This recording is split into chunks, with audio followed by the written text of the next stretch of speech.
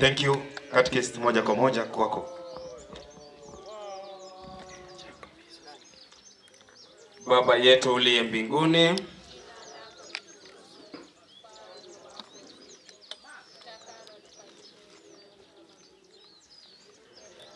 wetu wa kila siku, samehe makosa yetu tunayosamehe na sisi waliotukosea, usitutie katika kishawishi, lakini utuokoe maovuni. Bwana awe nanyi. Tuombe. Bwana, usikilize sala zetu sisi tunaokuomba sana huruma yako, ili marehemu mtumishi wako Salome uliyemhamisha hapa duniani umuweke katika amani na mwanga pamoja na watakatifu wako. Tunaomba hayo kwa njia ya Kristo Bwana wetu. Raha ya milele umpe Bwana, apumzike kwa amani. Raha ya milele umpe Bwana, apumzike kwa amani. Raha ya milele umpe Bwana, apumzike kwa amani. Tumsifu Yesu Kristo. Nataka kuweza kupeana tangazo kwa ajili ya ndugu na dada zetu waombolezaji. Tunaanza mazungumzo moja kwa moja, na naomba tuweze kuwa wafupi sababu program ni ndefu, na liturujia ya kanisa misa inaanza saa 6 kamili. Na naomba kwamba tuweze kushirikiana jinsi tulivyoshirikiana tangu mwanzo janga hili lilipotukumba. Isifike wakati padri anataka kuanza misa ndio tunaanza kusema kwamba kuna ndugu yangu, kuna rafiki yangu, kuna fulani ajaongea. Tafadhali, let us respect the liturgy of the Catholic Church. Najua kwamba tuko hapa madhehebu zaidi ya moja, lakini sherehe inaadhimishwa na kanisa Katoliki, na kanisa Katoliki iko na utaratibu wake. Kwa hivyo naomba kwamba tuheshimu kwa sehemu hiyo. Na wazee sana sana ndio huwa saa zingine mnaleta changamoto katika ibada ya misa. Kofia siwekwe chini. Tunamwabudu Kristo aliye mzee wa wazee. Kwa hivyo naomba kwamba tuweze kushirikiana. Mama yetu hakuwa na ndoa na mtu, tuweze kumsindikiza katika njia ya amani na kwa njia ya heshima. Bwana wa amani awabariki. Mika. Sawa, acha nisonga nikupigie. Thank you. Tunaomba tupewe maombi kwa sababu ya chakula. Hatuna time nyingine ya kupata chakula. Naomba tu catechist watu wapate chakula wakiingia ndani. Catering ikifika saa 5:55 mtafunga meza ya vyakula tuingie katika maandalizi ya misa. Kwa hivyo tunaanza kulisha watu kuanzia sasa hadi saa 5:55 tafadhali. Kwa jina la Baba, Mwana na Roho Mtakatifu. Amina.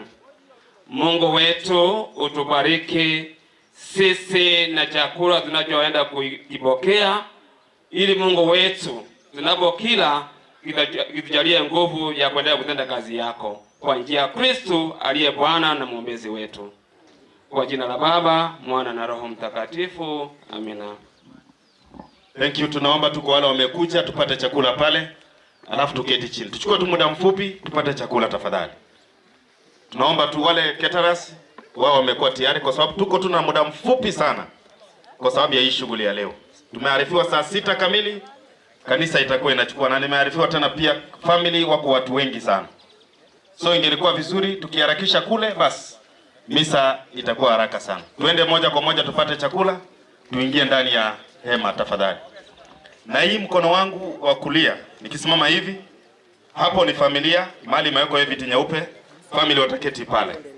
Pale mbele mahali my brother yuko pale, hapo ni kanisa, watu wote wa kanisa watakaa pale.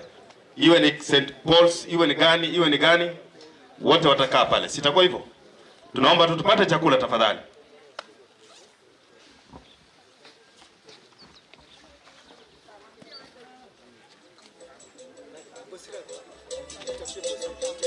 Gusii, mahali popote ulipo tafadhali usonge hapa. Gusii. Na pia dereva wa basi nimearifia usonge hapa. Na mtu wa catering mmoja nimearifia hivyo tena.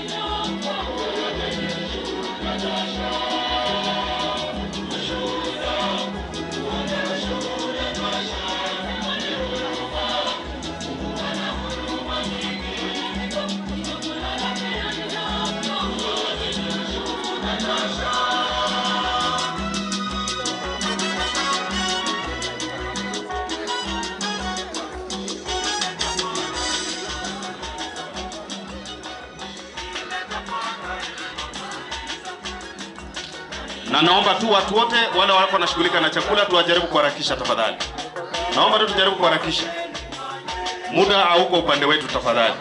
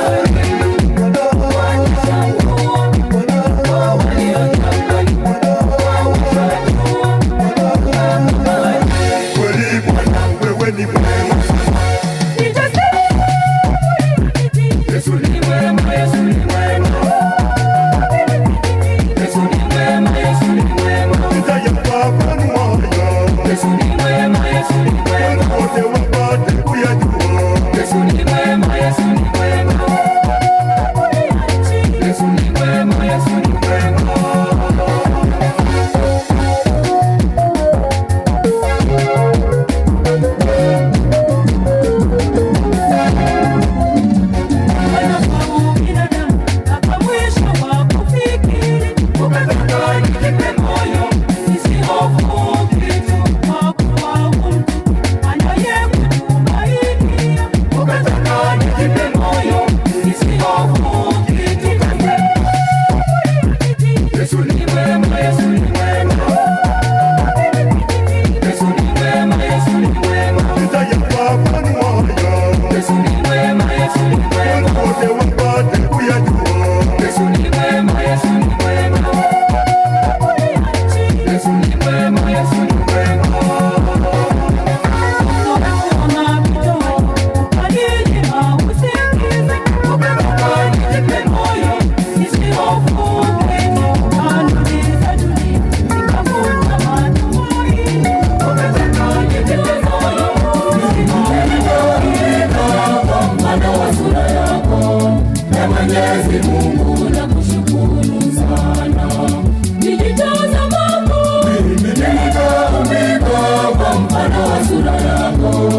ya Mwenyezi Mungu na kushukuru sana. Nitaimba pia nitacheza, nitakushangilia, mavilana pia na vinubi, nitakusifu Mungu milele milele na milele. Nitaimba pia nitacheza, nitakushangilia, mavilana pia na vinubi, nitakusifu Mungu milele milele na milele.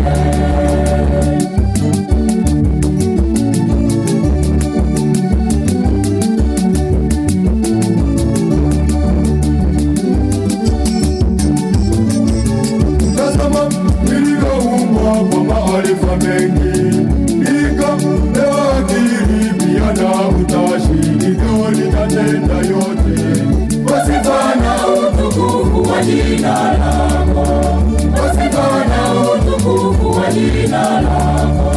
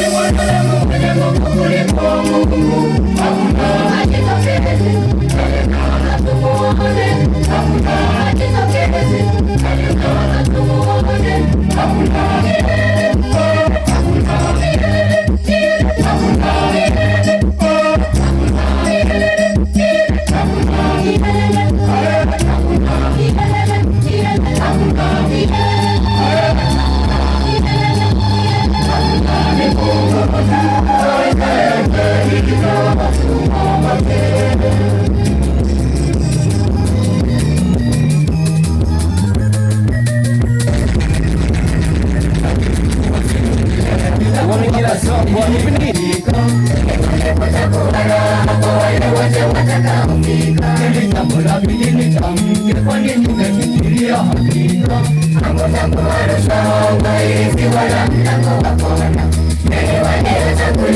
kufurahi na mwana-kondoo. Waliovumilia shida, starehe na anasa za nchi. Ole wenu, ole wenu, ole wenu mnaocheka sasa. Mtalia na kuomboleza. Ole wenu, ole wenu, ole wenu. Sasa fainali yake inakuja mshahara.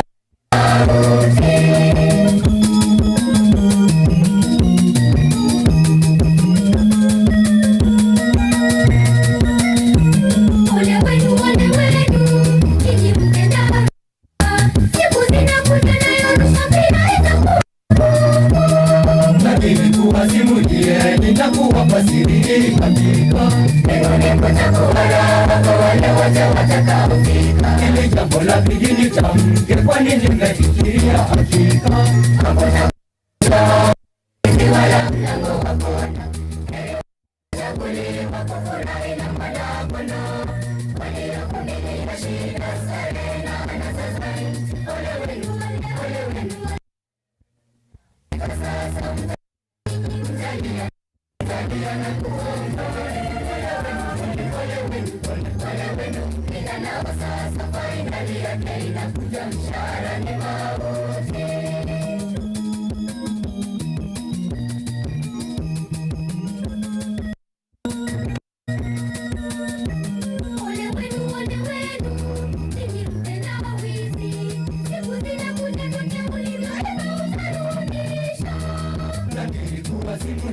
Nitakuwa fasiri hakika neno kutakuwa raha kwa wale wote watakaofika. Hili jambo la pili nitamke, kwa nini mmefikiria hakika hakutakuwa rushwa hizi wala mlango wa kona.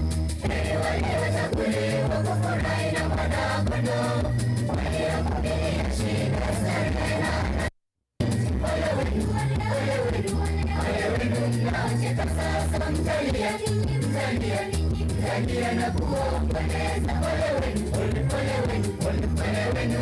Ila nao sasa fainali yake inakuja, mshahara ni mauti.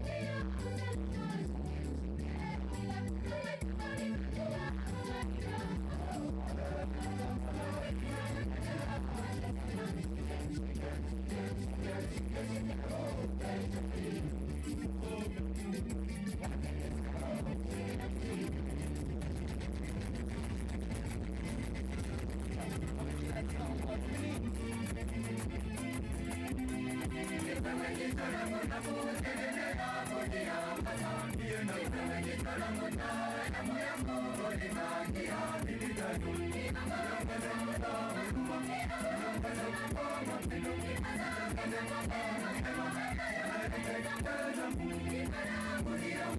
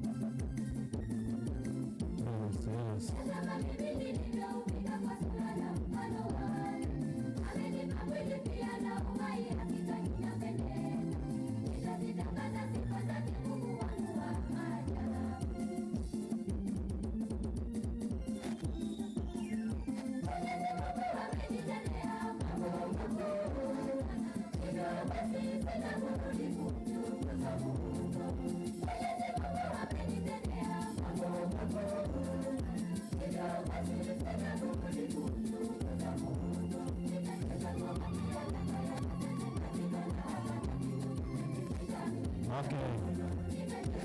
Nafikiria familia karibu wamaliza kukula. Tunangoja familia wafike hapa ndio programu iweze kuanza.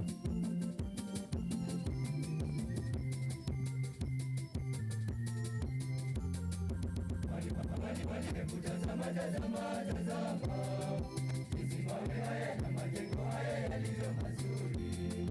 Naye mwalimu akasema, hakuna hata kimoja kitakachosalia. Tarumbeta yake Bwana itakapolia. Vitapomolewa siku hiyo inakuja. Hakuna hata kimoja kitakachosalia. Tarumbeta yake Bwana itakapolia. Vitapomolewa siku hiyo inakuja.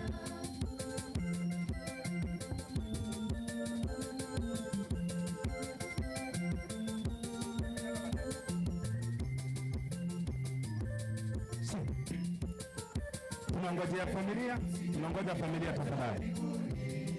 Muda hauko upande wetu.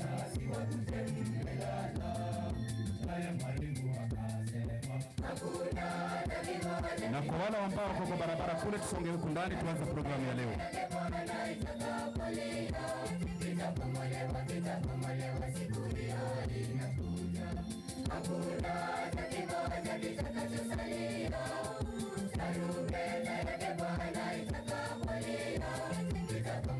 Vitapomolewa siku hiyo inakuja.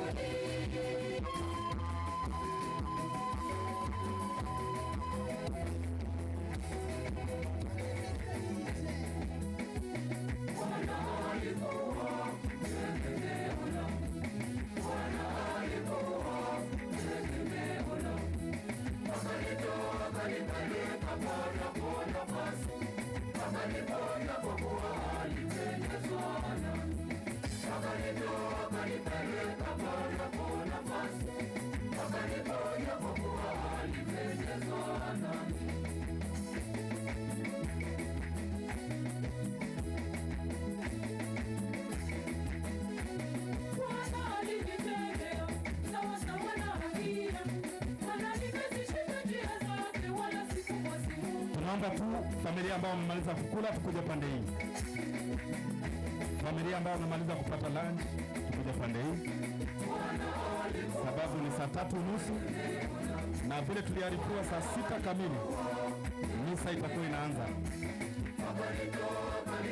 Vile tuliarifiwa saa 6 kamili misa itakuwa inaanza. Sasa tunaomba tu watu wote ambao kwa barabara na wale wako huku ndani tukuje huku ndani.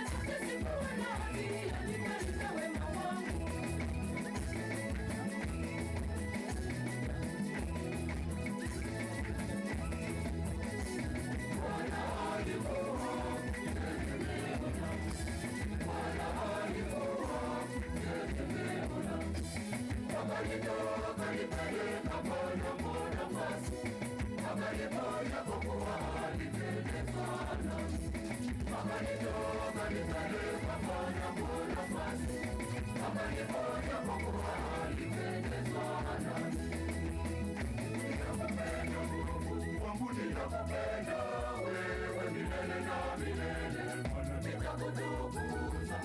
Pokea sifa zangu Bwana zinazotoka katika kinywa changu mimi na moyoni mwangu. Ninakupenda Mungu wangu, ninakupenda wewe milele na milele, Bwana nitakutukuza. Pokea sifa zangu Bwana zinazotoka katika kinywa changu mimi na moyoni mwangu.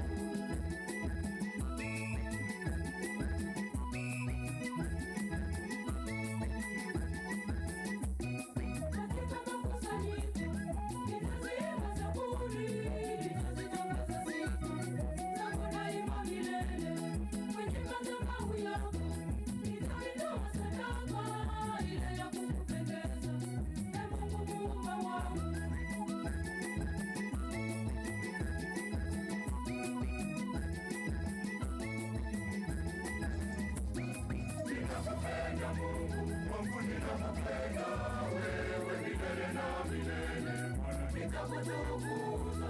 Pokea sifa zangu Bwana zinazotoka katika kinywa changu mimi na moyoni mwangu.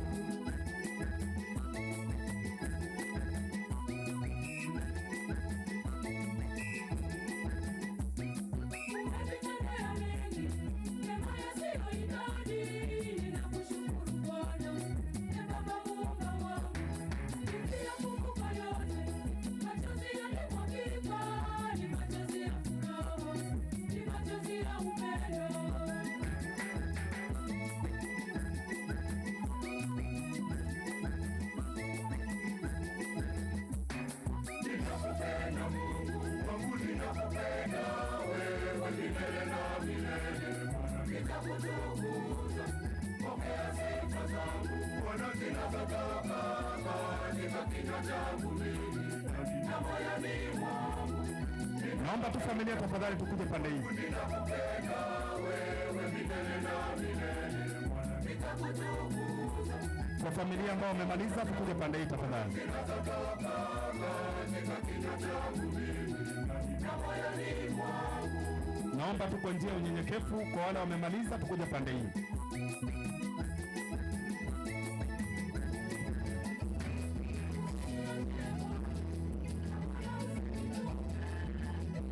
Na labda kama umekuja nyuma utapata chakula tayari, hakuna nafasi tena ya chakula.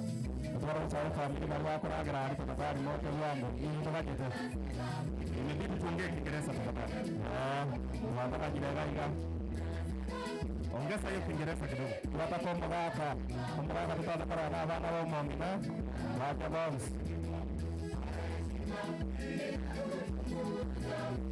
Ama umenisengenya sikii. Umesema nimesema mzee atangia hapa na watoto wake wote. Haya. Kwa lugha hii nyingine.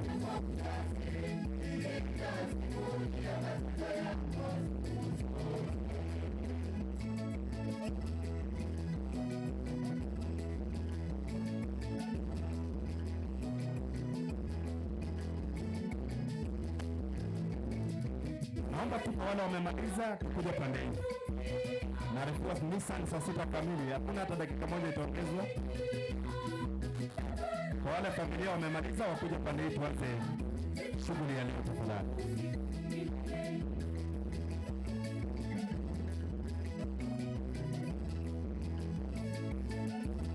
Naomba Chairman Mbabu tafadhali enda pale, angalia familia ambao wamemaliza wakuje pande hii. Tuko nyuma ya masaa tafadhali.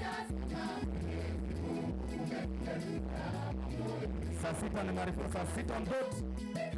Hakuna kuongeza dakika hata moja, na ingelikuwa vizuri family wapate nafasi ya kutondoni vizuri.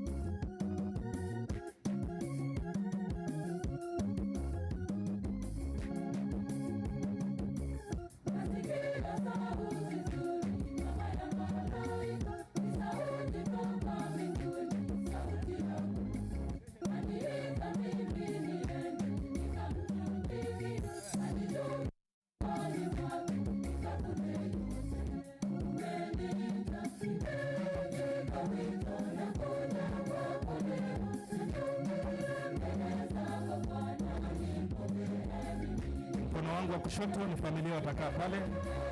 Pia vile vile mkono wangu wa kushoto mbele hapa ni kanisa na kwaya watakaa pale mbele. Hapa ni friends, marafiki ambao watakuwa hapa wamekuja watakaa.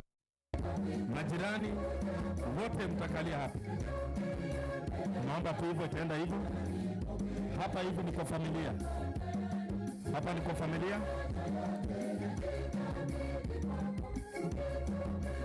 Na ninarudia tena nikiomba tu tafadhali familia tukuje huku tuanze programu ya sasa. Sasa hivi ni saa 3 karibu saa 4 tunapoanza mipangilio ya sherehe rasmi kwa ajili ya mama yetu. Tunajikabidhi mikononi mwako. Utuongoze kwa mwenyekiti wetu na mwelekezi wetu. Tunapoanza Mungu wetu tuanze pamoja nawe. Tutakapomaliza pamoja nawe Mungu wetu, sifa na utukufu zitakurudia. Kwa njia ya Kristo aliye Bwana na mkombozi wetu.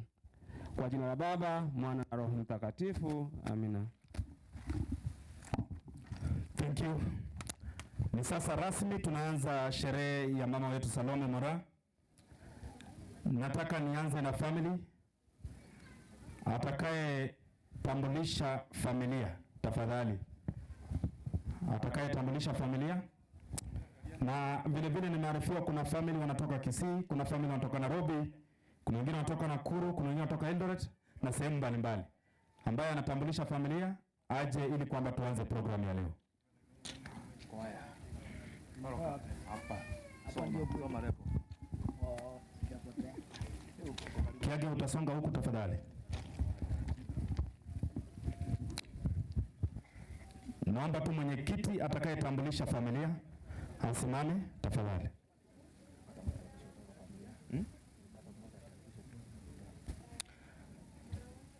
Wacha tuanze hivi. Tupate mtu mmoja akaribisha hii sherehe ya leo tafadhali. Kwanza kabla tujaanza na family, tupate mtu mmoja atukaribishe kwanza kwa boma. Kutoka kwa familia. Wacha mwenyewe ajipange.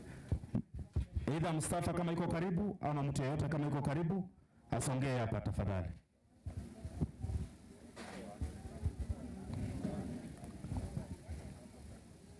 Asante.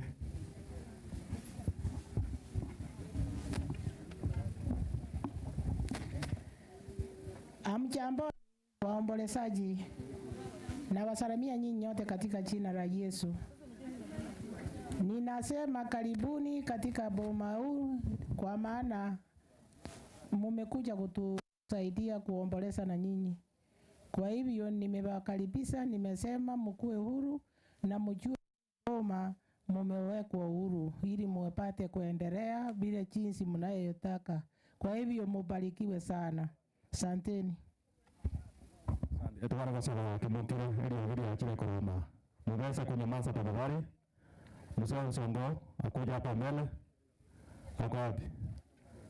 Asante. MC.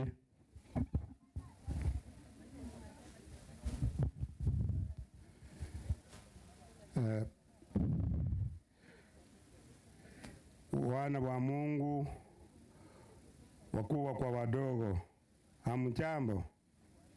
Hamjambo tena, nangawa tukua kwa matanga hamjambo.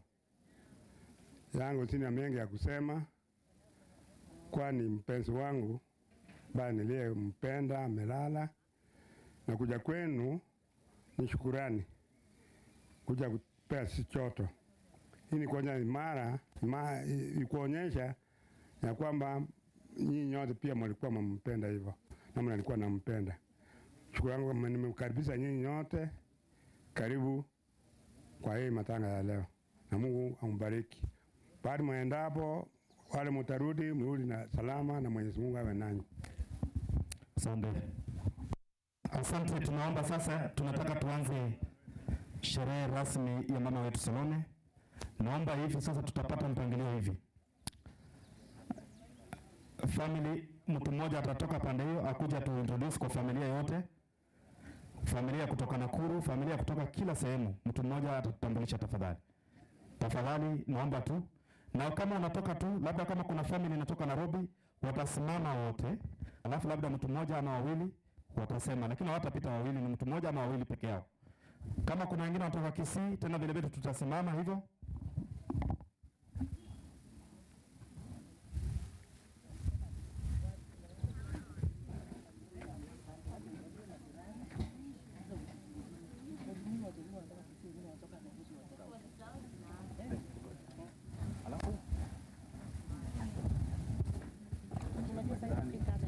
iko hivi, mimi nimeattend matanga mingi. Hii utakuwa hivi. Kama mtaanzia first born na group yake yote. Anapigwa picha, kuna maongeo, mtu mmoja maybe kama agawe watoke vile walivyo. Ikikuja hivyo kwenda.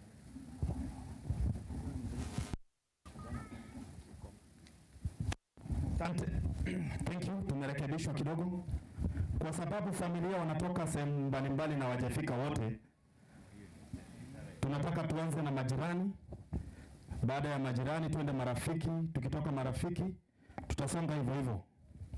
Nataka tuanze na jirani wa karibu ambaye anaitwa Mzee Chepkonga. Ako karibu, tafadhali asonge hapa.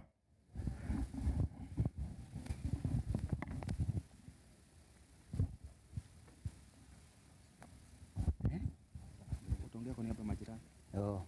Bwana asifiwe. Mimi naitwa Chepkonga. Mimi ni jirani ya karibu hapa.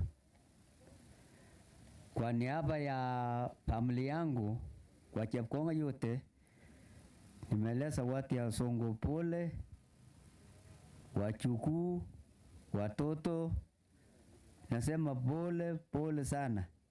Na kwa niaba ya majirani, kwa sababu kila mtu hawezi kuamuka, tunasema mama yetu alikuwa mzuri sana. So mimi sina maneno mingi.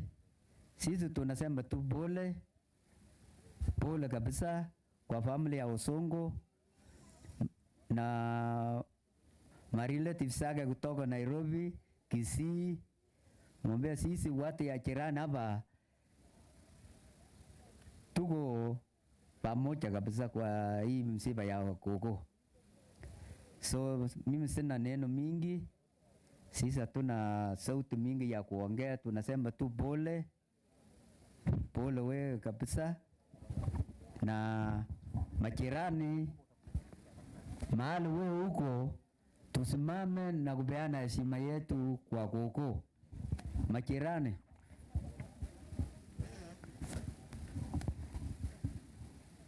asante sana. Mimi nafikiri iko wengine watu wako nyuma na tumewakilisha hawa tu. Asante sana. Mungu abariki. Thank you. Wacha tuende kwa jirani mwingine ambaye anaitwa Charles Masi. Yuko karibu, tafadhali asongee hapa. Charles, welcome. Asante bwana programa kwa nafasi. Nami nataka kuchukua nafasi hii kwa niaba yangu na familia yangu niweze kuambia familia ya Onsongo pole. Wako Onsongo pole. Watoto wa mama Salome pole. Mama wenu mama Elena pole na wengine pole. Kwa hivyo mama yenu hakika wale ambao tulipatika kumjua ni mama alikuwa anajua kuishi na watu. Mama mnyenyekevu, mama mpole, mama wa mashauri. Nafikiri wale ambao mnajua madam msichana wake mkubwa, hiyo ndio tabia ya mama. Na tungeomba kwamba nanyi muweze kuishi kwa njia hiyo. Mama amewaelekesha, mama amewalea, mahali amewafikisha, na nyinyi mkiendelesha na mkiiga tabia zake mtaishi vizuri. Otherwise tumekuja kupeana heshima zetu na tunasema pole na Mungu apate kuwafariji. Asante sana kwa nafasi. Asante sana kwa nafasi. Wacha tutoe heshima zetu za mwisho kwa mama wetu. Anastahili heshima. Najua matanga ya mtu inaenda vile alivyokuwa. Mama alitengeneza matanga yake na anastahili heshima. Na Mungu apate kuwabariki. Asante sana programa kwa nafasi. Thank you. Nataka tupate Mama Esther Mrei kutoka kule ng'ambo tafadhali. Esther Mrei, welcome.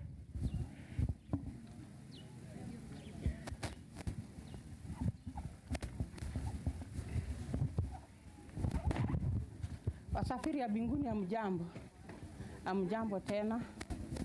Sina la kusema kwa huyu mama. Huyu mama alikuwa mama ni shujaa. Tulikaa naye, tulikula naye. Mlango yake alikuwa na nyumba ya nyasi pale. Na vile alikuwa na hiyo nyumba ya nyasi ilikuwa imefunguliwa tu. Aliunganisha Wanandi na wa Kisii. Tulikuwa na taraja pale. Tulikuwa tukifuga, tukikuja pande. Huyu mama ni msujaa. Hata vile ninamwangalia vile amelala, ni shujaa wa mama. Alitoka chini, ameinua familia yake mpaka imefika pale imefika. Vile tulikuwa tulikuwa tukiishi mahali ya kiza, lakini pale ametuachia. Naona mastima imefika kwa Onsongo. Mastima sasa wako kwa Onsongo. Nafikiria watoto wa Onsongo, mnajua pale tulitoka. Pale tulitoka na huyu mama. Nafikiria urafiki yetu na huyu mama, msikate taraja muweke pale, mkujange kwa Chebobo. Hata wachukuu wanijue. Mimi ni Mnandi kweli, lakini wamewacha Gogo Mnandi. Msiseme Gogo Salome amelala, sasa mekata nini? Uhusiano. Tushikane baka Yesu arudi. Ninaomba ngawa kifo haina macho, angewacha Salome kidogo akuje tu. Wakati alikuwa akienda Amerika, aliniambia wache niende Esther, nitarudi. Sikujua ya kwamba atakuja na sanduku. Kifo kweli haina macho watoto. Kifo haina macho. Onsongo. Karibu kwangu vile ulikuwa ukikuja wakati hata mlikuwa mnakuja na mama pamoja na mama Elena. Tushikana urafiki mpaka Yesu arudi. Poleni kwa Onsongo. Thank you. Wacha tupate jirani mwingine kutoka pale juu. Kamau, tafadhali karibu. Kamau, mahali popote ulipo, karibu. Waombolezaji wote, majirani na watu wote wenye wametoka sehemu mbalimbali, na wasalimu wote katika jina la Yesu. Yangu ni mafupi kulingana na vile tumepata haya maneno. Huyu ambaye amelala mahali hapa ni mama yetu ambaye amekuwa akitulea tangu sisi watoto. Sisi kwetu ni hapa. Hawa ndio wametusomesha, wametulea, hawa ndio wametuelekeza paka mahali tumefika mahali hapa saa hizi. Tunalia sana tukisema pole kwa mama wetu huyu ambaye ametutoa mbali, ambaye alituonyesha njia ya kujitafutia na kujipeleka kujionyesha kwamba unaweza ukaishi na watu dunia hii. Sasa wakati amelala tumeshikwa na huzuni sana, ambapo alikuwa wakiwa na wazazi yetu pamoja, walikuwa wanatuonyesha vile tunaweza kukaa na watu, ambapo wanatuonyesha watu ndio kila kitu dunia hii, na heshima tukue naye namna hii. Lakini vile wamekuja wamefika mahali wametuacha sisi wote tukiwa na mandugu zetu hawa ambao tumelelewa pamoja. Tumesema pole kwa hawa wazazi wetu, mahali imefikia hapo ndio tutaendelesha, na hatuna wazazi wengine watakuja kutuonyesha. Ni sisi vijana na madada yetu ambapo tuliwaachiwa tushikilie mahali pale, tuendeze vile wazazi wetu walikuwa wanatuonyesha. Nasema pole sana kwa familia na majirani na pia hata jamii yote, tunaomba pole. Asanteni. Thank you. Wacha tupate mama anaitwa Julia Lelei, mahali popote ulipo. Julia Lelei.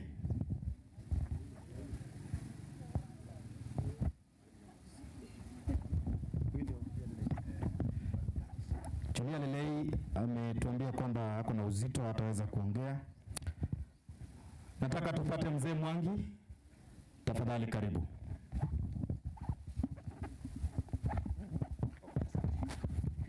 Nasema pole kwa waombolezaji wote, karibuni sana.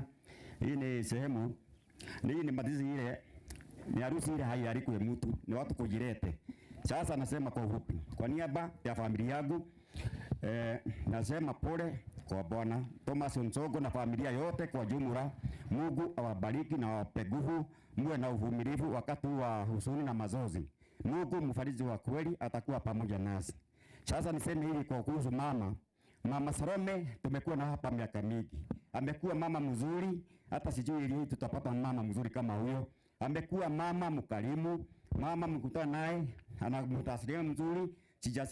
Sijawahi kusikia huyo mama akisegenya watu au kuongea maneno ya mtu. Ni mama alikuwa anajiweka mzuri.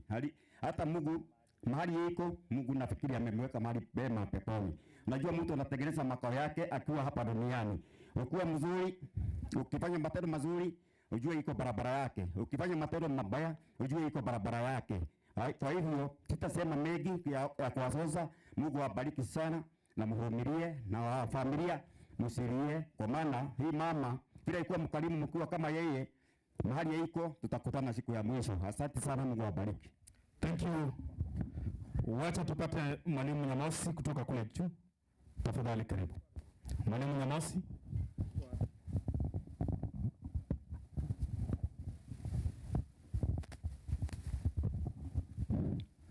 Asante programu.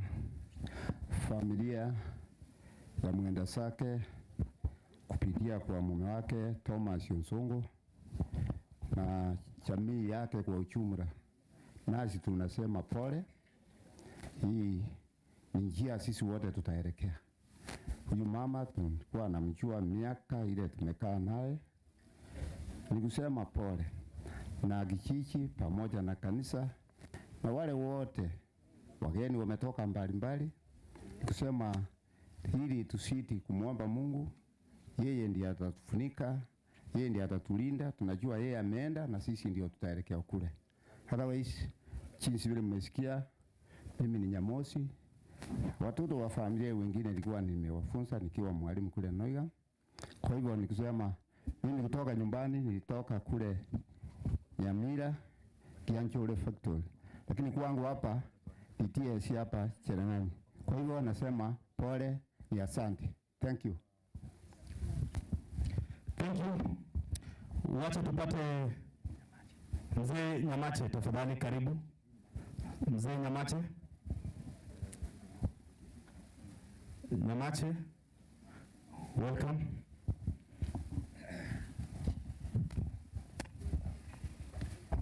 Asante wana programa, familia na waombolezaji wote. Nasema poleni kwa yale ambayo ametupata kwa mama wetu ambaye nimesikia ni shujaa katika ukulima, katika kutekeleza kazi ya serikali, na naomba faraja za Mwenyezi Mungu wetu sipate kuwa kwa mioyo yenu. Abaminto walimu akolile kazi yengia kongo bakelambia mono abamitumbiri abana arubi abagusi na bonsi asimwaru mwakolile kazi yengia Nyasaye tigabakonye omongina tigatimuke no murembo Kristo. Nje Nyamache Fred is the Father Peter Nyamache. Thank you. Kabla sijapatia mwenzangu, nataka niombe hivi. Nimearifiwa kwaya ni wengi. Kwaya ni wengi na pia familia ni wengi. Hapa hivi, hapa ni kanisa na kwaya. Kwaya wanatoka Kachibora na wanatoka sehemu mbalimbali. Nimearifiwa hapa yote ni kwaya pamoja na kanisa. Marafiki wote tutakalia pande hii. Kwa sababu kwaya watakuja hapa ndio watakuwa karibu na Father, itakuwa vizuri. Halafu hapa hivi, familia kama unajua umeketi kule chini, utakuja pande hii ya juu kwa mkono wangu wa kulia. Tunaomba tu kwa nia ya unyenyekevu tafadhali. Moja kwa moja twende kwa mwenzangu tafadhali. Okay, bado tuko marafiki. Rani, Madam Jessica. Kuja tusome pole. Madam Jessica, karibu sana.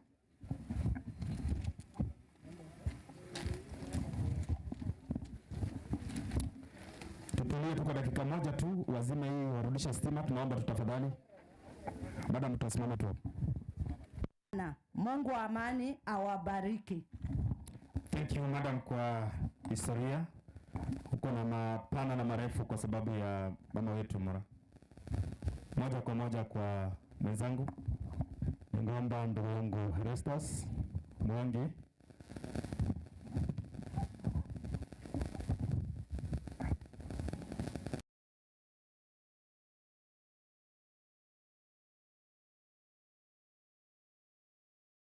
Haleluya. Na wasalimu wote katika jina la Bwana Yesu Kristo. Bwana asifiwe sana.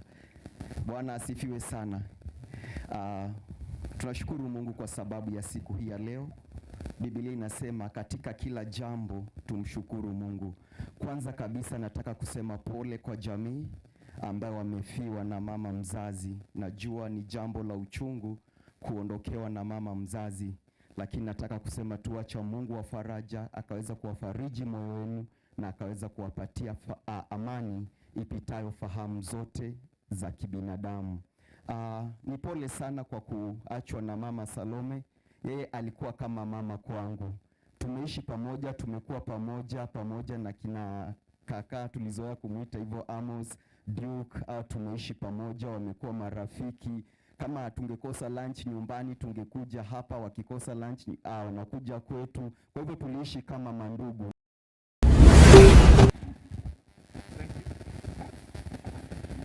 Thank you. Nataka nipeane tangazo hivi. Hapa pale chini wanaume ukitaka kupiga simu mahali magari nyeupe iko utaingilia hapa, enda piga simu na urudi. Wamama utakuruhusia tu hapa uende nyuma hiyo gari, piga simu kwa Airtel na urudi. So nataka tuombe tu. Kuna kwaya wameomba tu kwa dakika moja, kwaya ya Mitumbili. Where kujeni tu kwa dakika moja, kwaya ya Mitumbili.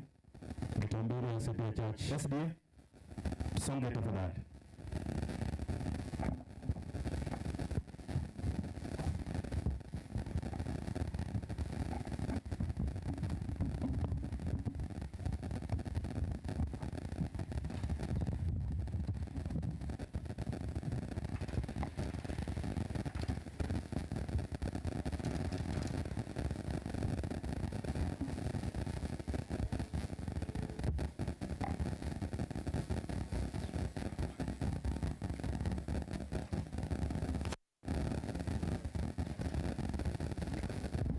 Tunaomba tu kwaya na marafiki mtasimama hapa hivi. Tusongea hapa ili kwamba video ikaweze kuwa cover tafadhali.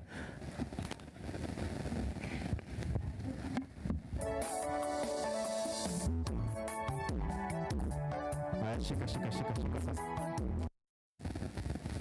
Mtasongea hapa ili video ikaweze kuwashika nyinyi wote. Sitakuwa sawa. Haya. Mtacheza kama ende kazi.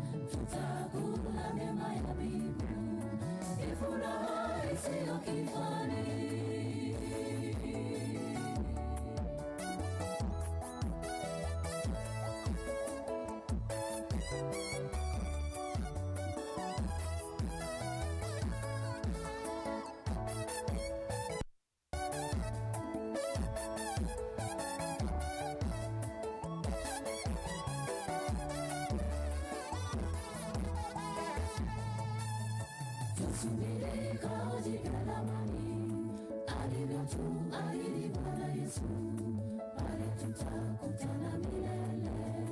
Masumbuko, shida hakuna, fanya hima tukutane kwa Baba. Tumepewa mamlaka na Mungu ya kukanyaga shetani, kwa jina lake Yesu jemedari. Tusubiri kao jipya la amani, alivyotuahidi Bwana Yesu, pale tutakutana milele. Masumbuko, shida hakuna, fanya hima tukutane kwa Baba. Tumepewa mamlaka na Mungu ya kukanyaga shetani, kwa jina lake Yesu jemedari. Nitapangani, tarumbeta itapulia, balona wataamsha, twende karamuni. Siku hiyo Yesu ataporudi, marafiki tutakutana, tutakula mema ya mbingu, ni furaha isiyo kifani. Nitapangani, tarumbeta itapulia, balona wataamsha, twende karamuni. Siku hiyo Yesu ataporudi, marafiki tutakutana, tutakula mema ya mbingu, ni furaha isiyo kifani. Nitapangani, tarumbeta itapulia, balona wataamsha, twende karamuni. Siku hiyo Yesu ataporudi, marafiki tutakutana, tutakula mema ya mbingu, ni furaha isiyo kifani. Nitapangani,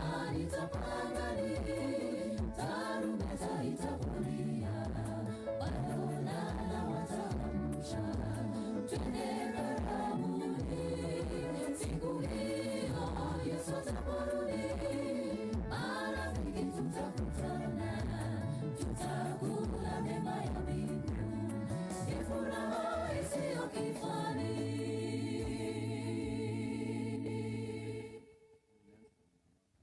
Mwapigie makofi tafadhali.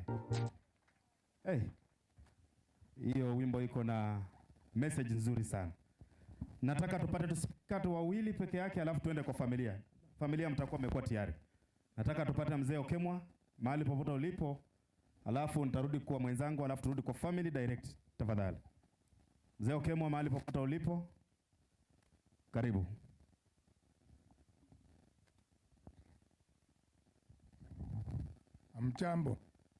Amjambo tena waombolezaji. Nasema pole sana kwa Bwana Thomas Onsongo kwa kupotea kwa mama Salome. Mama Salome, uzuri yake hata nikiwaambia kutoka leo mpaka mwisho ya dunia sitamaliza.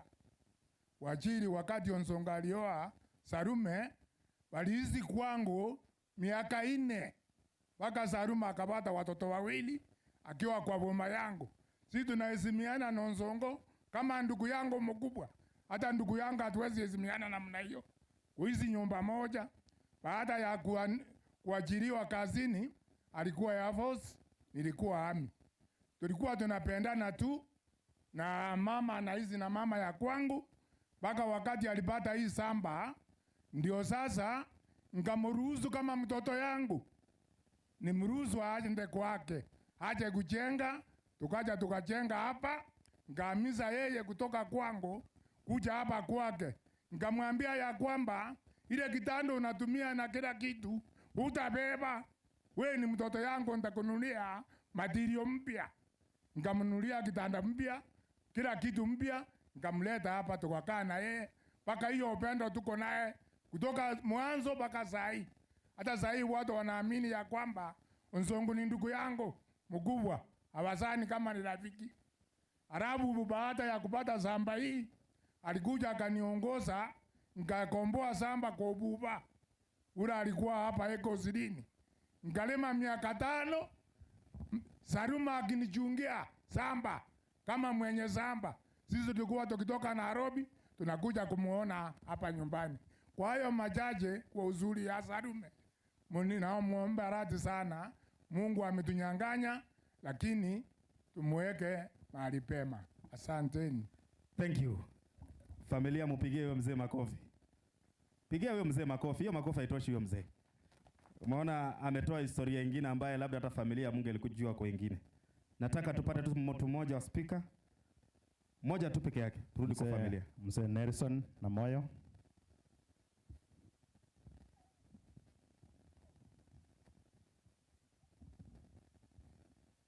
Tumsifu Yesu Kristo daima na milele. Kwanza ni rambi kwa familia ya Thomas Onsongo pamoja na watoto na familia yao yote. Nasema poleni sana, ni wakati mgumu sasa, lakini mchipe moyo, ni Mungu mwenyewe amefanya ujakuzi. Mimi mama huyu Salome tulijuana na familia hii wakati walikuja huku nikiwa na duka pale juu kwa Dio. Na hawa walipokuja hapa nikajuana na familia hii, familia ya Obeg, familia ya Mageto, ile baba wa former ambassador wetu wa nje, pamoja na wengine. Mama akawa Mkristo wetu katika kanisa Katoliki. Alikuwa ni Mkristo mwenye bidii, Mkristo wa kutoa matoleo. Wakati huo nilikuwa kiongozi wa kanisa, na katika uandishi wangu niliandika jina la Mama Salome kwa upana sana. Kwa hivyo alikuwa ni Mkristo mzuri. That is why unaona sisi tuko hapa kama Wakatoliki tukijifunia mavuno ambayo mama alikuwa anapanda ndani yetu. Mwisho mzee, nataka kuambia familia hii, wenzangu, watoto wa Salome, utulifu ambao mama alikuwa nao, mafundisho mama alikuwa nao kwenu, musisahau. Na sasa hivi mchifunze kuishi bila mama. Mama najua amekuwa wa msaada kwenu, hata wakati alikuwa nje katika nchi za mbali. Alikuwa anawapenda, na ninyi muendelee kupenda pia kazi yake. Kama kuna yeyote yatasahau mauzio ya mama, ulize yule mwingine, kwa sababu mama alikuwa anapenda ninyi sana. Sitaongeza nyingine, pengine tu niko kusema Mungu wa amani aendelee kuwabariki wakati huu na hata wakati siku za uzoni. Asanteni na Mungu awabariki. Thank you. Mwenzangu karibu. Okay, asante. Ningependa kuna wale marafiki pamoja na familia wengine walitoka Mecheo.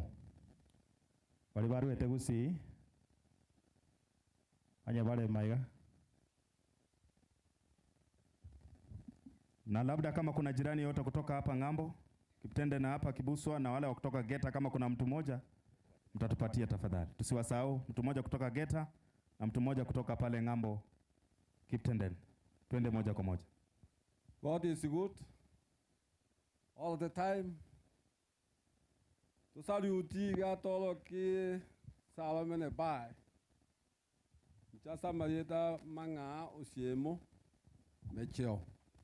Thomas noyo minto Kisii Nyamira na ende Mecheo tole amo. Gawanda avonsi na abaminto. Wale walitoka Mecheo nao wasimame tu wafanye hivi kwa sababu hakuna wakati. Wote walitoka Mecheo. Thank you. Yamano kutoka Kiptenden, nataka tupate mzee Paulo Lagat kama amefika.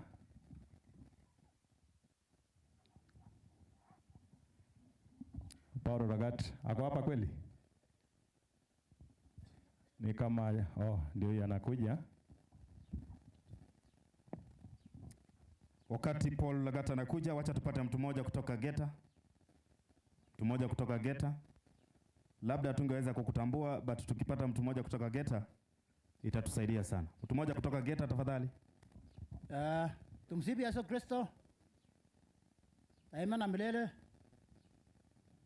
La kwanza nataka niseme pole kwa Mzee Thomas.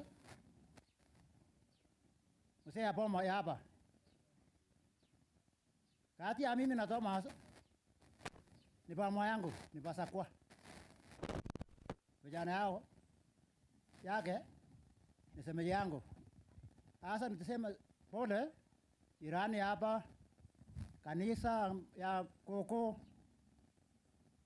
watu ya kutoka Gusii huko Reserve, nasema pole kwa familia yangu. Wakapaka hiyo, ninasema pole kwa yale yote ambaye hujaingia hapa lakini watakuja. Nasema pole kwa ndugu zangu, jamii yangu. Sina mengi ya kusema, hao ni jirani yangu, ninaishi ng'ambo hii. Asante sana. Asante. Kuna mtu yote kutoka Geta? Tusimuache. Kama labda yuko karibu. Mtu yeyote kutoka Geta? Mtu yeyote kutoka Kachibora? Nimearifiwa hivyo. Kuna jirani yeyote kutoka ng'ambo ile? Yuko? Asante, tutarudi kwako tafadhali. Okay. Wacha tupate wimbo kutoka kwa Ann.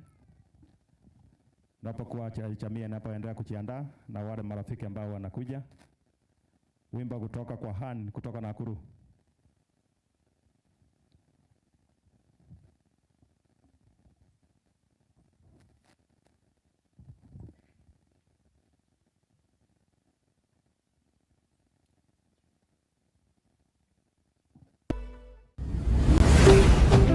Ndizi jirani yao kutoka sehemu mbalimbali.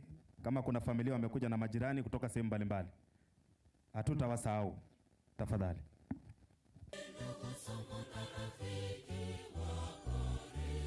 Bwana asifiwe. Bwana asifiwe tena. Nimeokoka, Yesu ni Bwana. Kwa majina ninaitwa Veronica Kerubo. Ann ni dada yangu. Nimetoka upande wa Nakuru na mimi ndio mdogo, sio mdogo kabisa. Ann ananifuata mara ya 3. Wacha niseme Ann na Mustafa, Mungu awabariki. Kwa vile huyo dada yangu wakati aliolewa, in fact siku ile aliolewa akiwa mchanga, na wacha tu nisiseme mengi, lakini wacha niimbe wimbo na nitawimba wa Kikuyu. Bwana apewe sifa, hata kama mtakuwa mnajua lakini mtasikiliza. Bwana awabariki.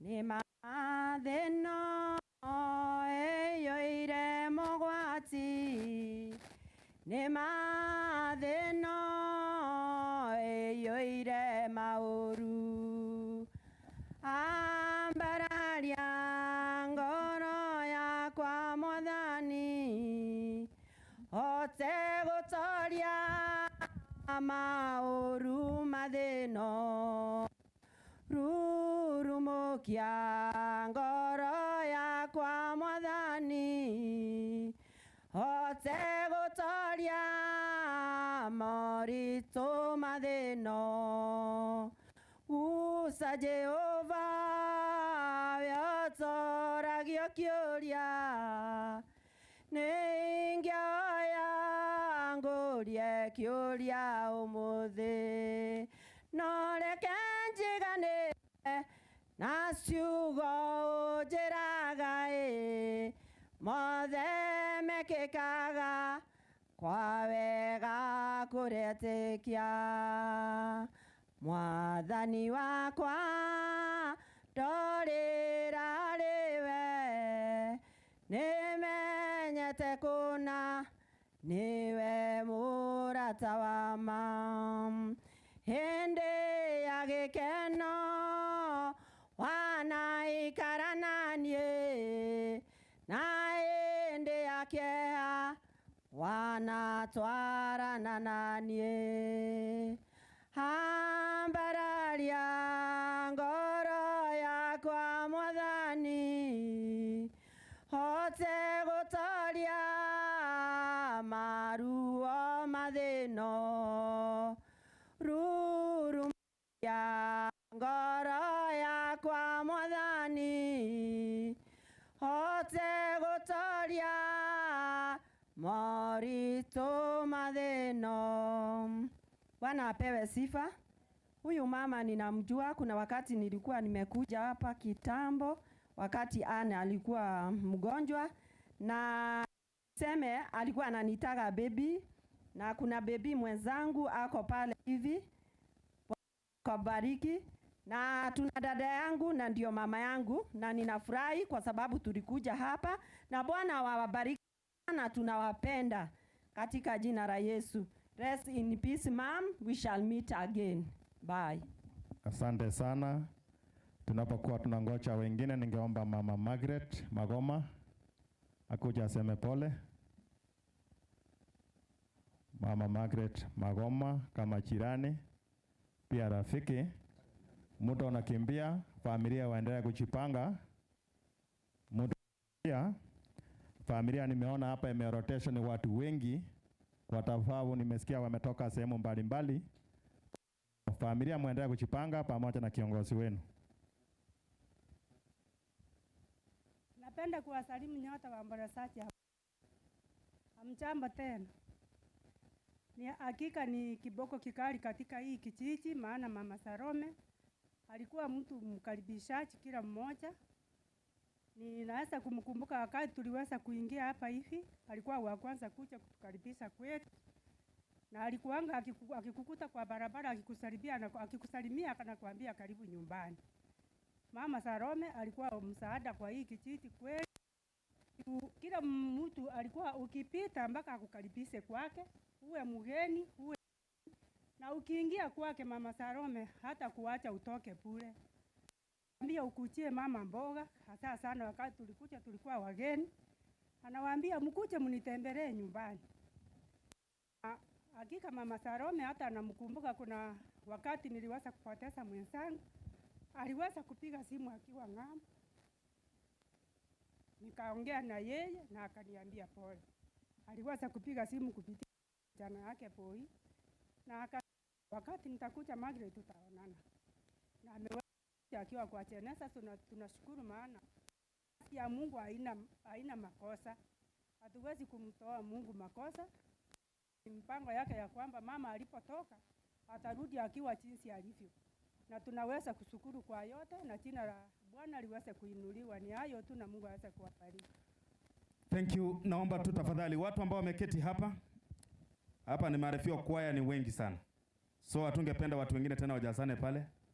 Kwaya itakuwa pale na ni kwaya zote kutoka parish na hapa Vitoni mbili. So tumearifiwa tu kwamba wote watakuwa pale. Nataka kutambua wachache ambao wametoka sehemu mbalimbali. Kuna wageni kutoka Nyamira, mtasimama juu. Wageni kutoka Nyamira, tusimame juu. Hey. Sasa kwa sababu nimearifiwa na nzuri kwa rekodi, mtakuja tu hivyo mpigwe picha, alafu mtu mmoja ataongea. Kujeni tu hivyo watu wa Nyamira, kujeni tu hivyo. Ni vizuri kuwatambua hivyo.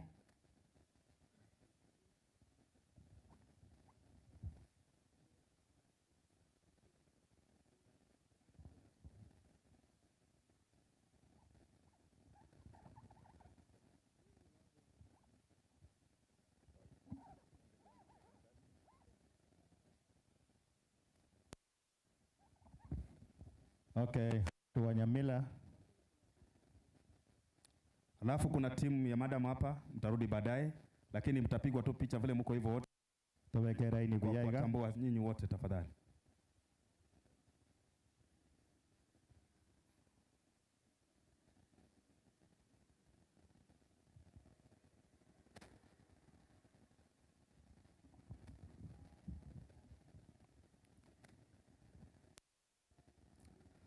Thank you.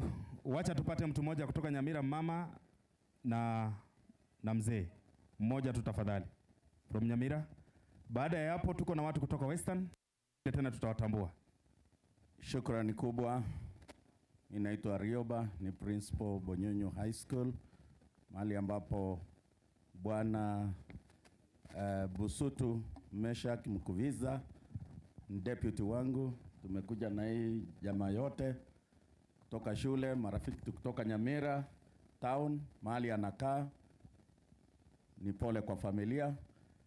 Na mzee Obaga anatoka Nyamira town, ndio kwao esoro rero ruete Nyamira town ali Nyagetari. Bwana ningwanete Gusii bia mono sana.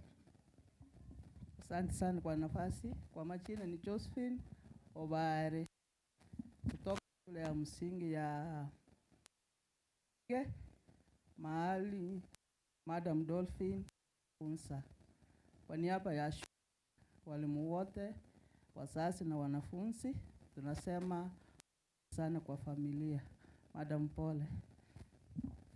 Thank you. Wacha tupate watu kutoka, kama unajua tumetoka Western, tusimame kwa sababu ya familia. Tusimame tu. Tusimame tu, tukuja hapa mbele kupigwa picha na mmoja ataongea.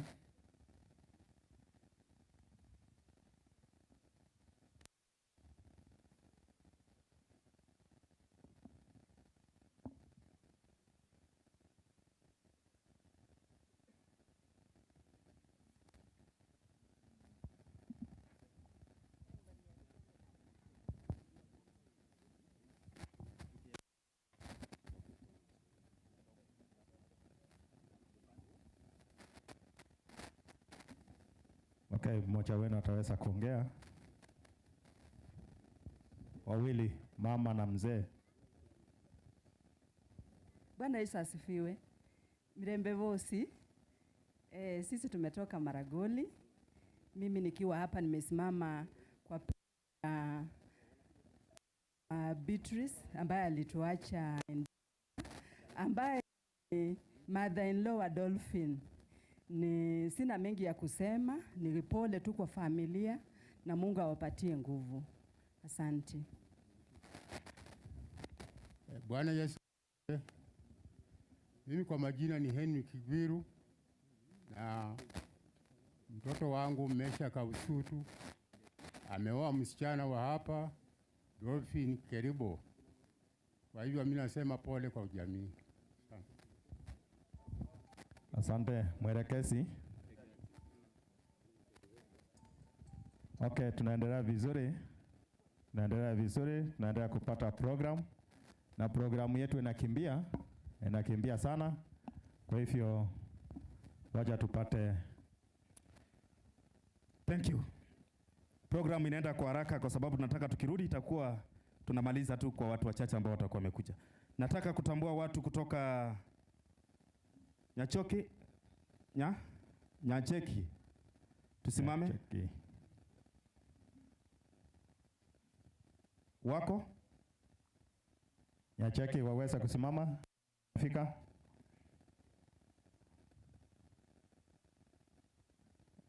Enaka wako huko nyuma, shikoni, penye wanakula. Tambua watu kutoka Nakuru. Wale wametoka Nakuru tusimame sisi zote. Kama unajua tumetoka Nakuru. Kwa wale wametoka Nakuru tusimame sisi zote. Na wamefika kweli? Tata tumekuwa naye. Yes. Kama ulikuja na timu yake ilikuja. Welcome. Unajua sasa ile ulikuja ukatuimbia wimbo ya Kiswahili. Sasa utasema pole kwa niaba ya familia. Si ndio? Ama utatambulisha hii timu ya Nakuru? Alafu mtu mmoja ataongea. Sitakuwa vizuri? Yeah. Habari yenu wenzangu, pengine watasema majina alafu maybe nitawasalimia na niwape. Mjambo waombolezaji, kwa jina naitwa Emmanuel Ombeta, rafiki ya Julius Mongare. Kwa majina ni Eli Dogero, mtoto wa Julius. Bwana asifiwe. Kwa majina George Moemi. Julius ni shemeji yangu. Mbarikiwe nyote. Kwa majina ni George Moraa Marita. Mimi ni shemeji wa Mustafa. Maybe niseme moja. Sema mimi naitwa Julius Mung'at Motanya. Mimi ni first cousin wa mzee Thomas Obaga ambaye bibi yake ndiye amelala. Tumekuja kuomboleza pamoja, na asante kwa nyinyi kuja, na pole kwa familia. Mungu aendelee kuwabariki. Asante. Bwana apewe sifa. Na dada yangu ule mkubwa, sijui ameenda. Bwana apewe sifa. Amen. Acha niongee kwa niaba yake kwa sababu ako na shida ya macho. Na Bwana, nyinyi nyote mmekuja katika hii familia. Bwana Yesu awabariki sana na wadumishe. Hata yoyote ambaye ametoa kitu kuchangia hii familia, Yesu awabariki sana na muwe na huyo moyo. Tunasema tunaliliana na wale wanalia. Bwana Yesu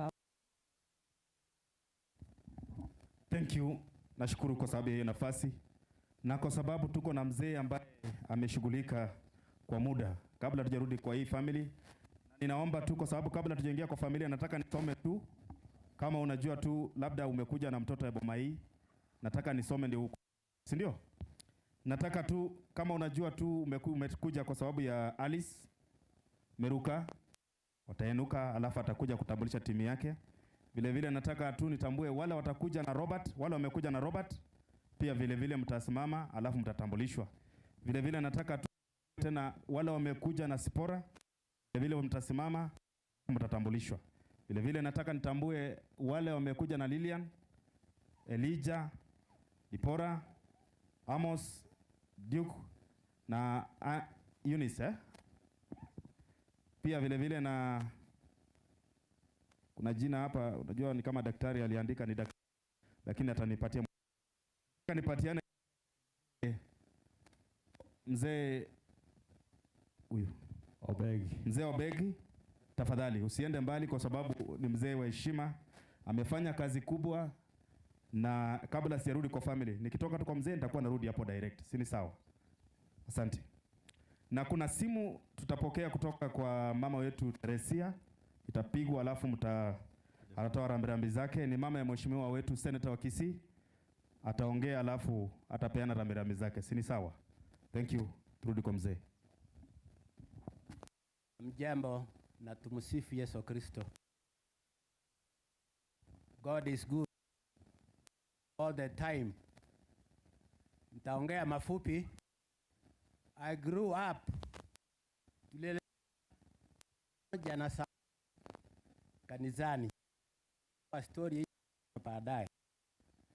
We attended the same catechumen class early 50s. 1958 tukapokeswa komunio, tukawa askari wa Yesu.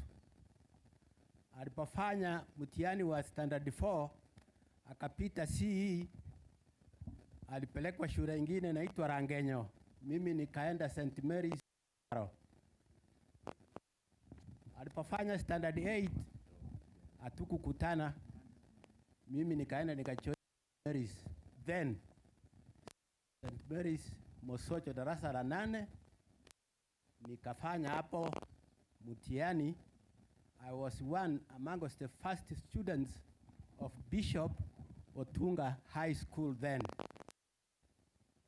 Baada ya form 4, I'll not tell you where I went, lakini Salome kama amepata mwenzake wa ndoa, my brother here Thomas Onsongo. Tulifanya kazi pamoja. My brother alikuwa akifanya kwa Kenya Air Force, if he has not told you. Mimi nilikuwa kwa idhaa ya usalama. Tukaishi Nairobi tukifanya kazi. Salome akifanya kazi, mtaambiwa alikuwa anafanya kazi gani. Baada ya miaka nyingi kila mtu akaenda njia yake, tukaja kukutana hapa shamba hili. Tumekaa pamoja na Salome, tukienda kanisa moja, tukipiga miguu kutoka hapa mpaka Suerwa. Anabeba watoto wako hapa, sasa wamekuwa watu wazima. Tunarudi jioni. Ndani ya kanisa Salome katika one of the pillars of our church, of the church, tunaita Catholic Women Association. Yeye alishiriki 100%. Wamama wengi hapa wakipata nafasi watawaelezea wale alilea. Katika development ya church, Salome alishiriki 100%. Hata wakati alikuwa mbali na hapa, tulikuwa tunashirikiana naye.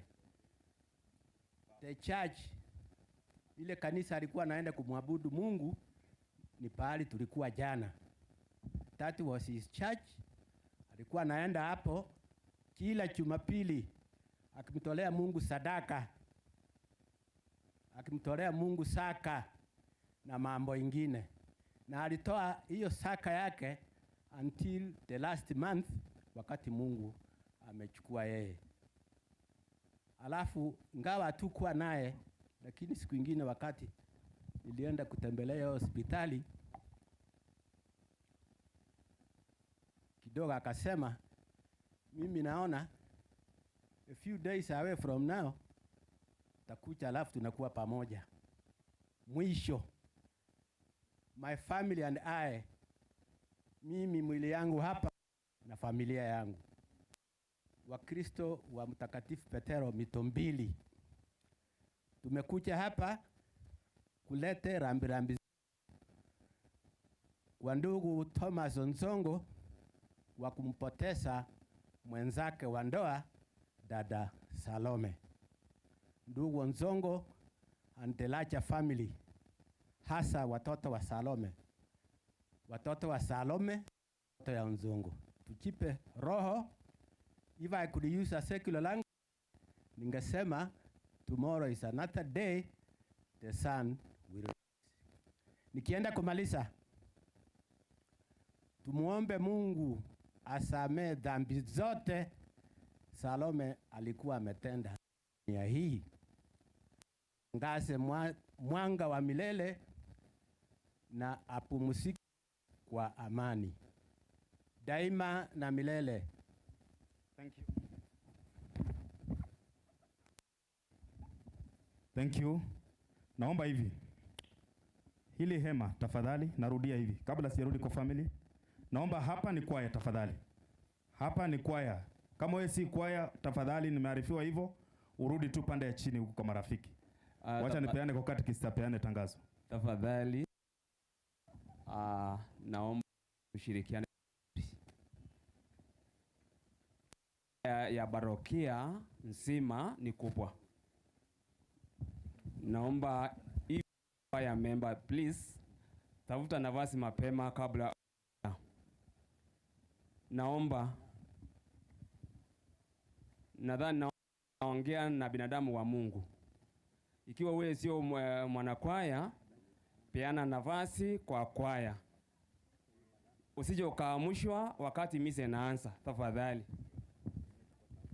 Heri mapema. Let us cooperate, please. Choir, they are almost 80. They are almost 80. Tafadhali. Tuhakikishe ya kwamba tumeheshimiana. Thank you. Asante katekista, mwelekezi. Thank you. Nataka nipate mzee mmoja tu kutoka sehemu kule, nasikia amekuwa rafiki ya Bomai sana. Mzee Eliud Wechuli, yuko wapi? Mzee Eliud Wechuli? Yuko karibu? Ndio huyo. Mpatie kipaza sauti tafadhali. Kuja tu hapa mbele. Na utasongea hapa? Utasongea hapa penye kamera na songa tu hapa karibu. Kuja penye niko hapa. Kuja hapa tu.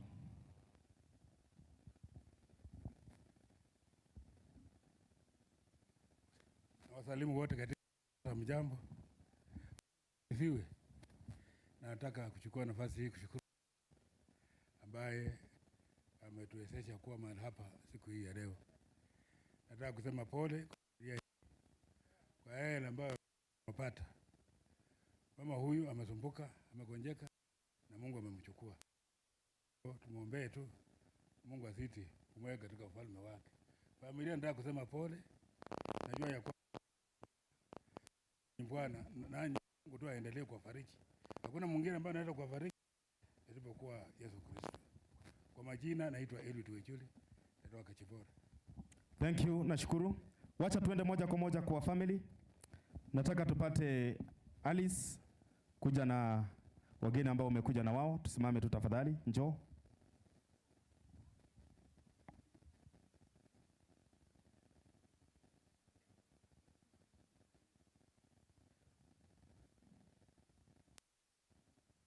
Thank you kwa kurekebisha. Naomba tu wageni ambao wamekuja the late Alice, njoo tafadhali.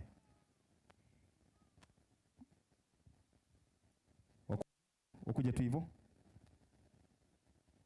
Tasimama kuja pale.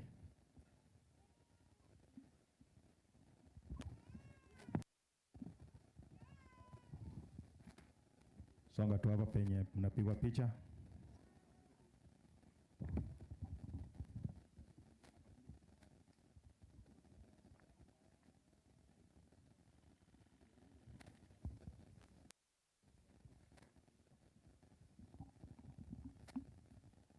Chick. Tutawapatia kipasa sauti, alafu mtu mmoja aseme tu kwa niaba yao. Kipasa sauti, alafu mtu mmoja aseme kwa niaba yao. Kwa wapenzi, mimi kwa majina naitwa Alex. Mimi ndio bwana Alice. Na hao ni wenzangu kutoka, na hao ndio watoto wa Alice waka hapa hivi. Na kwanza mimi natoa shukrani kwa mzee yangu Thomas na wenzake wa ndugu zake wote. Hao ni wapapa zangu, kina Matunda, ndani kina Anari na wengine, na mama wale wamebaki, mama wawili, na masemeji yangu wote kina Robert na wengine. Mimi kweli machache naweza kusema huyu mama, mimi ndio mtoto yake ya kwanza. Ngari nilikuja hapa kitambo sana. Kutoka hapo kitambo na tena sikarudi hapa, leo ndio nimerudi hapa hivi. Mimi nilikuwa nataka nje kidogo. Kweli hatukusikiliana sana na yeye. Kwa hivyo mimi natoa shukrani. Huyu hapo wako hapa hivi ni bibi ya ndugu yangu mkubwa, ngali bwana. Huyu ni ndugu yangu mwingine James. Na huyu ni bibi ya ndugu yangu mwingine. Na huyu ni mtoto yangu mkubwa. Huyu ni mtoto yangu mkubwa Kim. Na huyu ndio Maria, mtoto yangu anafuata huyu mwingine. Sasa wote ni familia. Kwa hivyo nashukuru sana na tunatoa shukrani na tunatoa pole sana kwa hayo kusema ni asante. Asante sana Merekesi. Thank you. Okay. Mzee wamesema urudi. Kabaki hapa mzee kidogo. Mwaka kaira na gocha. Wate bilo ila na gocha higa. Sasa utaita tu watu kutoka sehemu hii na sehemu hii. Sitakuwa vizuri. Mashemeji yake kwa haraka tu wakuje, alafu mtu mmoja atakuja sema. Ita wao wote. Ita tu wao kwa sababu tumebaki na dakika kama 30 peke yake. Ndio? Saa 6 kamili misa itakuwa inaanza. Ita tu mashemeji wote kutoka pande hii na pande hii. Tafadhali ninataka my family here.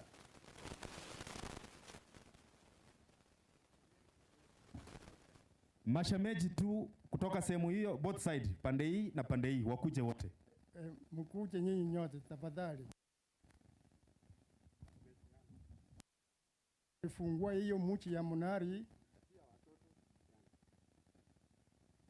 Ina mama wawili, Teresa Omoke na Ana Simi, wakuja hapa. Hawa ndio walianza hiyo mchi ya Munari. Tafadhali.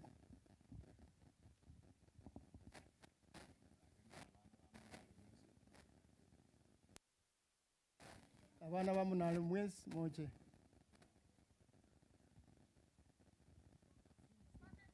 Thank you. Wacha kidogo tu tutulie kwa dakika moja. Wacha tupokee simu kutoka kule ng'ambo. Gamba. Habari, pole. Pole Bwana Thomas na watoto wako. Nina nasikitika sana kukupatia hayo mablesi yangu kwa dada yangu Salome. Alikuwa rafiki yangu ya kwanza sana, kwa familia. Nilishindwa kukuja kumuombeleza kwa sababu nilikuwa hospitalini, nikashindwa sina miguu, hata kuongea nimeshindwa. Tafadhali mnisamehe. Wacha huyu bwana wetu Thomas alizaa watoto wetu. Nikipona nitakuja kuwaona. Pole sana watoto wangu wa Salome. Asante, asante, asante. Thank you, thank you. Thank you. Nimetosheka. Asante.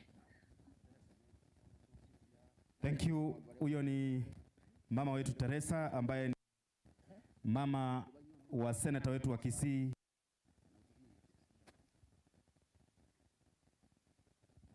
Huyo ni mama wa seneta wetu wa Kisii ambaye analia rafiki yake wa karibu.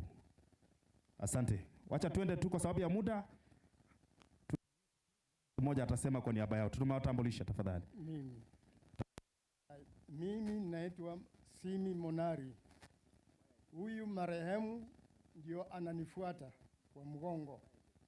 Makosa yeyote hakuna. Vile alikuwa mgonjwa huko Kenyatta University, mimi ndio nilikuwa wa kwanza kwenda huko, na wakati aliniona aliamuka. Na mkiangalia kwa hii newspaper hapa, ameamuka hivi. Mimi ndio nilikuwa kwa hii position mpaka aga. Tangu hapo nilienda mara moja ama mara mbili, nikamwona tunasumusa, hakuna kitu hivyo hivyo tu. Na sana sana yule walikuwa nasumusa naye sana ni bibi yangu, ndio walisumusa naye sana kwa masaa mingi. Tafadhali asumusa kidogo. Thank you. Kwa sababu ya muda, misa inataka kuchukua, naomba tu atasema tu jina. Naomba tu kwa jina tu kwa sababu ya misa inataka kuchukua. Tumsifu Yesu Kristo. Vile mumesikia, mimi ndio Salome anafuata kwa sababu mzee wangu ndio Salome alikuwa anamfuata. Kwa hivyo nasema kwa familia mokoyone, pole sana na bana bonsi. Nyasaye aendelee kubagata chinga kichonsi. Thank you. Tunashukuru sana. Hivi wacha tuende kwa Robert Mustafa. Ulikuja na timu yako? Hakuna. Hiyo tutaruka pale. Madam Spora, kama umekuja na timu, kama timu imekuja, wakuja hapa mbele. Mbele. Na nimeona ni kama wametunga laini. Wacha tuende kwa Lilian. Lilian, tuende tu kwa haraka tafadhali. Tukuja tu kwa sababu hatuna muda. Kanisa ikichukua hatutakuwa na muda mwingine. Kanisa ikichukua hatutakuwa na muda. Kujeni tu hapa mbele. Mtakuja tu hapa. Tutatambua tu kila mtu vile atakuwa. Tukuje tu hivyo.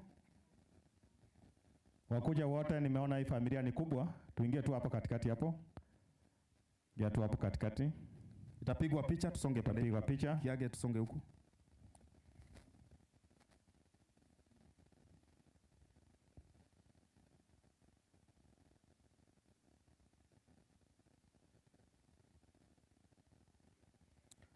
Thank you. Tupate mtu mmoja tupeleke kwa timu.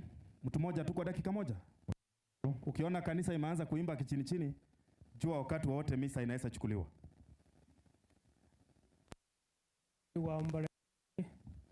Nami na kazi hii kumshukuru Mungu kwa maisha ya mama Salome. Namshukuru kwa maisha yale Mungu alimupa.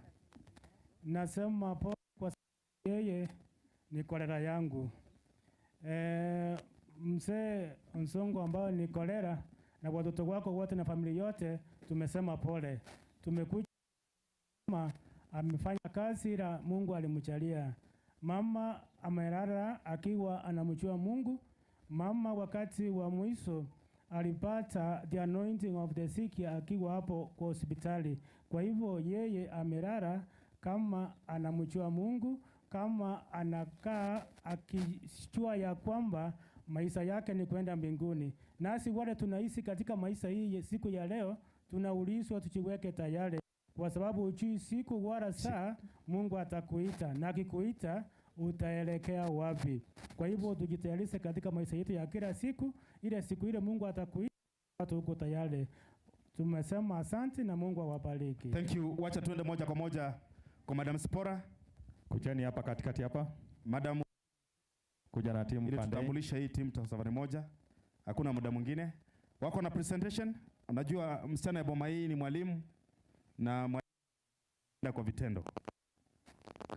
Asante. Tutapata presentation kutoka madam. Kujeni pande madam, kuja huku. Kuja huku. Hamjambo. Kuja baadaye madam. Kuja hapa mbele. Kuja.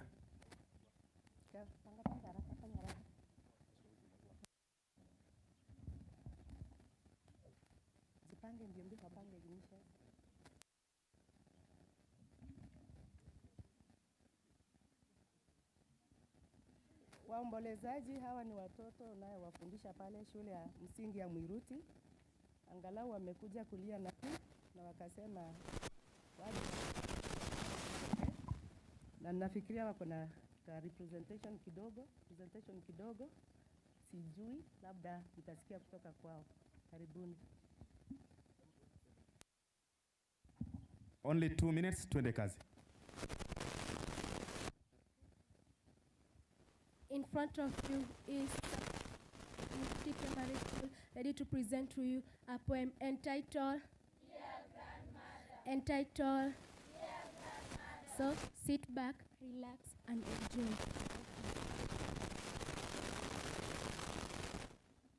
Kidogo tu, kama kuna komiti ya Mwiruti, kama unajua tu wewe ni kamati ya hii shule na umefuata madam, songa hapa, hatuna muda mwingine. Kama unajua tu wewe ni komiti ya shule ya Mwiruti, tusongee hapa. Na walimu na tunaondoka. Pigwa hivyo. Haya, watoto, tuimbe tu wazazi wakiwa hapa.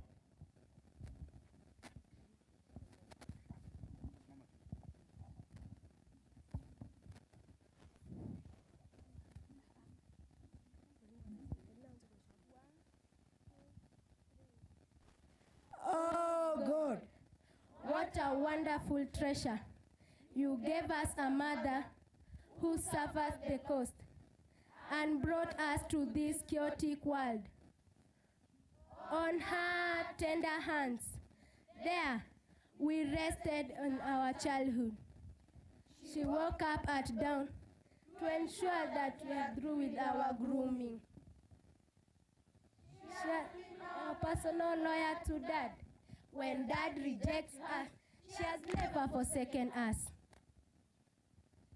She has struggled in sickness, both abroad and Africa. But during Mother's Day, demise dropped in. She has fought a good fight and kept the faith. Whatever has happened, God this time is the best. Missing you is a fact. Rest in peace, Grandma. Thank you. Tukisimama tu hivyo mwapigie makofi. Alafu ningepata mwalimu aliyekuwa mkuu wa shule hiyo aseme tu kwa 1 second. Bwana Matanga wote mjambo. Bwana asifiwe. Kwa sababu ya muda mimi ndio niliyekuwa mwalimu mkuu wa Mwiruti Primary. Nikastaafu mwaka uliopita June. Kwa hivyo sijaona labda walimu wote. Kuna mwalimu ambaye ameingia na watoto. Wacha nipeane tu nafasi mwalimu awasalamie. Alafu kuna wanakamati wa shule waseme just say one word. Karibu mwalimu. Naomba tu nipeane tu kwa mwalimu tu kidogo tu kwa sekendi moja. Kamati kama huyu atabaki kwa sababu kutakuwa nafasi yake nyuma. Mwalimu tu kwa sekendi moja kwa sababu misa inataka kuanza. Hamjambo.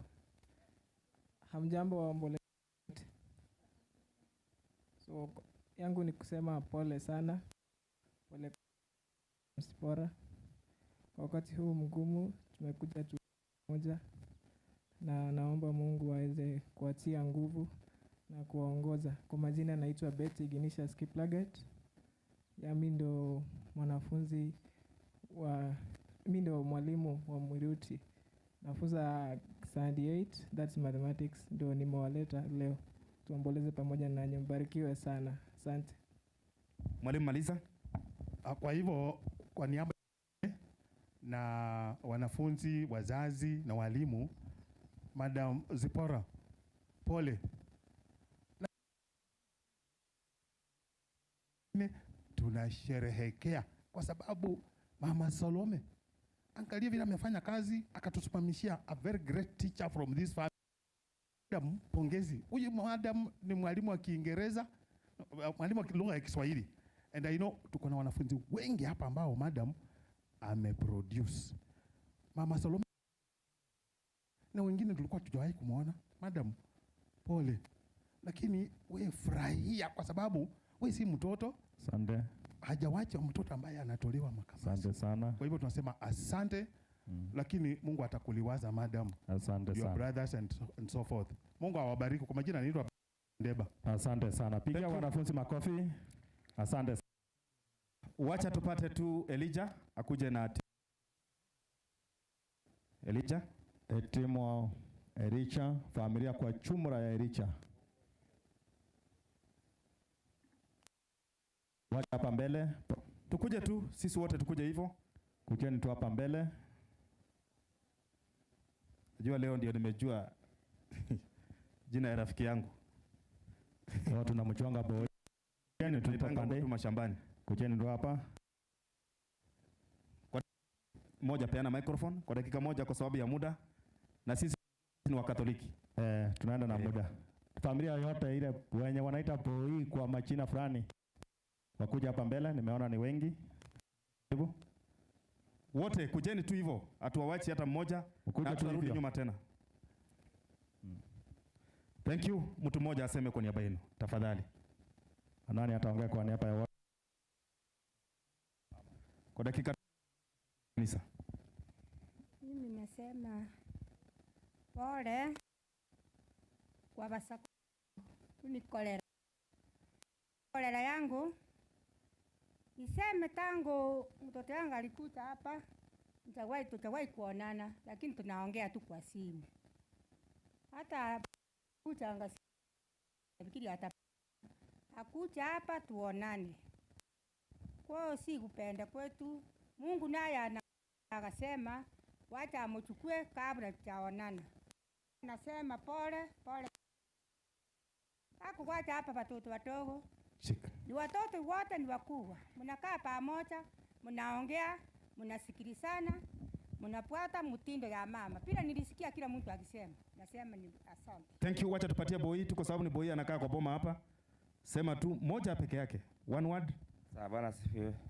Tumsifu Yesu Kristo. So mimi kwanza nina hiyo jina boy. Jina imetoka mbali. Kitu ya kwanza mimi nilikuja hapa 1976 nikiwa mdogo nikibebwa kwa mgongo. So kwa familia ya mzee baba yetu Thomas Onsongo'S, mimi ndio nilikuwa mtu wa kwanza kufika hapa. Na ile mama ameaga dunia, mimi ndio nimekuwa nikiishi kwa hii boma.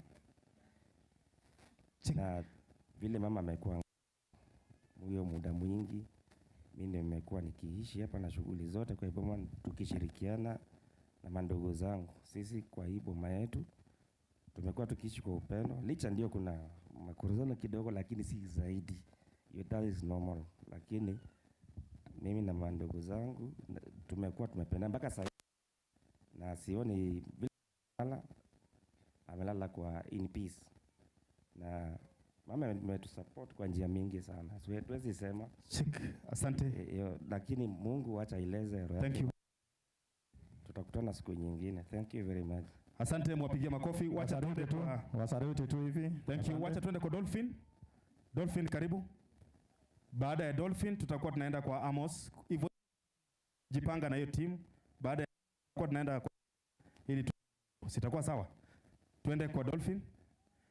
Wale wamekuja na Dolphin tusongee hapa. Haraka tu tukuje hivyo kwa haraka. Kuna wale wengine wametoka Kisii, wapi. Tukuje tu kwa dakika moja tupige tu wote picha. Sasa ile mlikuwa mbali. ni vizuri mupige na yeye picha mlikuja kumfuata. Tafadhali. Hivyo tu. Alafu tuko hiyo timu, mtu mmoja peke yake ndiye ataongea.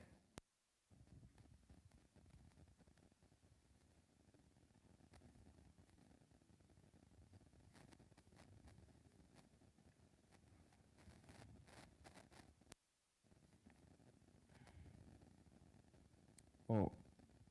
Hawa ni wa kutoka Kisii. Nyamira ama ni Kisii? Yule alikuwa shaongea. Watu walikuwa shaongea, nitarudishia Dolphin, atasema tu neno moja, alafu wengine na tunarudi kuketi chini. Tuwefu tu, Dolphin yaongee. Asante. Dolphin, welcome. Wasimame tu hivyo. Hapa tuko na timu nyingi. Cherengani kuna mimi ni mwalimu. Nataka deputy ainue mkono juu wa Omokonge Primary School, ende uketi. Ya Bonyunyu yote na administration, weka mkono juu. Timu ingine ni ya Omokonge Primary School, ilikuwa transferred this year, weka mkono juu. Timu ingine ni jumuiya yenye inashiriki kule Nyamira, weka mkono juu. Liki CWA, weka mkono juu.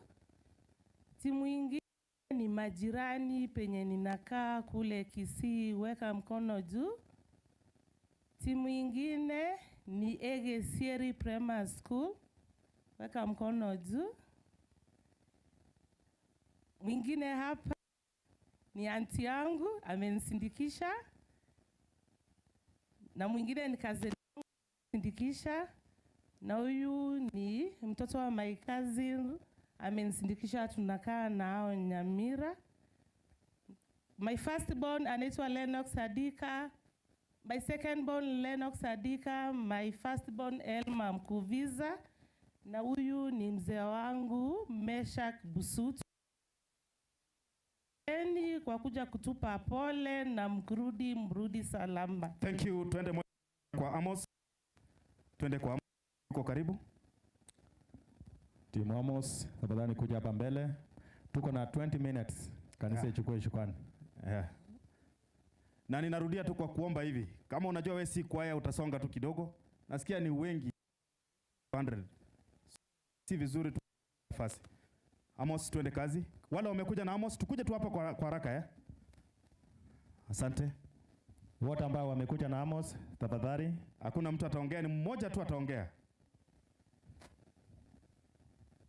Tujaribu kuharakisha kidogo.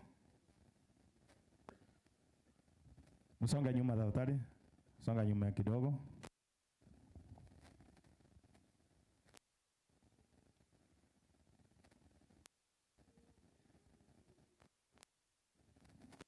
Okay, timu Amos, ningependa kuwefu hivi. Mmoja ataongea.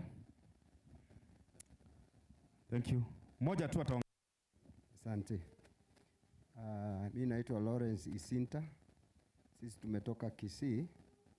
Tumekuja hapa kwa niaba ya Lydia na Amos.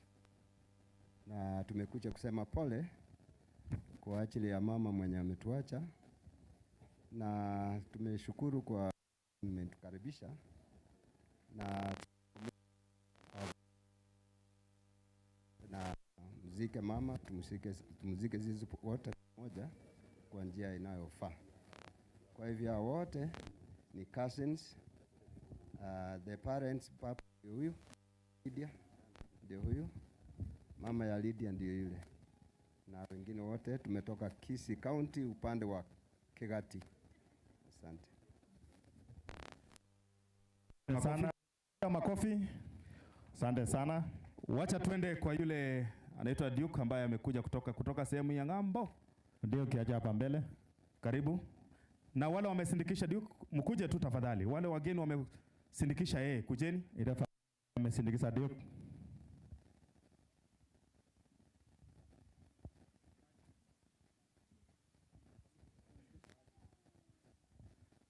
Tukuje tu wale tumesindikisha Duke, tafadhali. Tukuje tu hivyo. Tunataka kikaa, naona picha hiyo vizuri.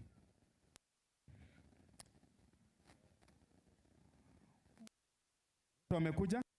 Haya, tuwefu tu namna hii, tuwe pia wananchi. Naomba tu huku mtu mmoja sema kwa niaba ya watu. Tafadhali mtu mmoja. Huyo ni kijana ya boma hii ndiye amekuja na hii watu. Mimi naitwa David Tinega. Gladys ni mtoto ya dada yangu, ni niece yangu. Nasema ni pole kwa kumpoteza huyu mama ambaye alikuwa mpendwa. Naomba Mungu awape faraja.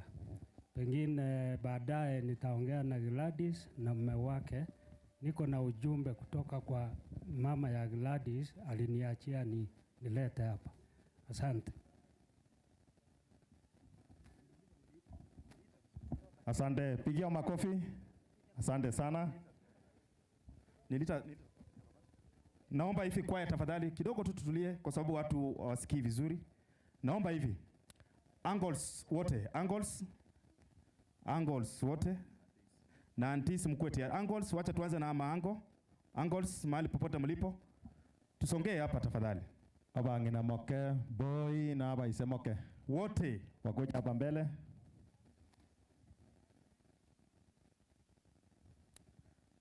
Ni kama hawako. Sawa. Si ni ango. Ni sawa.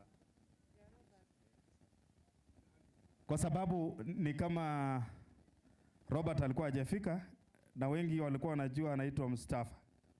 Robert, simama na team, tusimame juu. Kabla tujaenda kwa uncles, tusimame tu juu wote wale wamekuja na Robert. Wote wakuja hapa mbele. Tukuje tu tupige picha sisi wote hapa. Tuko tuna dakika 15 tuende kwa department nyingine. Kujeni.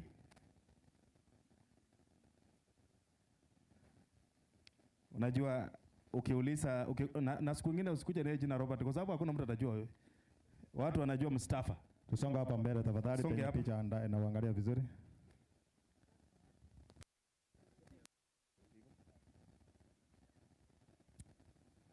Tuanga picha. Mko sawa?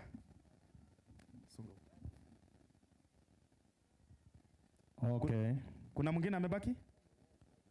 Yuko wapi? Oh. Songa tu, wakuja haraka tafadhali. Tuko na dakika 10.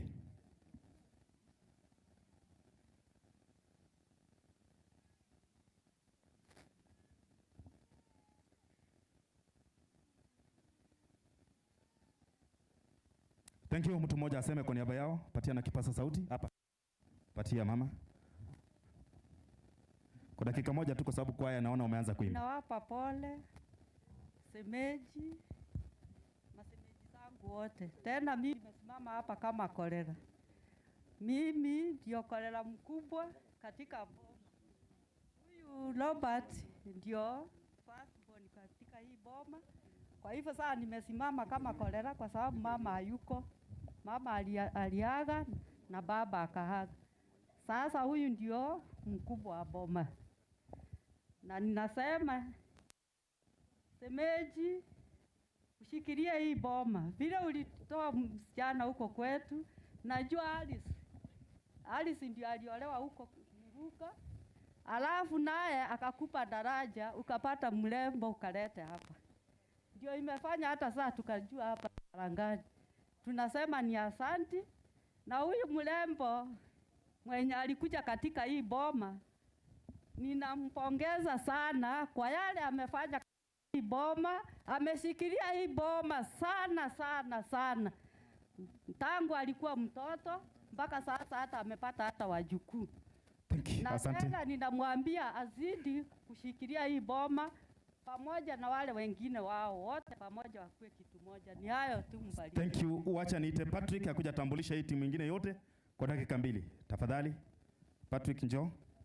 Mpatie kipaza sauti.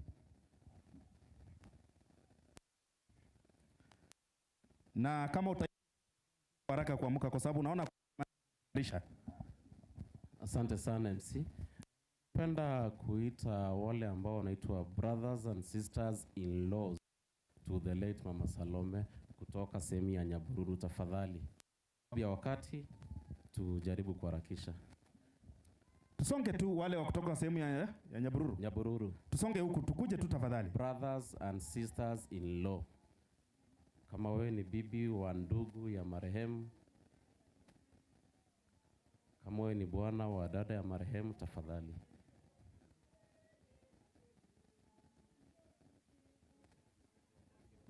Tutunge tu laini, tupige picha moja, twende tu hivyo.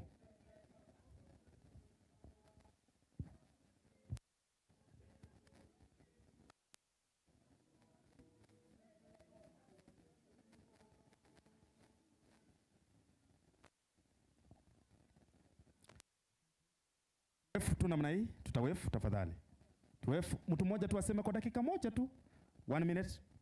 Mtu mmoja. Asante. Kwa majina naitwa Steven Keuku. Marehemu ni shemeji yangu. Nimeoa dada yake ambaye ndio huyu. Asanteni. Ni kwa sababu ya kanisa, tafadhali. Timu ya pili ni brothers and sisters in law, familia ya Oba mahali hivyo. Tukuje tu hivyo kutoka familia ya Obaga. Tukuje. Tukuje tu hivyo, tufungue barabara ili wapate nafasi ya kuingia. Wako mbali? Tafadhali. Brothers and sisters in laws, wale wote, Bichages, Anaris, Kimoris, wote tafadhali, tafadhali. Ni wengi lakini nataka tu because of time tukuje pamoja hapa. Tukuje tu kwa haraka kwa dakika moja tafadhali. Tukuje tu hivyo. Tutunge. Utatunga na wao laini hapo, picha ipikwe. Yes. Asante. Tuwevu hivi. Naona huyu alikuwa amesema si itakuwa vizuri. Si ulikuwa umeongea mzee? Thank you. Tutaketi chini, tutawevu tu hivyo. Dakika moja. Ningeomba Richard tafadhali njoo. Obed.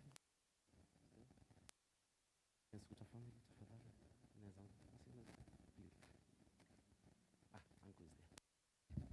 Niombe tu dakika moja tu, hawa tu neno moja.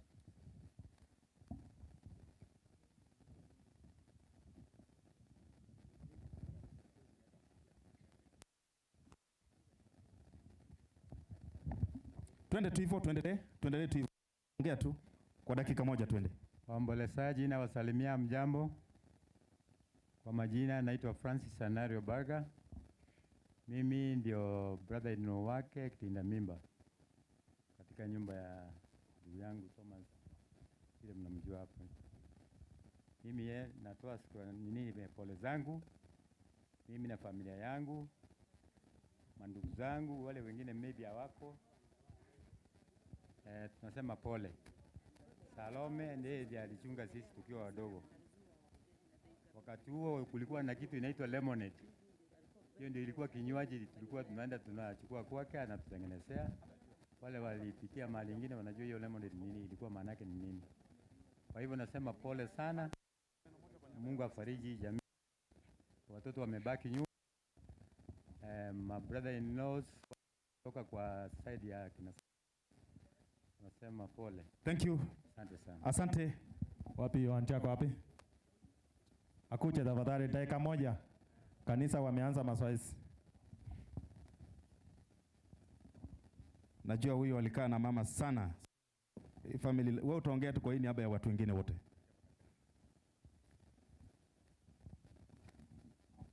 One second, please.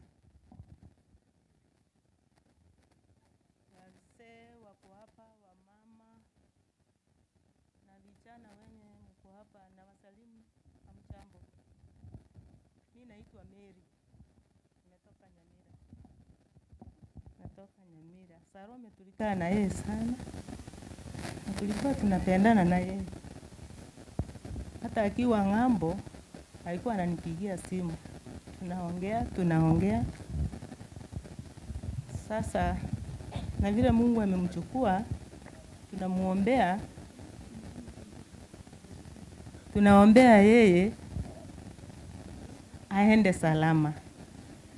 Na mimi nilikuja na mwenzangu kutoka huko nyumbani. Wasema ngayori. Madam ngayori.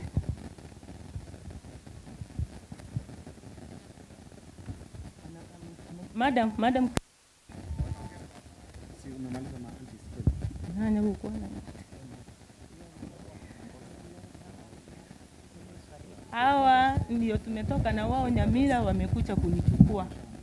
Huyu anaitwa Patseva Kerubo, bibi ya ndugu yangu mahali nimeolewa, na huyu ni Madam Christine, rafiki yangu sana.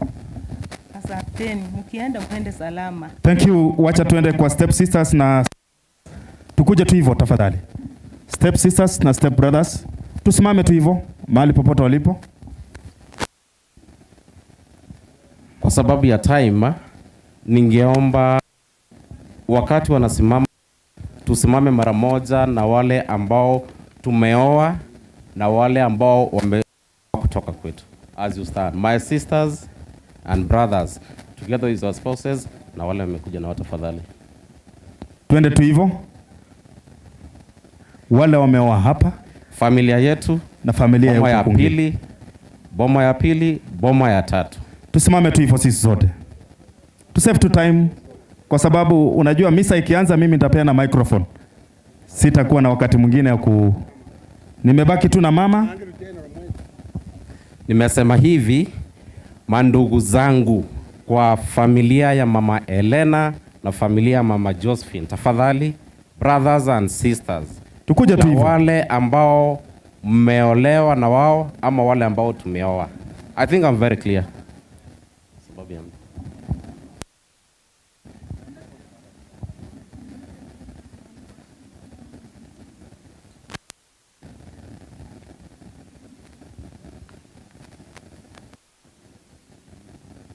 mashemeji, kama mko karibu tafadhali, mashemeji wetu.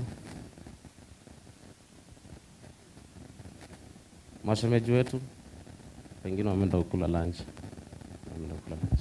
Hiyo picha ichukuliwe vizuri. Haya. Kwa sababu mnametameta, mtu mmoja atasema kwa niaba yenu. Vile mmesimama tu hivyo. Ni nani? Haya, sema tu kwa dakika moja tumalize hii maneno. Amjambo wapenzi wa Mwenyezi Mungu. Mimi sitaweza kusema mengi kwa ajili ya vile tulikuwa tumependana na mama huyu mzazi ambaye amelala kwa siku ya leo. Mnenaji sema Bwana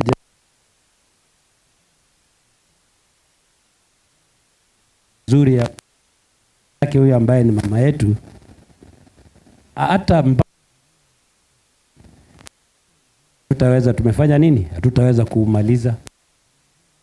Mama mpole sana, mama ambaye hiyo ni alikuwa anatueleza kwa njia ya upole, na ndiposa mnaona ambua mkiangalia tarehe ambayo alilala ilikuwa ni tarehe ambaye ilikuwa ni ya ukumbusho wa mama mzazi.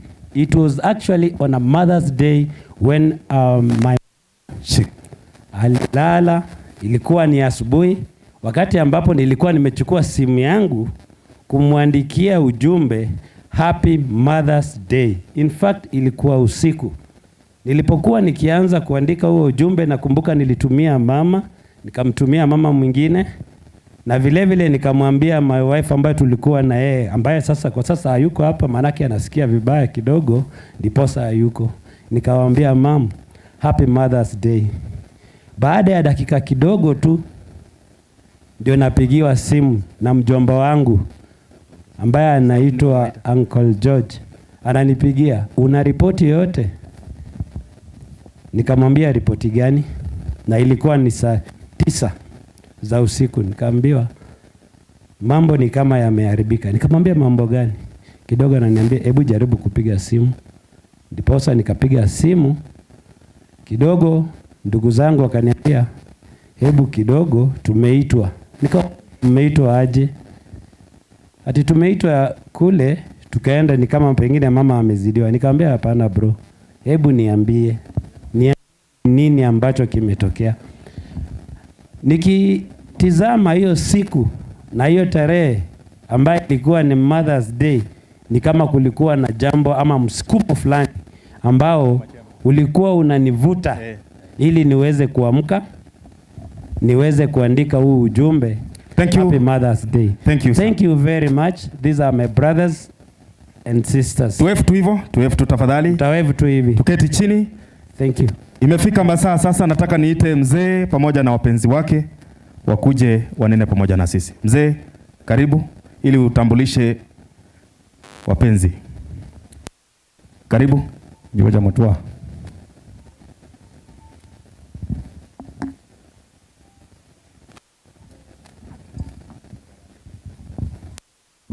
Nasikia kina mama mwitu hawa.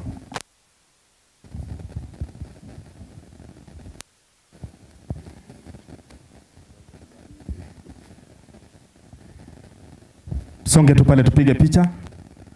Songe tu pale tupige picha, mmoja pande ile, mmoja pande hii.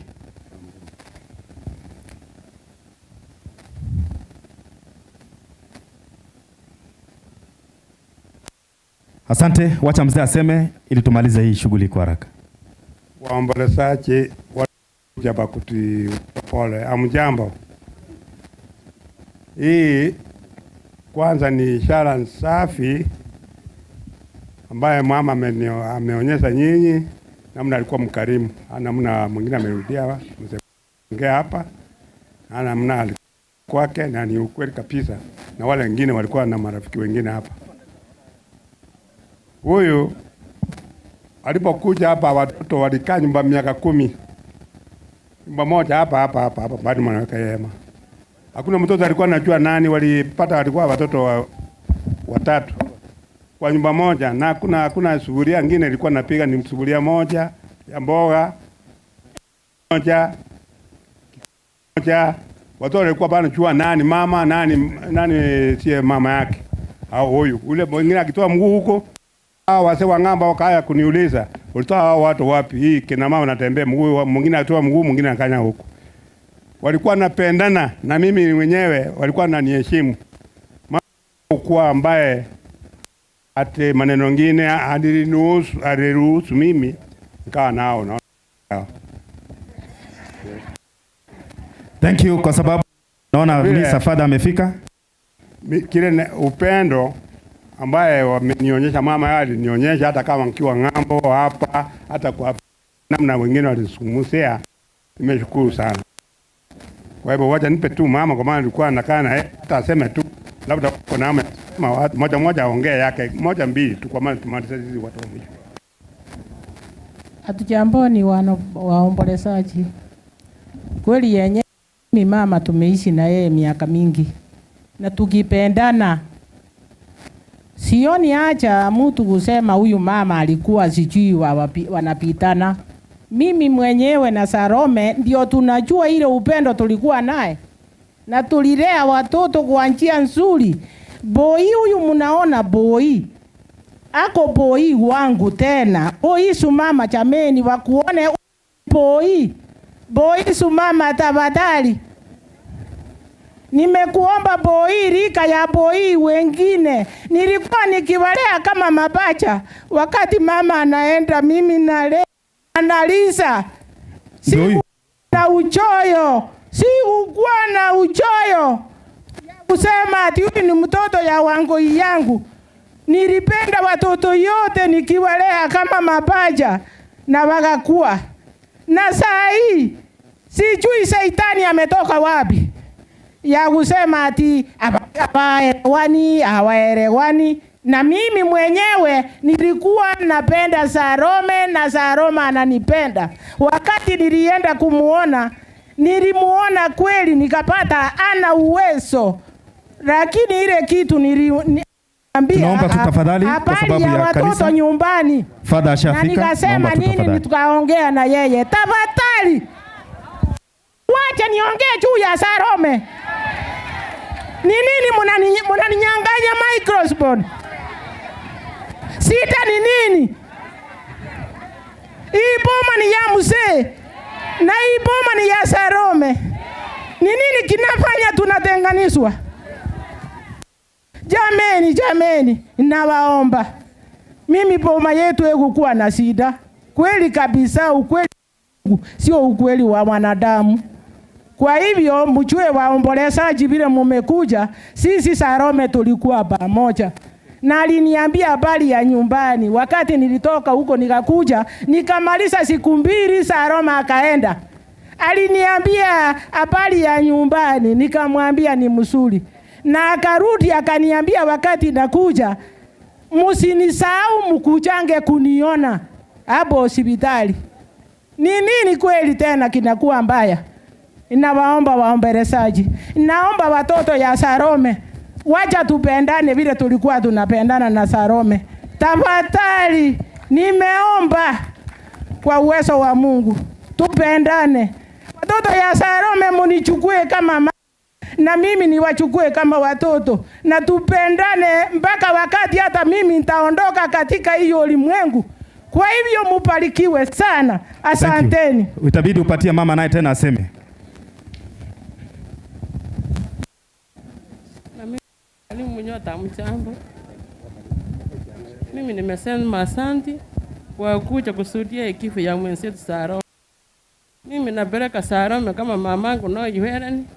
Na hakuna siku moja yani sijui hata siku moja tulikuwa tunaongea na waheshimu kama mamangu, hata na waheshimu kusinda mamangu. Na watoto wote ni wangu, hata tunapendana, hata hatujui sasa nini kinaitesa kutenga. Na wale wametoka kuja kusaidia ya mwenzetu.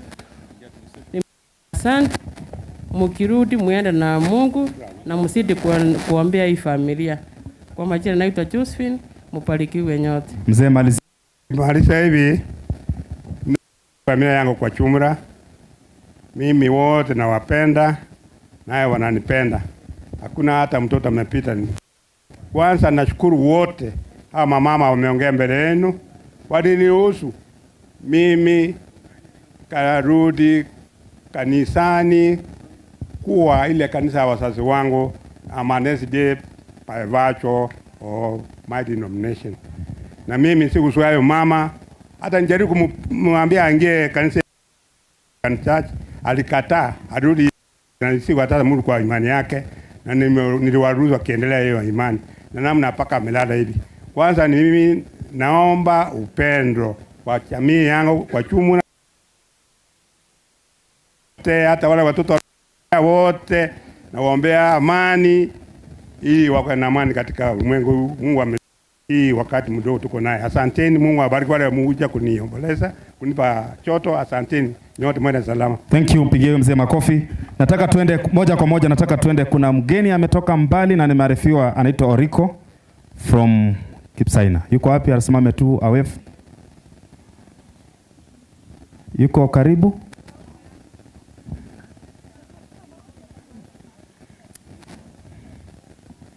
Tafadhali utampatia mic, tuko sekendi moja na tuingie administration.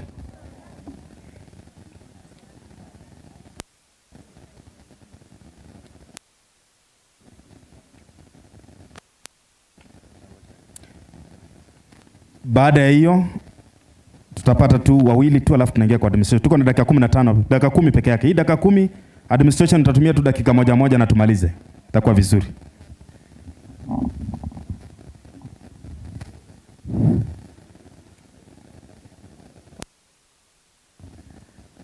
Watoto wote wetu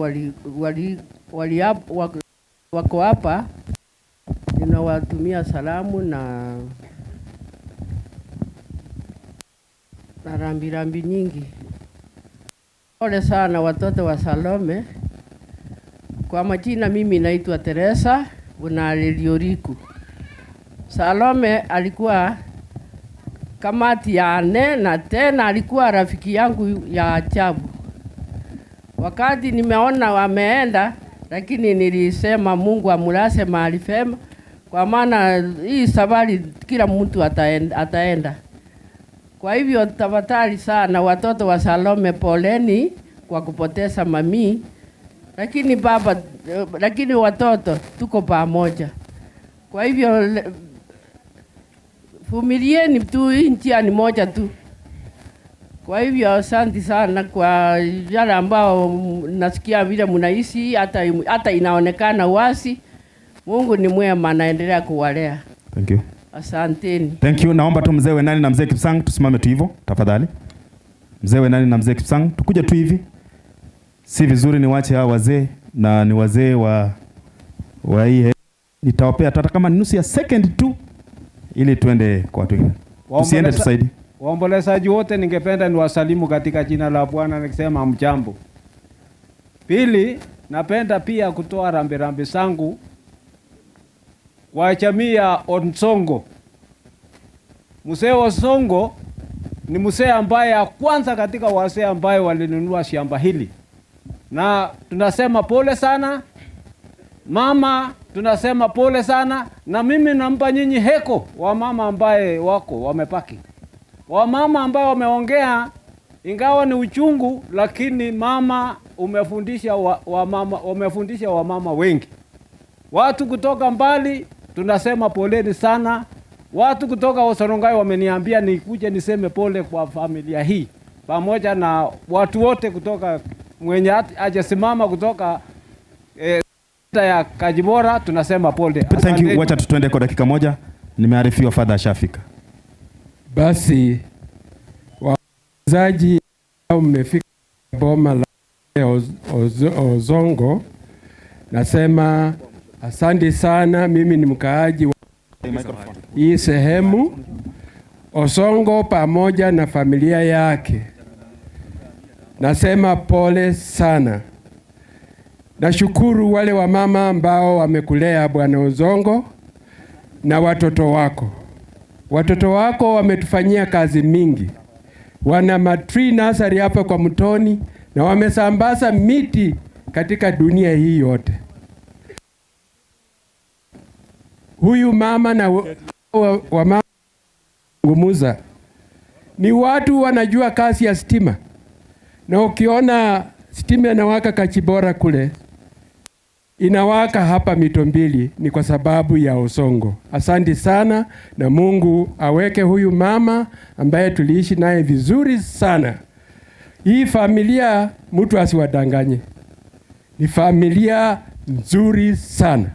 Na wewe Bwana Onsongo nakupongeza kwa sababu kulea wamama watatu na watoto wao si kazi rahisi. Endelea.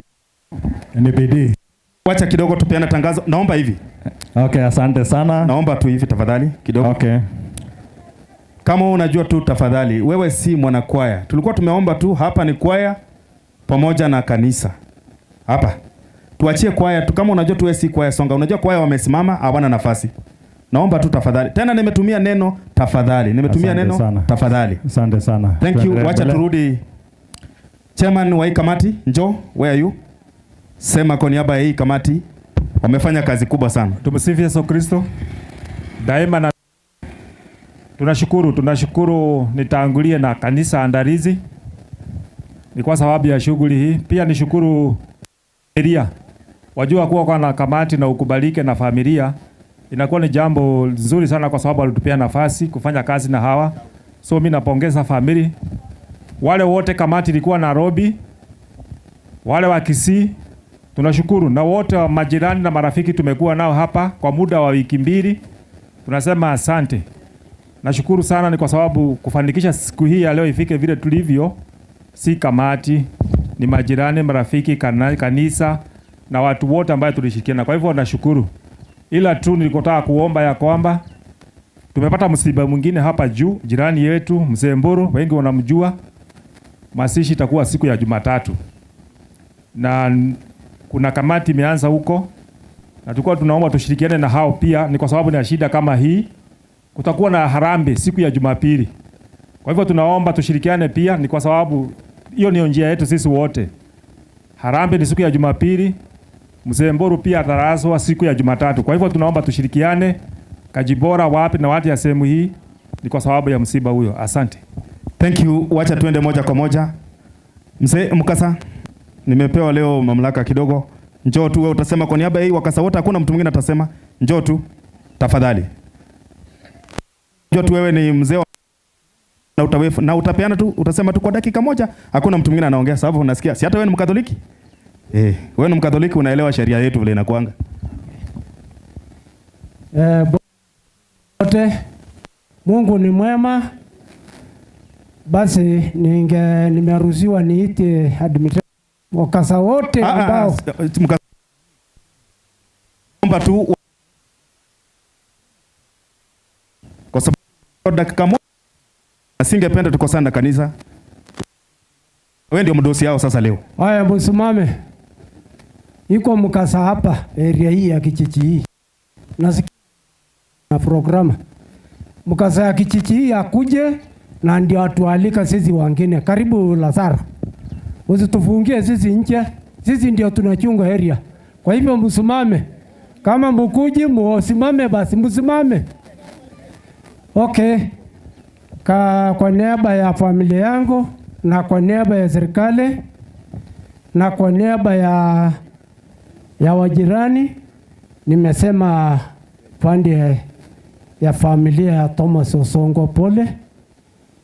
Mimi ndio nilikuwa nachunga area hii, nyumba ambayo saa hii ni shule. Mimi ndio nilikupea miti ya kujenga nyumba hii. Ni ukweli au urongo? Na kweli nilikuwa napendana na wanawake yako. Walikuwa napika sufuria moja vile unasema. Mimi nikiwa area hii nilikuwa nachunga hiyo boma ambao saa hii ni shule usiku na kupika asubuhi na peana Thomas miti ya kujenga. Kwa hivyo hata saa hii watoto yake ni warafiki zangu sana. Kwa hivyo fikia hayo, nje hii tuko salama, security iko timu iko sawa, na wageni msigue wasiwasi, na mtu asikuja kuchokosa watu katika mashishi. Unajua mashishi, ngoja kidogo bwana. Watu mali inasanyika, shetani naingia ndani na wewe shetani utachindwa. Usijaribu kuja kuchokoza watu kwa mashishi. Thank you, wamesikia tafadhali. Naomba tu tafadhali, wamesikia. Naomba tu. Thank you, wacha naomba tu. Tunataka tuingie kwa administration direct, alafu kuna mtu mmoja atachangisha hii pesa ili tuingie kwa kanisa. Naomba tu. Jesha tuko dakika moja tu. Kama unajua umeakilisha mtu kwa 1 second tafadhali njoo. Okay, tunamtambua former chief, assistant chief Fred. Fred yako wapi? Tafadhali asimame. Yuko wapi Fred? Former chief. Asante. Asante sana chief. Kwa dakika moja tu tafadhali kwa sababu ya kanisa. Okay, familia ya Onsongo, madam wetu wa shule ya Mwiruti, waje nichukue nafasi hii nitoe pole zangu na familia yangu. Pia nitoe pole kwa watu wa Mwiruti pale madam anafundisha kama mwalimu wetu. Ya mwisho tu nataka niseme tu poleni wakaaji wa sehemu hii, na pia nataka niseme aliyekuwa mheshimiwa wa sehemu hii, Mheshimiwa Orango, amesema pole sana madam, anaelewa familia hii na angependa kuwa nanyi, lakini kulingana na shughuli ambazo asingeweza kuepuka, so angeweza kufika. So amesema poleni sana, sina mambo mengi, naelewa kanisa ya Katoliki iko na ratiba yao. Asanteni sana na wacha Mungu awabariki. Asante sana kwa kupata hiyo rambirambi ya Mheshimiwa Orango. Asante. Thank you. Wacha twende moja kwa moja. Kulikuwa na mgeni mmoja kabla sijaenda kwa Nat mjitayarishe tu na tutawapatia dakika 2 peke yake. Kuna mgeni mmoja kweli? Bado kama hajafika wacha twende kwa Nat straight moja kwa moja twende kwa Nat. Chema ni karibu tu na nitakupea tu dakika 2 peke yake leo. Na uzuri wewe na Catholic nyinyi ni kitu kimoja. So nakujua vizuri na nakutambua. Administrative Secretary karibu.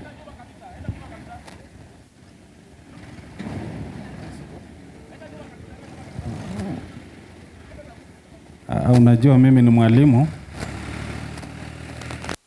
na attention ni kitu cha maana sana.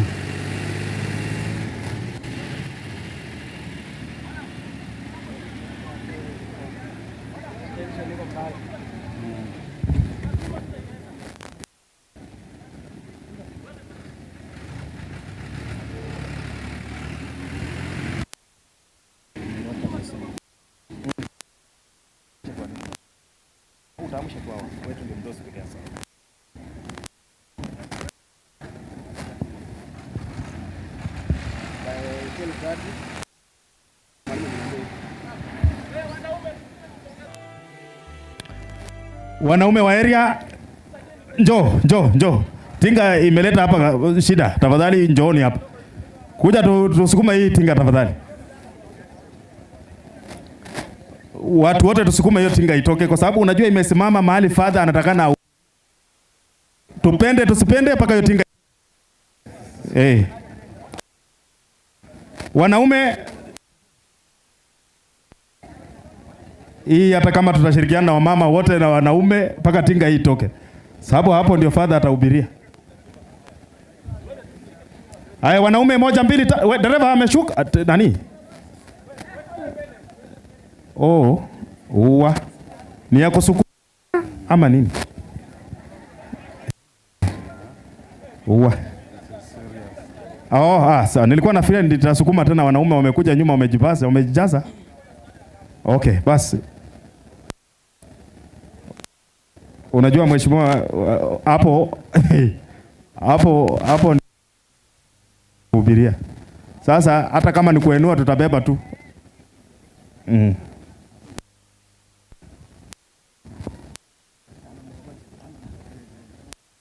Na nataka kushukuru kanisa kwa sababu naomba tu waniongezee kwa dakika 3 wakaniongezea.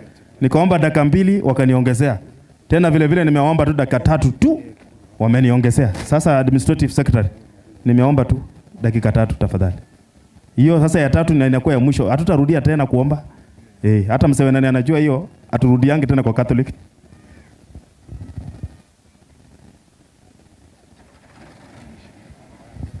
Haya, wanaume, shirikiana sisi wote. Liwalo liwe.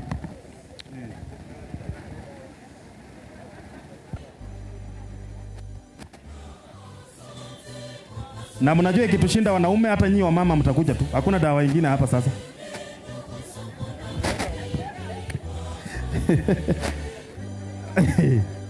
Uwa. Mako.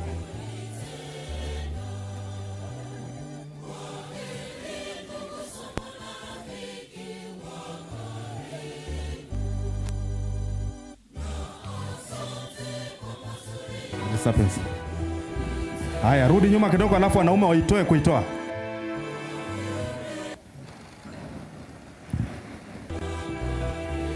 Uwa. Ngoja sasa, wanaume tushike nyuma tukienda mbele. Malana no. Wanaume.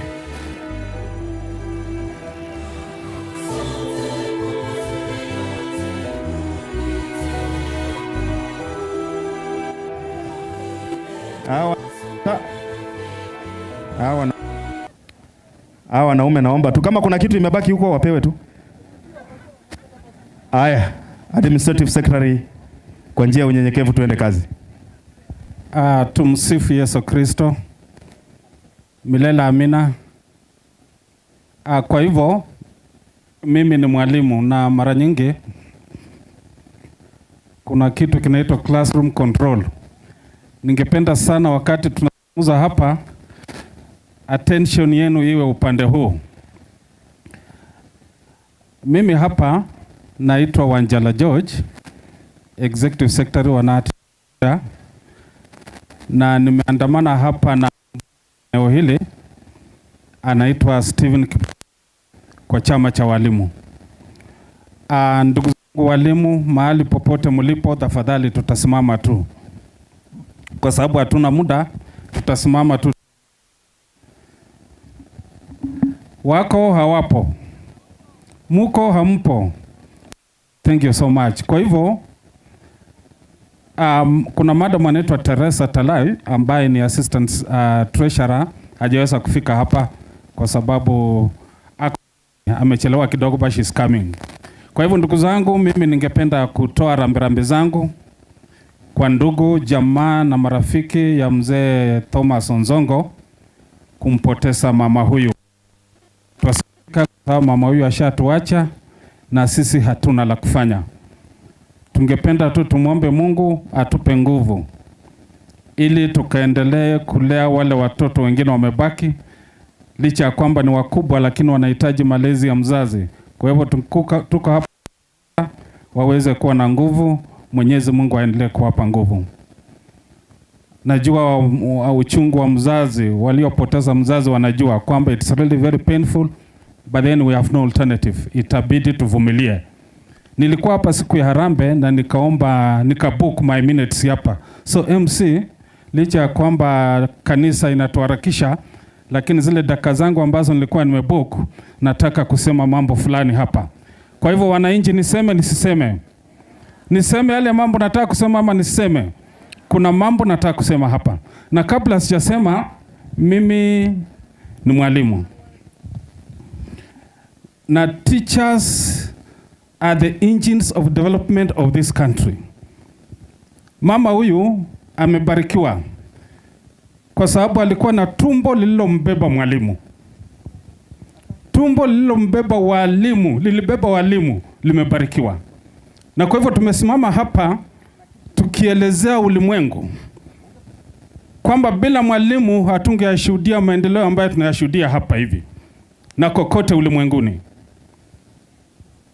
Nimesema mambo haya, nataka kutoa mfano huu kwamba walimu hawa ni walezi wa watoto wenu pale shuleni. Na hata wakati mwingine hawa watoto wadogo wanatoa suruari, wanasema mwalimu, chungia sisi suruari, tunaenda kupupu. Tunachunga hiyo suruari mpaka wanarudi. Sisi tunafanya kazi nzuri.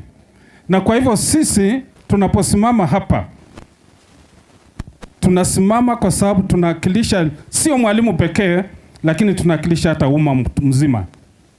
We fight for social justice kwa watu wote. Mimi wakati wa kura 2000 and when was it? Mwaka jana mwezi wa 8. Niliambiwa kitu kuhusu bottom up. Bottom, na nilifikiria kwamba mimi kama Wanjala, kwa sababu mimi ni mtu wa chini, ninaenda kufaidika.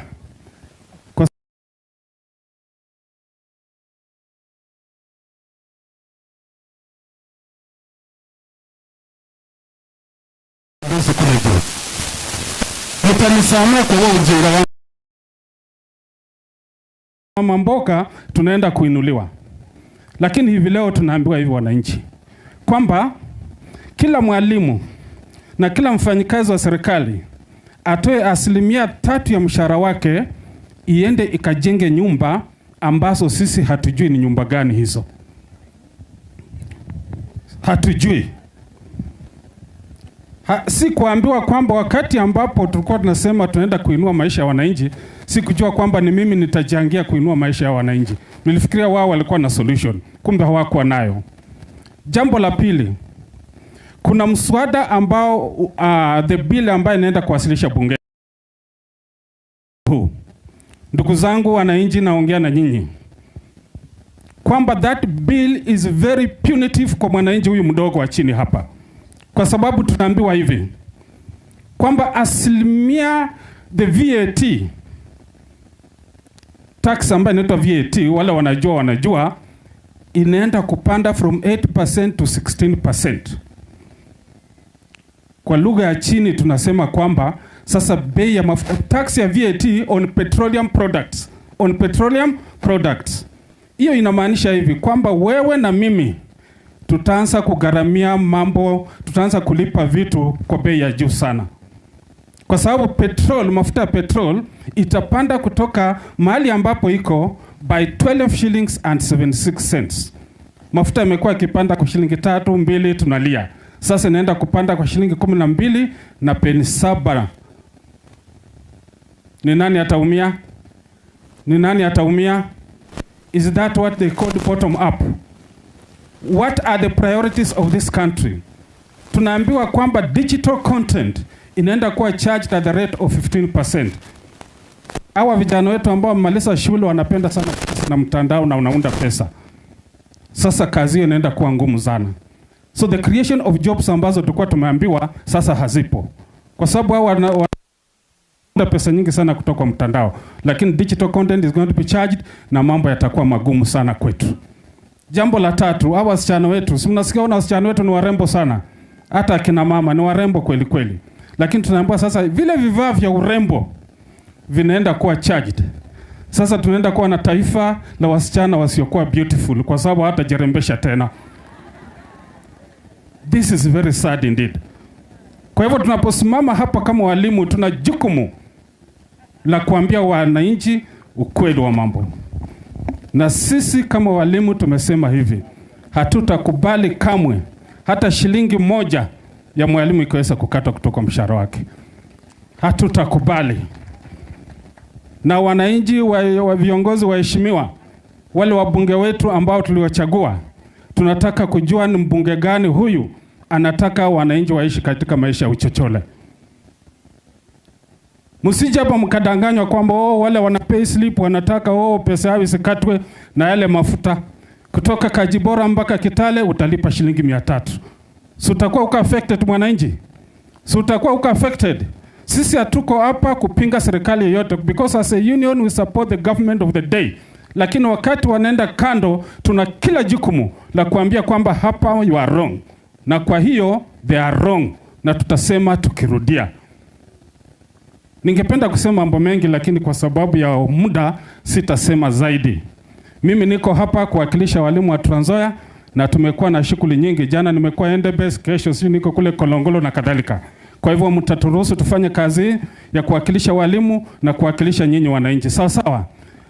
Madam Zipora huyu, Madam Zimama, huyu Zipora tumefunza na yeye. Mimi nilipokuwa promoted kwenda kule town, nilifunza shule ya Mwiruti Primary School. Nilikuja akiwa senior teacher, akaniambia Wanjala funza grade 3. Nikafunza watoto wa standard 3. Na tumefanya naye kazi vizuri. Yeye ni jirani wangu, tunapakana tumpaka hivi. Na kando ya hiyo, yeye ni korera wangu. Sijui kama mnajua hiyo. Haya, jua hivyo leo. Kwa hivyo kwa haya mengi, Mwenyezi Mungu awabariki. Hanenako, hii sasa kumbe hii kazi huwezi pewa bure. Hii kazi unapewa kweli kwa kweli. Mwalimu unafaa hiyo kazi. Administrative secretary unafaa hiyo kazi. Tunashukuru. Hatukuwa tunajua umetuelimisha. Lakini hapa hatuna wabunge watatu. Tuko tuna mbunge mo. Sasa wewe utaangalia mahali atapiga. Akipika pande hii ni mbunge yako. Akipika pande hii sawa. Sasa ni jukumu yako. Sisi tuko na mbunge tu mmoja hapa. Na anachapa kazi. Haya. Nataka tuende kwa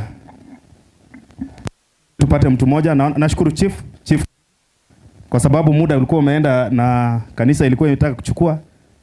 Wacha nikupatie nafasi hii, nikukaribishe useme neno kwa niaba ya watu wako.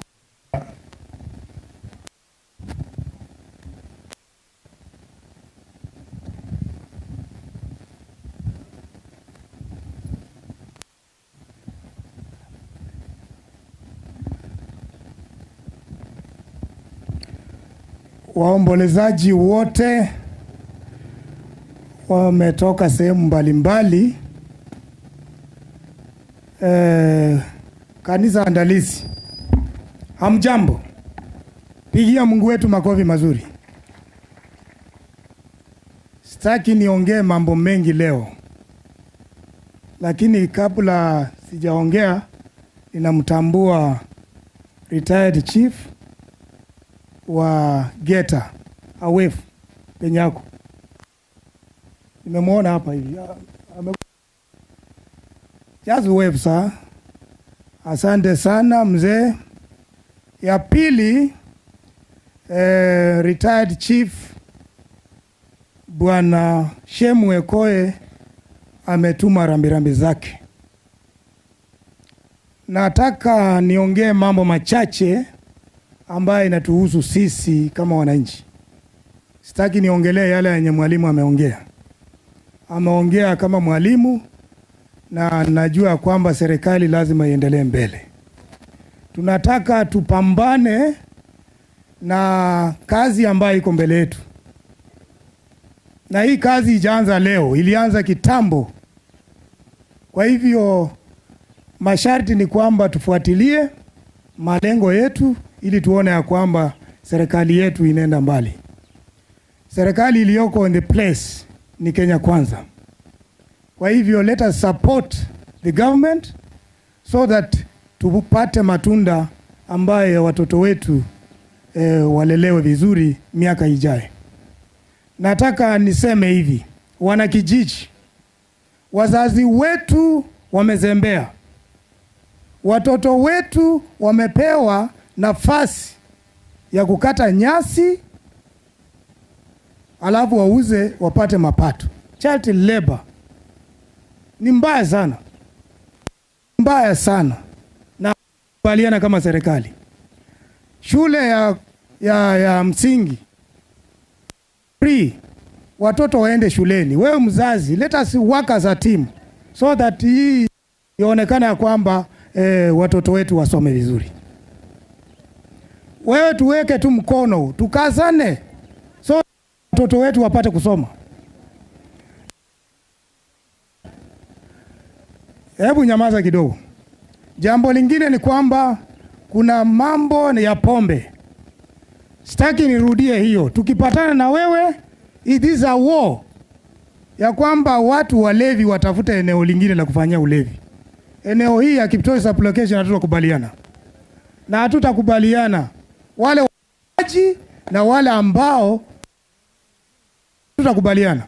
Kwa hivyo let us support each other so that hao watoto wetu wasizembee, shirika letu lisizembee, wana youth wasizembee, ili tuwe na vizazi ambayo ni vizuri vijavyo. Thank you very much.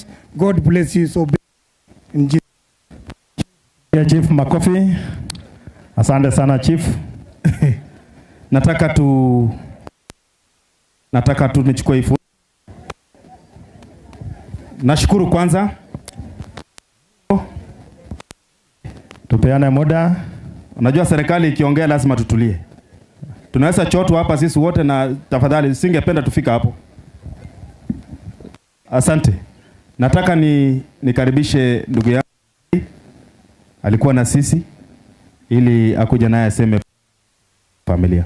Na vile rambirambi ya kutoka kwa Senator hapa Alan Chesang wake wakati ya Rambe, na amesema pole kwa familia. Asante. Kabla JJ hajaongea, nataka niite kwaya ya SDA hapa chini naitwaje? Mitombili. Kujeni, nimewapatia nafasi, napata nafasi tena. Kujeni hapa kidogo ili muimbe tu wimbo moja. Haya JJ, chukua nafasi ongea, alafu hao wakiimba matoleo itakuwa vizuri. Kwaya wanapojiandaa. Kwanza kabisa ningependa kuwasalimu nyote kwa jina la Yesu. Bwana asifiwe. Uhuru wa Yesu. Bwana asifiwe. Leo tuko hapa lija lakini tunashukuru pia Mungu kwa kutujalia uhai na kuwa jinsi tulivyo mchana huu. Vile mumesikia jina hilo ni JJ. Vile pia mimi ni mwenyeji wa sehemu hii. Nikiwa na viatu viwili. Ya kwanza, mimi ni chairboard wa shule ya Mwiruti, mahali ambapo Madam Sibora anafundisha. Walimu wamekuja na wanakamata Mwiruti, sijui wako wapi wasimame, ili Madam ajue ya kwamba watu wake wako ambao wamekuja kulia naye. Mko wapi? Msimame mahali ambapo mko. Wamesimama tayari. Asante, tuwapigie makofi. Asante kwa sababu nilikuwa nimechelewa kwa ajili ya shughuli nyingine. Kwa hivyo Madam Spora, tumeongea na mwalimu mkuu kwa sababu ya shughuli zingine za kikazi, ameniambia kwamba nikuje nikuambia pole. Na pia familia ya Bwana Onsongo, nataka kusema pole kubwa sana kwa sababu ya kumpoteza mama mpendwa. Familia hii, vijana wa hapa pia ni marafiki zangu, kwa sababu wengi ni wale tumelelewa na hawa shamba hili. Mnaelewa, mimi nimekuwa nikisoma hapa Mitombili Primary, uwanja yetu ya hapa St. Peters na mahali ambapo tumekuwa tukifanyia michezo. Kwa hivyo nataka kushukuru pia wananchi wa sehemu hii wote kwa ujumla kwa sababu ya kuungana na familia hii. Tumekuwa tusikia mara mingi kwamba mama ni mgonjwa akiwa kule ng'ambo, na hatukujua ya kwamba atakuja kutuacha mapema hivi. Kwa hivyo kifo hiki ni kichungu. Tulitarajia kwamba mama endelee kuishi, lakini haingewezekana. Wacha Mungu aweze kufariji, kwa sababu dunia hii tuko kwa muda mfupi na baadaye tutaondoka. Jambo la pili, ningependa kuleta pia rambirambi kutoka kwa ofisi yetu ya county, aswa kabisa ofisi ya waziri wa finance, Mheshimiwa Boniface Wanyonyi. Mnaelewa, jana tumekuwa na Madaraka Day, na leo wafanyikazi wote wa serikali walikuwa napaswa kwa ofisi. Kwa hivyo waziri angetamani kuwa hapa pamoja na nyinyi, hajaweza, na kaniambia kwamba mzee Onsongo na familia yako niweze kuleta rambirambi zake kwa wingi, muweze kusipokea. Na jambo la tatu ambalo ni la mwisho, ningependa kuwauliza watu wa sehemu hii kwamba umoja ni nguvu, na tukiwa weak hatutaweza kufanya jambo lolote. Kuna kitendo ambacho kimefanyika sehemu hii juzi na kikawa kimetushangaza. Wanaleta mwili usiku, wanakuja kuzika usiku na kwenda kama watu wachawi. Na nasikia baadaye store ilichomwa hapa na watu walikuwa na nia kutaka kuua watu. Tafadhali nataka kuomba ya kwamba kitendo kama hicho kisije kikarudiwa tena. Unaona, kama watu wangekufa hapa leo tungekuwa tunazungumza kitu kingine. Hakuna mtu yeyote ambaye ako na right, hata kama ni aina gani, hata kama unajua kuna ukweli mahali popote, ya kwenda kufamia boma ya mtu usiku, kutaka kuharibu mali, kuharibu vitu na kufanya vituko pale. Kwa hivyo, kwa sababu ni jambo ambalo liko kotini, bwana yuko hapa, lakini next time nataka kuomba kwamba sisi tukiwa viongozi na wananchi wa hapa, jamani, tushirikiane ili kitendo kama hicho kisije kikarudiwa tena. Bwana asifiwe. Ama mnafurahi kitu kama hii kifanyika? Mwili imesikwa usiku kama wachawi, na kama ingekuwa ni mambo ya code order, barua ingekuja mchana, pengine chifu ya kuweko na maaskari wa kuweko, hiyo ndio kitu ambacho tungekubali. Lakini kitu ya usiku, hii hatungekubali sisi. Na kama ningekuwa hapo, hiyo mwili immediately ingefukuliwa, polisi wakuja wachukue na warudishe mahali ambapo mwili huo ulitoka. Kwa hivyo familia Agostino, tunataka kusema pole, wacha tungoje uamuzi wa koti, na nafikiri tutashirikiana pamoja kwa jambo lolote ambalo litakalotokea. Jambo la mwisho, ningependa kuchangisha pesa kidogo baada ya kwaya kuimba kumaliza, ili tuweze pia kulia na familia hii, alafu baadaye tuweze kuruhusu familia letu la Catholic na walimu wetu mko hapa. Nataka kusema pole, nyinyi ni marafiki yangu wakubwa, ninawapenda sana, kina Bwana Morris na wengine, asanteni sana kwa heshima kubwa ambayo mumetupatia. Otherwise, kwaya karibuni, alafu wale ambao wanatuchangishia muje msimama hapa na vyombo vyenu, alafu tuchanga pesa kwa dakika 5.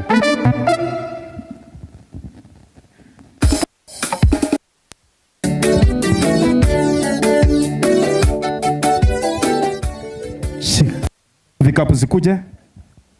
Tushike tu vikapu. Tupate pande. Nimearifiwa kamati ambayo iliandaa hii shughuli ikiongozwa na mzee Mbagu chairman kwamba walibaki na deficit kidogo, so tunataka kuchangisha hii fedha ili wakaweze kusiba mianya ambazo zilikuwa zimebaki. Naomba kama kuna kikapu kingine, kama kuna leso tuweke pale, kama kuna nyingine tuweke hapo, na kama kuna nyingine tuweke pale. Haya, kwa haya mtupatie wimbo. Sisi kama watu ya SDA tuende kazi.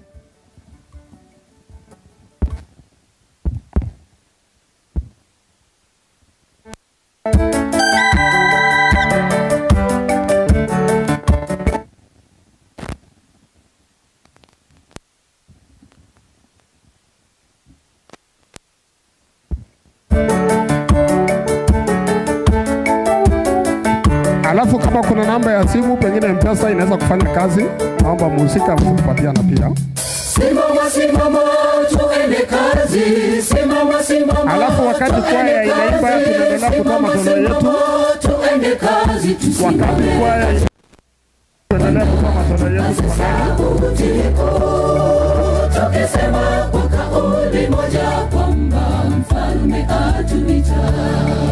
Tusimame katika njia panda, tupaze sauti kuu, tukisema kwa kauli moja kwamba mfalme atuita.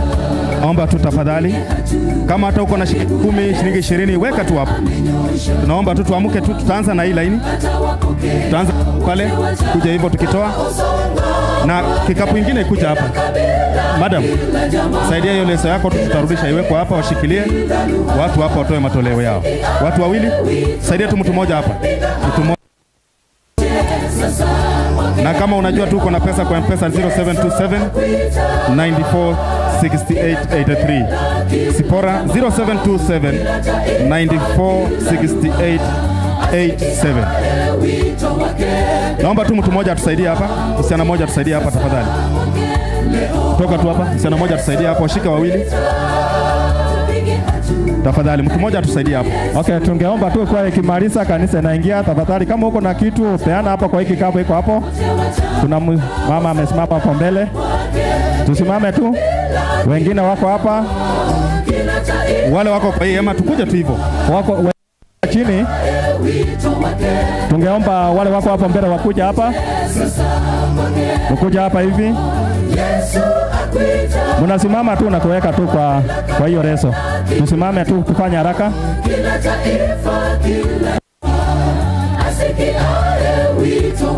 Tuamuke tu hata kama tusimame tu kama huko unataka Yes,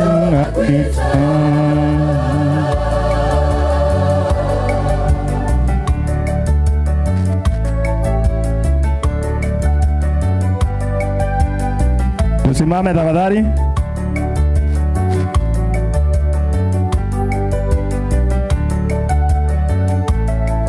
Kuna wenye huko nyuma wanaona ni mbaya kutembea, tungeomba wengine waende huko nyuma kutusaidia.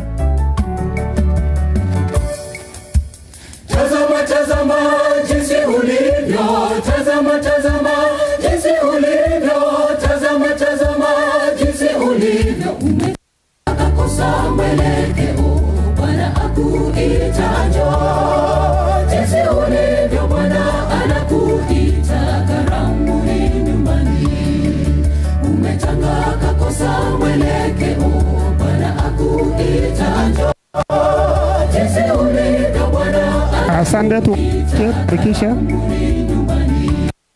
tupige karibu na Yesu, Bwana amenyosha mkono wa huruma, hata wote watakaosonga kwake, kila kabila, kila jamaa, kila taifa, kila lugha, asikia wito wake, piga hatua, uje sasa kwake leo. Yesu akuita, kila kabila, kila jamaa, kila taifa, kila lugha, asikia wito, piga hatua, sasa kwake leo. Tupige hatua karibu na Yesu, Bwana osha mkono huruma, atawapokea wote watakaosonga, kila jamaa, kila taifa, kila lugha, asikiaye wito wake, piga hatua, uje sasa kwake leo. Yesu akuita, kila kabila, kila jamaa, kila taifa, kila lugha, asikiaye wito wake, piga hatua, uje sasa kwake leo. Yesu akuita, tupige hatua karibu na Yesu, Bwana amenyosha mkono wa huruma, atawapokea wote watakaosonga kwake, kila kabila, kila jamaa, kila taifa, kila lugha, asikiaye wito wake, uje sasa kwake leo. Yesu akuita, kila kabila, kila jamaa, kila taifa, kila lugha, asikiaye wito wake, piga hatua, uje sasa kwake leo.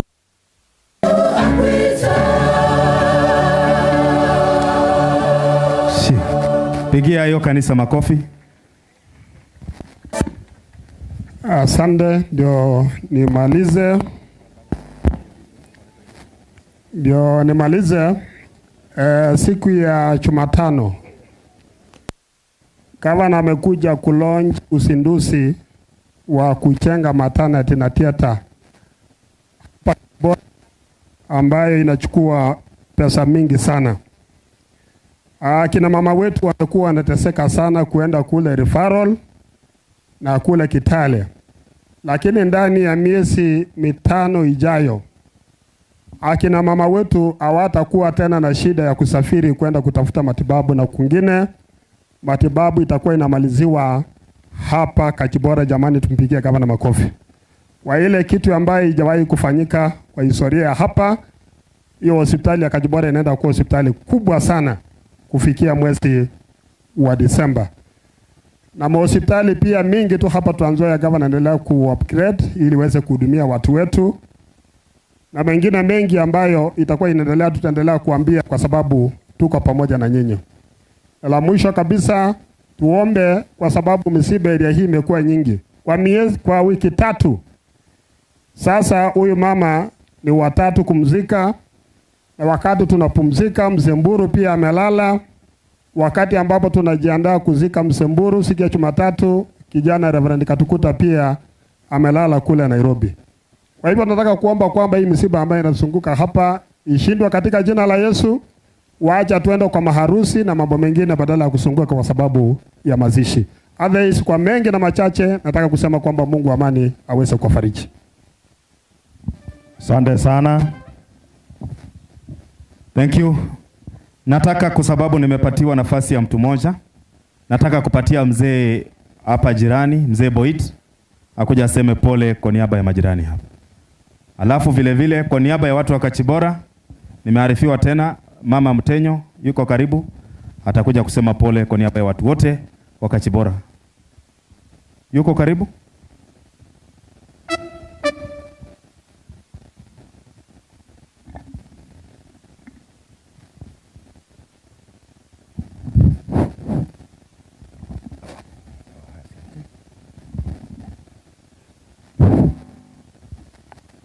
Tumsifu Yesu Kristo daima na milele.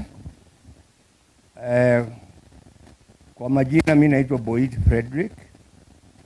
I'm the former senior chief Cherangani. Ningependa kusema pole kwa boma ya Kongo. Alikuwa ni officer yetu kikosi ya angani Air Force. Lakini nasema pole, mama alikuwa rafiki yetu kanisa na kijiji. Kwa hivyo nasema pole sana kwa Salome, watoto yake na familia yote bwana. Kwa hivyo tunasema pole kwa hayo machache, sema Mungu awe watoto yake kwa njia nzuri, na asanteni. Asante. Principal. Bwana asifiwe.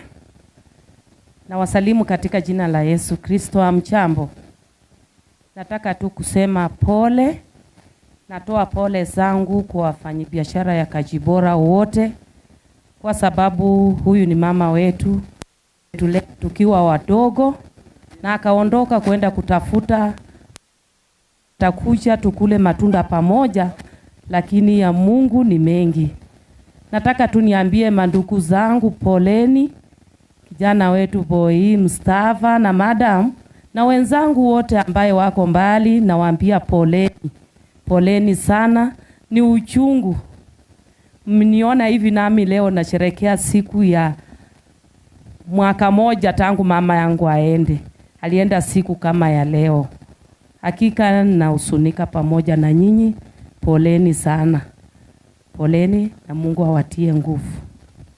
Thank you. Nataka kwa sababu ya hiyo nafasi, nataka kutambua wachungaji wote ambao wako hapa. Kama unajua mchungaji zote, kama utachua unajua mchungaji, simama juu. Nataka kuwatambua wachungaji tu wote. Wachungaji, kama unajua tu wewe ni mchungaji utasimama. Simame sisi zote.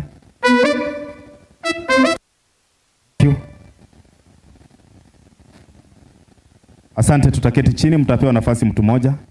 Alafu watasema mama Pila yuko wapi karibu? Useme pole kwa niaba ya ngambo hiyo.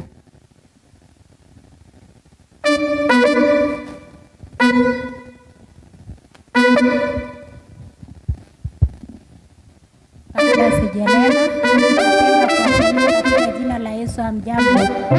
Kwa majina ni Bilia Samoei.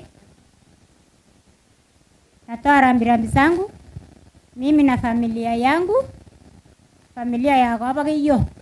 Kabagiyo tumepea msichana Bwana Thomas. Msichana wetu wako kwa hii boma. na tunasema pole. Tunasema pole tena kwa niaba ya ng'ambo jirani Kiptende. Tunaishi hapa Kiptende. Tunasema pole. Nafikiria hatuna mambo mengi. Tukisema uzuri ya huyu mama, tutasema mpaka. Wamama wa Thomas wote ngawa sikujua mdogo, hawana maneno. Familia ya Thomas ni watu yenye walijua Mungu kitambo. Tulikuwa pamoja na hawa ACK mpaka saa hii tungali na wengine ACK. Na mimi ni mwana ACK. Sasa tunasema pole.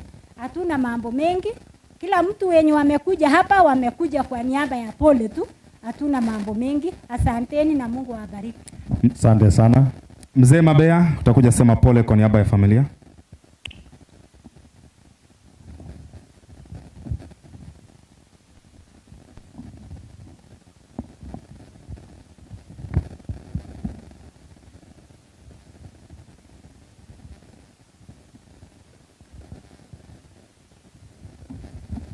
Okay, tumsifu Yesu Kristo.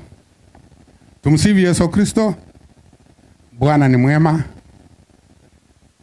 Vile mmesikia Andrew Mabea, kwa niaba yangu, familia na kituo chetu cha St. John's Kiptoi, nasema pole kwa familia ya ndugu yangu Thomas, watoto wake wote,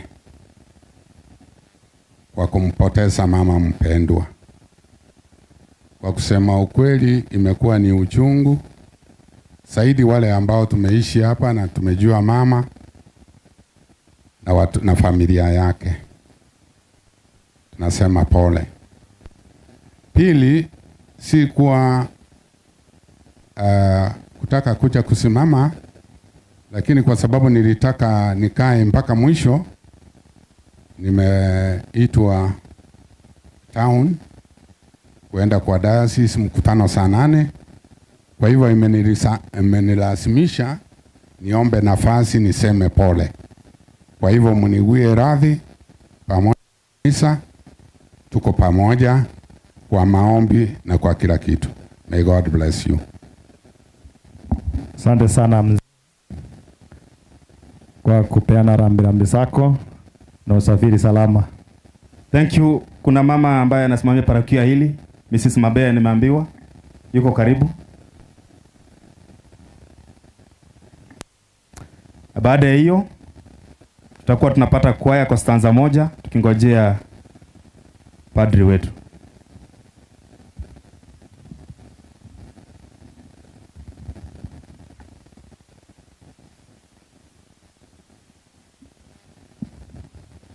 Tumsifu Yesu Kristu daima na milele. Mimi naitwa Bi Francisca Mabea, mwenyekiti wa kina mama katika hii parokia. Mama Salome amenilea nikiingia hapa kiimani, na ijapo kuwa ametuondokea, bado tunamtambua kwa mema mengi ambaye aliyoyafanya akiwa hapa kwetu. Kwa hivyo chama chetu cha kina mama katika parokia kimempoteza mama ambaye alikuwa nguzo bora katika shirika letu la kina mama.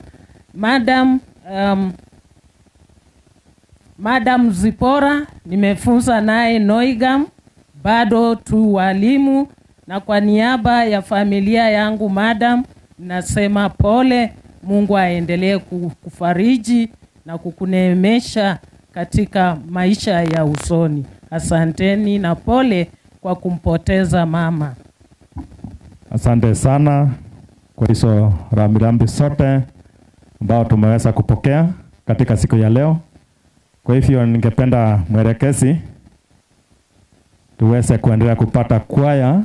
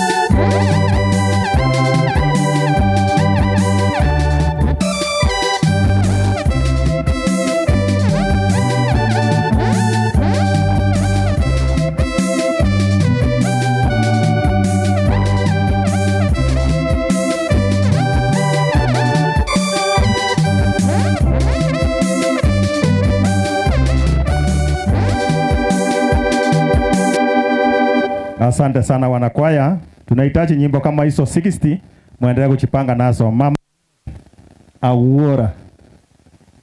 Mama Mera ni Agora. Mchipange vizuri na maji mkunywe mingi. Mchipange vizuri na mkunywe maji mingi kiasi.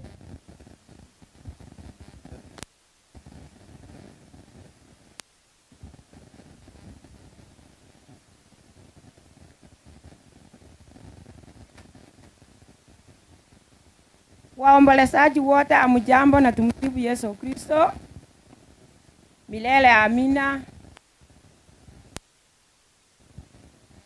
Kwa niaba ya familia yangu na kwa niaba ya kanisa St. Peter's Mitombili nataka kusema katika familia Onsongo kwa kumpoteza mama Salome.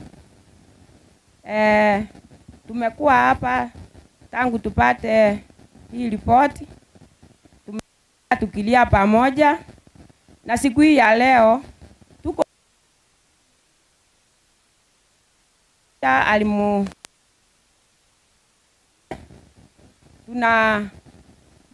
tumekuja kusema kwa Mungu, na washukuru wote wenye mmekuja kuomboleza pamoja na sisi, na naomba Mungu awabariki na mkirudi nyumbani muweze kurudi salama.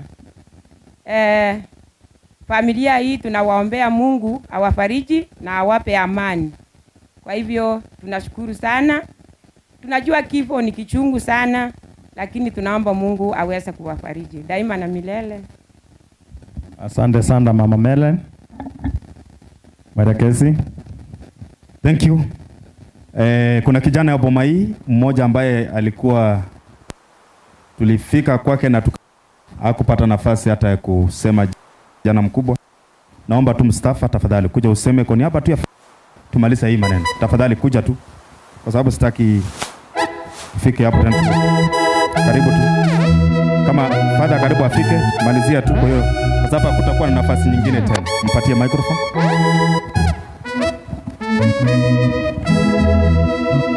Mjambo waombolezaji. Kwa siku ya leo ni siku ambaye ni kuu sana, tunamsherehekea mama. Kwa kweli mama ametuacha zaidi ya miaka 15 tukiishi katika hii boma akiwa nje ya Amerika. Kufa kwa mama imekuwa ni pigo, lakini pia ni sherehe. Alikufa siku ya tarehe 15 tarehe 14 mwezi wa 5 mwaka huu. Alikufa siku ya wamama. Tunasherehekea mtu anaitwa mama, na alikufa wakati alinizaa tarehe 14 mwezi wa 5 saa 8. Kweli mama amekuwa ni mtu mwenye bidii, ametuinua kimaisha, kuanzia kielimu, kimawaidha, kuishi tu. Sina mengi, narudisha shukrani kwa majirani, Wakristo wote kujumuika na sisi. Tunasema asante sana na tunawaambia asante sana kwa kutujali kama kifamilia. La mwisho pia natuma rambirambi kwa mzee Mburu ambaye pia ametuacha. Tuwe na huu moyo wa kusaidiana. Lingine pia napenda kumshukuru ndugu yangu mdogo pia ambaye anaishi Marekani ambaye ni Duke. Amemlea mama mpaka dakika ya mwisho akiwa mgonjwa, baadaye akampeleka airport, akatuambia mama anakuja, mumsubiri. Kusema ukweli tulienda airport tukamsubiri, akawa ako kwenye wheelchair. Tukampeleka kwa dadangu ambaye anaitwa Lilian. Na mzee wake pia Ogeto ako wapi, tumpe shukrani zingine. Asimame jua wasalimie tu.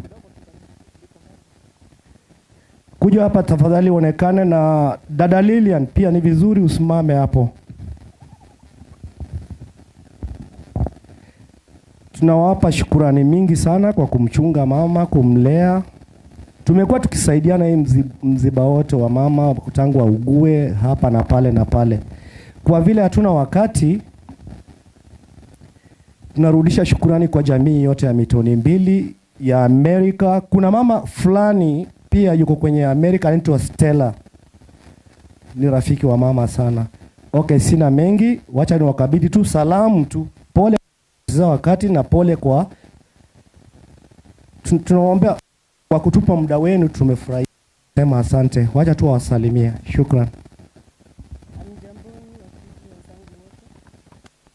Sana kwa kukuja hapa kutusaidia katika msiba wa mama. Tulimpenda sana, lakini Mungu pia amempenda sana. Mbarikiwe. Yesu Kristo, kwa jina vile mmesikia mama, tumetembea na yeye tangu atoke ng'ambo na tumepitia, so ni vizuri mshisha, wacha apumzike. Tulifanya ile tungeweza, lakini wake bila amelala kumwombea na tuombea familia ili waweze kupoa na tuendelee na maisha. Sina mengi, asanteni. Okay, tungependa kuida Duke na mama kuja na sema machache.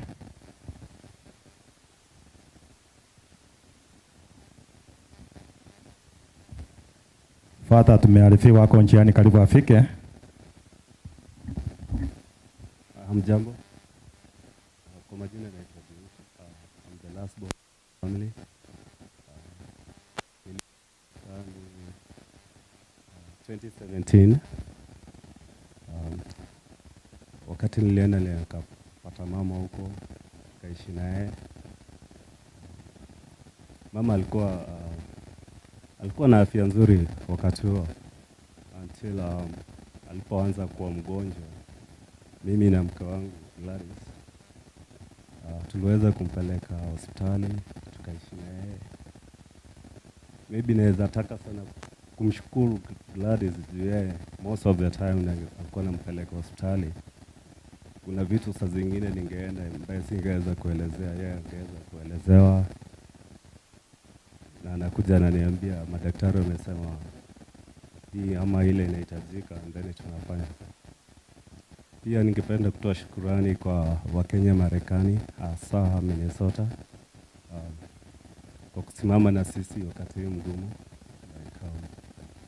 In the financial that you guys contributed and you guys visited us until the last day. Ningependa kutoa shukrani kwa hiyo mchango wenu. Maybe ningempatia Gladys kama anaweza sema kitu moja juu wakati, and then tarudishia master of ceremony. Kwa majina ni Gladys Nyamira Counties. Tulipata mama alianza kukua mgonjwa 2020, lakini 2019 hapo tuliishi na yeye miaka 2 na miezi 7, na tulikuwa tunamchukua hospitali. Tuling'ang'ana na yeye sana, alafu ndio tukamtuma Kenya. Sasa saa hii nataka kushukuru wenye wamekuja hapa, wana kijiji, Wakenya wote na Wakenya wa Marekani pia. Washukuru kwa kusaidia kipesa mpaka tumefika hapa. Acha Mungu atusaidie kama familia, na acha tushukuru Mungu kwa kila jambo. Asante. Pia ningependa kutoa tu mwisho nilikuwa nimesahau marafiki wangu.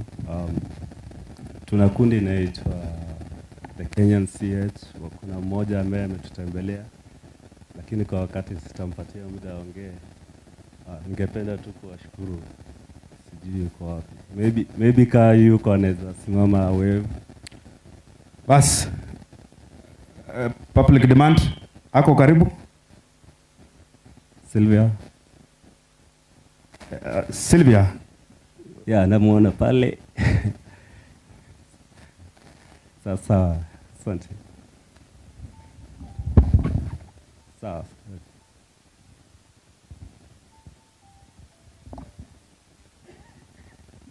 Pia alipoteza baba yake like tarehe, but nilikuwa mbali, sikuweza kuattend na kupa pole zangu.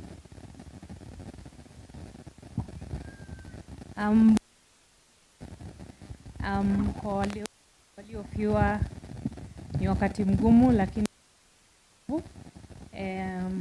mi ni mmoja wa rafiki representative, tuko na group moja, so walinituma nije nisimamie, na wametuma pole zao kwa wenye wameathirika. Thank you. Asante sana. Kwa watu wa Kisii huko Nyamira, kuna viongozi ambaye walitusupport sana. Walisupport hii familia. Na ni vizuri, unajua leo kuna mtu nimearifiwa na family. Ni vizuri kama mko hapa mkikutana na governor wenu Nyaribo, mwambie alisupport hii familia. Family imeshukuru sana. Governor Nyaribo, Amos Nyaribo alisupport hii familia. Family inashukuru sana. Kuna Honorable CIS Vincent Kemos, pia yeye alisupport familia, na family imeniambia niwaambie mtu yeyote akikutana nao mwambie silifika vizuri. Mwingine ni Senator wa Kisii, anaitwa Honorable Senator wa Kisii. Ni Richard Onyonga, alisupport familia, na pia yeye ni one of the family, na mkono wake imefanya nini? Ilifika. So, pia inashukuru viongozi ambaye walipeana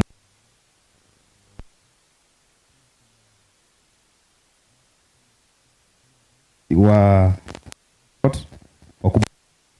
support familia. Family imeshukuru. Pia vile vile kuna aliyekuwa former Kimayo alisupport familia. Wako na ni vizuri kushukuru kwa wale watu walisupport kazi ya boma hii.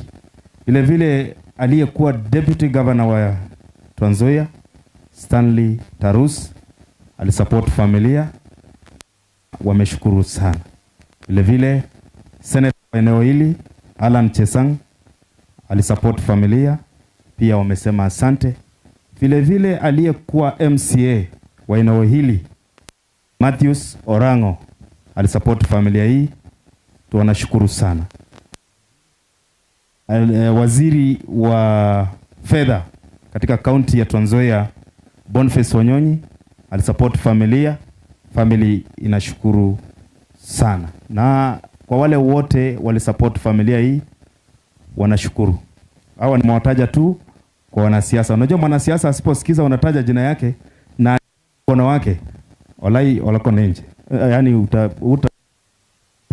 so si vizuri sana hiyo maneno iende vile iko.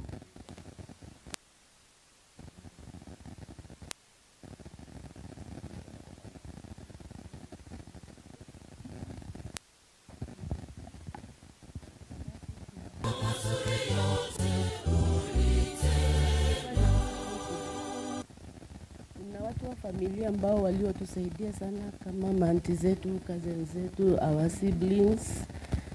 Na mtambua aunti yangu Mary Ochichi.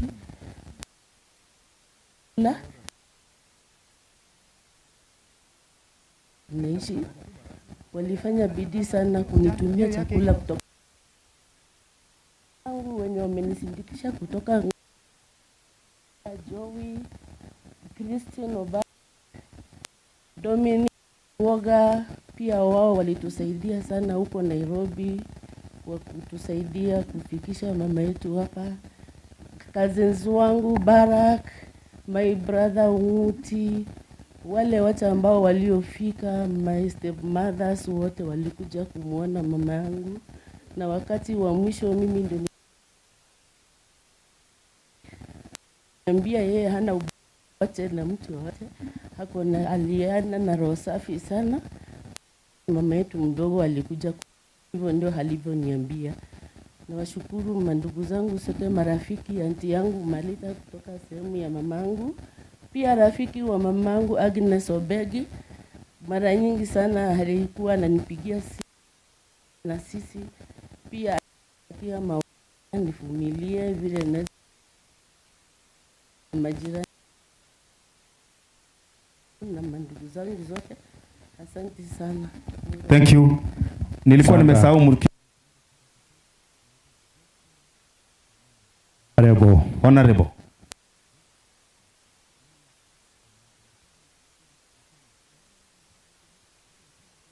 Fika pesa na imefanya kazi. Si ni sawa? Sawa. Naomba tu kwa niaba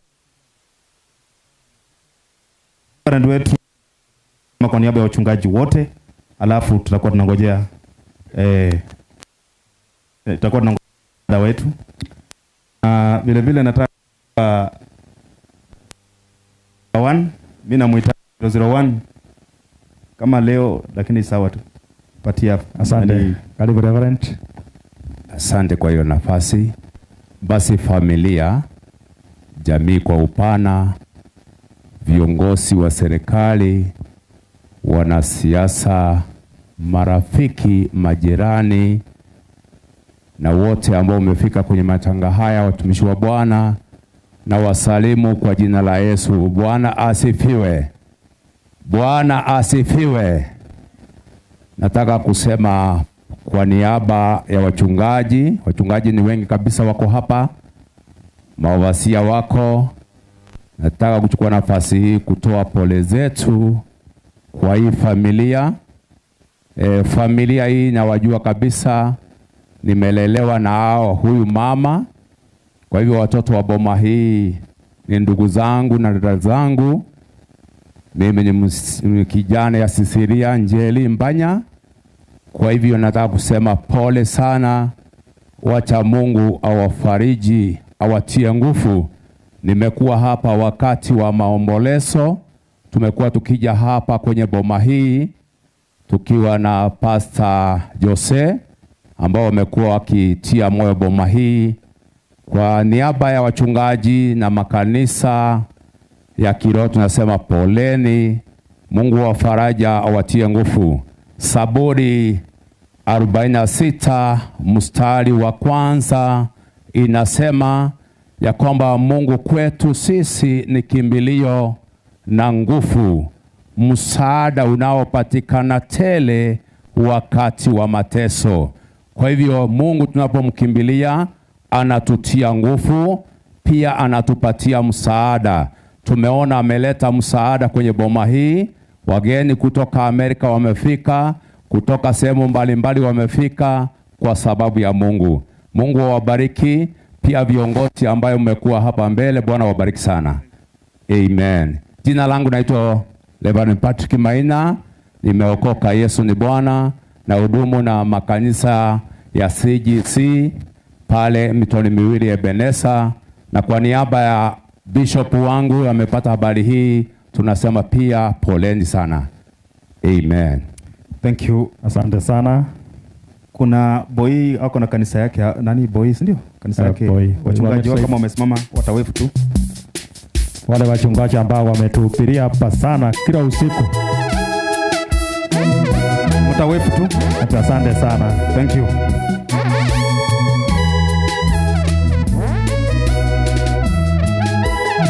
Na vile vile nataka nilikuwa nimepewa hapa aliyekuwa amesimama Motosiet Ward Nyamongo. Yuko wapi? Yuko wapi? Nataka kumtambua tu kwa sababu kwa ile kazi amefanya. Yuko wapi? Nyamongo kama hapo karibu.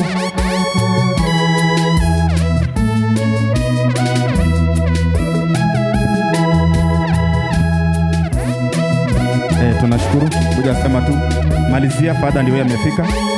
Ulikuwa nimepewa list yako but ni karibu nikusahau. Sema tu pole kwa niaba ya familia. Tumsifu Yesu Kristo. Basi ningependa kuchukua fursa hii kuwashukuru majirani, marafiki. Hakika imekuwa ni huzuni kwa familia hii, lakini yale ambayo tunamshukuru Mungu ni kwa ajili ya upendo ya mama. Tulipokuwa tunaangalia pale kanisani, tukaona ya kwamba mama Salome aliweka hazina yake in the church. Ninaomba wacha tushikane vile Madha alisema. Mimi sina mengi, ila tunawarudishia shukurani kwa ajili ya upendo ambao mmeonyesha, jinsi mmekuja na jinsi mmejitolea kusimama na familia hii ya mzee Onsongo. Mbarikiwe sana. Asante. Na nataka kusema hivi tu neno moja. Ngoja kidogo, nataka kusema tu hivi. Mimi ni mwanadamu, na labda kama nimekukwasa mahali kwa hii program, labda ungependa kuongea na hujapata nafasi ya kuongea, mimi naomba radhi. Yeyote ambaye labda angependa kuongea na labda hatujapata nafasi ya kumpatia nafasi, kweli si kupenda kwetu. Vile Father amefika, mimi sina lingine la kusema. Kama tumekukwasa, kama tumeenda kinyume na wewe, labda hatujakufurahisha kwa hii program ambao tumeenda naye, mimi ni mwanadamu, naomba msamaha. Lakini kama nimekufurahisha tena ama kama tumeenda vizuri, tunashukuru. Lakini sana ni mahali tumekukwasa. Kama tumekukwasa, wala tumekwasa familia, ama tumekwasa majirani, ama tumekwasa marafiki, tunaomba radhi kwa niaba ya familia. Na kwa niaba ya marafiki na majirani wote, wacha Mungu wa amani akaweze kuwabariki na akaweze kuwatendea mema. Ndugu yangu, sema tu neno moja tukipeana kwa kanisa. Microphone iko. Asante. Okay, yangu tu kwa niaba ya kikundi hiki ambayo tulikuwa hapa mbele ni kutoa shukrani kwa ile muda ambao mmetupatia, hasa kanisa, kwa ile matakika ambao mmetupatia. Sio rahisi, lakini mmefanya kazi mzuri sana. Kwa hiyo Father na wengine tunasema asante sana. Tunashukuru. Pia Mungu aweze kuwabariki kwa yale yote ambayo tumeweza kusema. Labda hukupata nafasi, tunaomba tena msamaha kwa sababu ya ile mbio tulikuwa nawapeleka. Asanteni sana, muweze kubarikiwa. Vile vile tunataka kushukuru kanisa letu la Kikatoliki. Wametupatia muda ya kutosha mpaka watu wameongea wakarudia. Tunashukuru kwa kanisa. Aswa nataka kushukuru makatekist wetu ambao wamekuwa pamoja na sisi, pamoja na 001 Catechist number 1. Tunashukuru. God bless you and God bless you. Thank you. Kanisa karibu.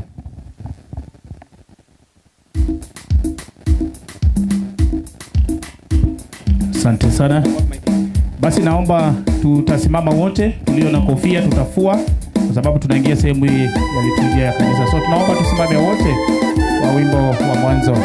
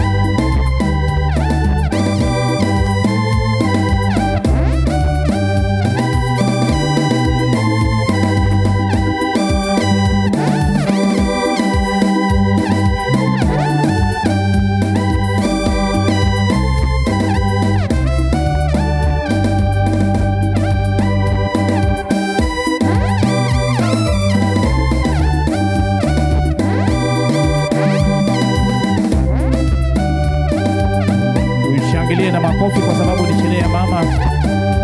Mama ameenda zake kwa ajili ya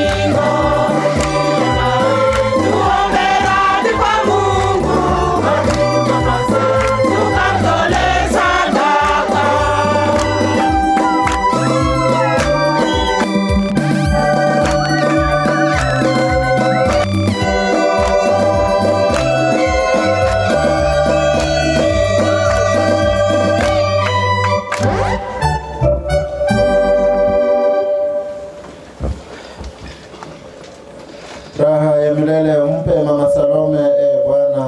Na mwanga wa milele umwangazie. Apumzike kwa amani. Amina. Kwa jina la Baba na la Mwana na la Roho Mtakatifu.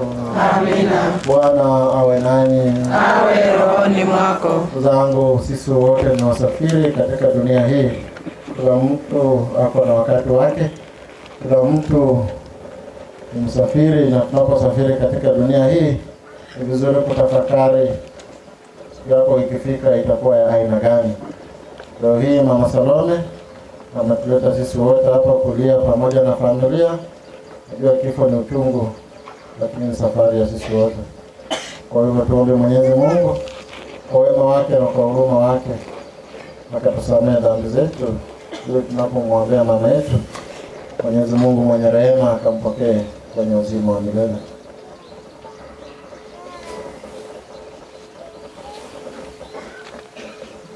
Namuungamia Mungu Mwenyezi. Nani ndugu zangu, kwani nimekosa mno kwa mawazo, kwa maneno na kwa vitendo na kwa kutotimiza wajibu. Nimekosa mimi, nimekosa mimi, nimekosa sana. Ndiyo maana na kuomba Maria mwenye heri, bikira daima, malaika na watakatifu wote, nanyi ndugu zangu, niombeeni kwa Bwana Mungu wetu. Mungu Mwenyezi atuhurumie, atusamehe dhambi zetu, atufikishe kwenye uzima wa milele. Amina.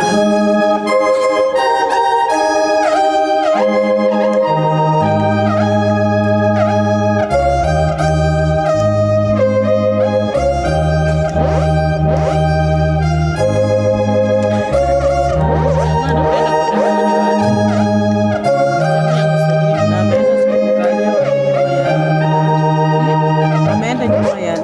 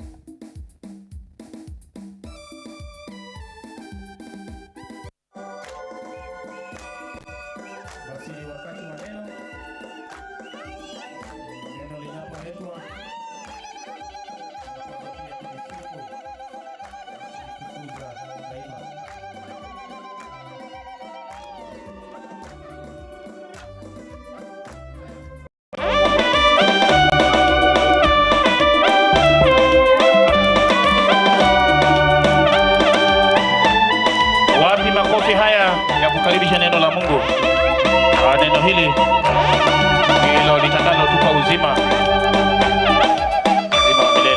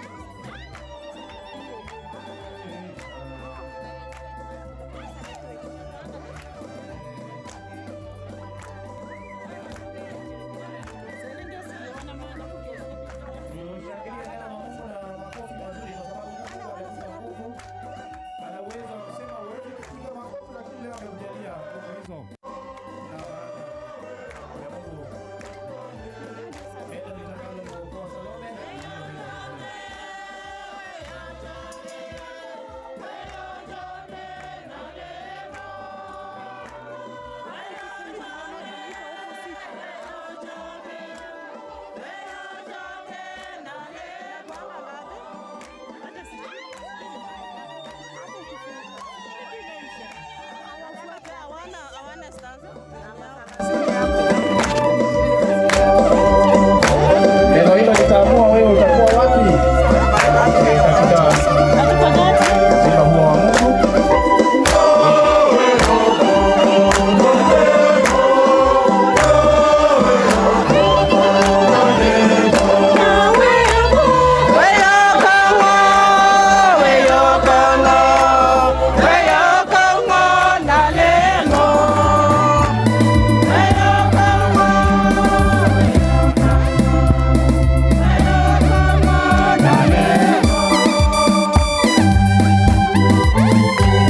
Unatuomba sisi sote tusimame tutangaze ujumbe wa Mungu. Ni baraka sana. Neno la Mungu limefika altarini. Haya, tulishangilie kwa vikelekele na makofi.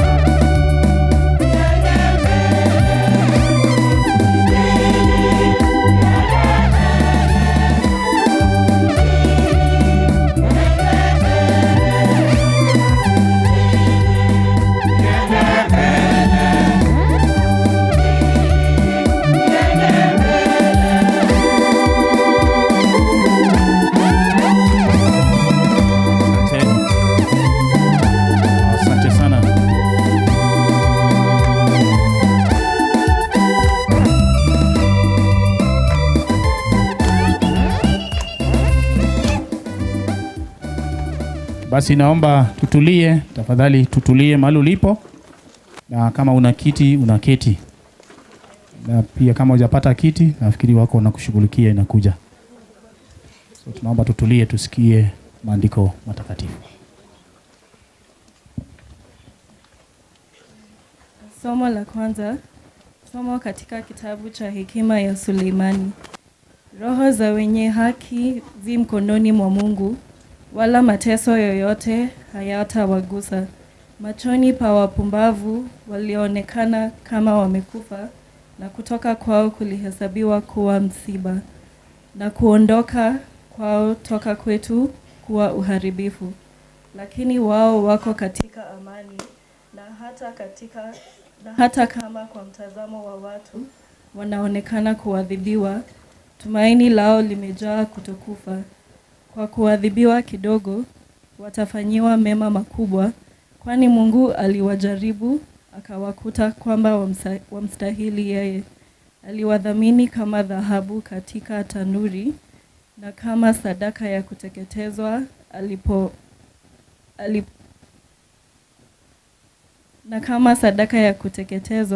alipowapokea. Na wakati wa kujiliwa kwao watang'aa, na wataruka huku na huko kama cheche kwenye nyasi. Watawahukumu mataifa na kuwatawala watu, naye Bwana atakuwa mfalme hata wenye kumtumaini watafahamu ukweli, na waaminio katika upendo watakaa naye, kwani neema na rehema ni kwa watakatifu wake. Neno la Bwana.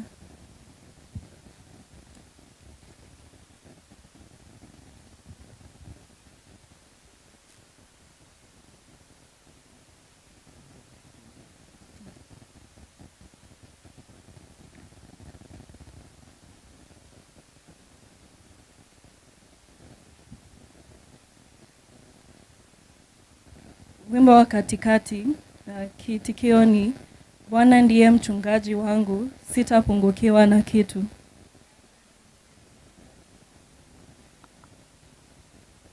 Bwana ndiye mchungaji wangu, sitapungukiwa na kitu.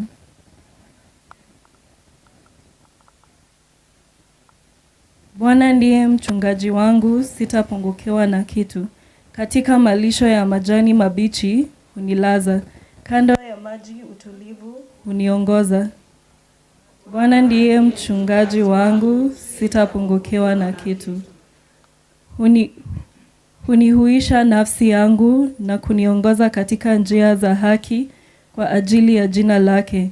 Naam, nijapopita kati ya bonde la uvuli wa mauti, sitaogopa mabaya, kwa maana wewe upo pamoja nami.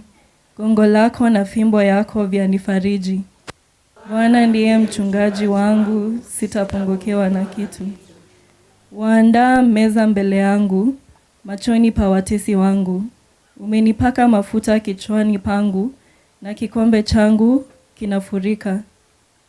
Bwana ndiye mchungaji wangu, sitapungukiwa na kitu. Hakika wema na fadhili zanifuata siku zote za maisha yangu, nami nitakaa nyumbani mwa Bwana milele. Bwana ndiye mchungaji wangu, sitapungukiwa na kitu. Shangilio.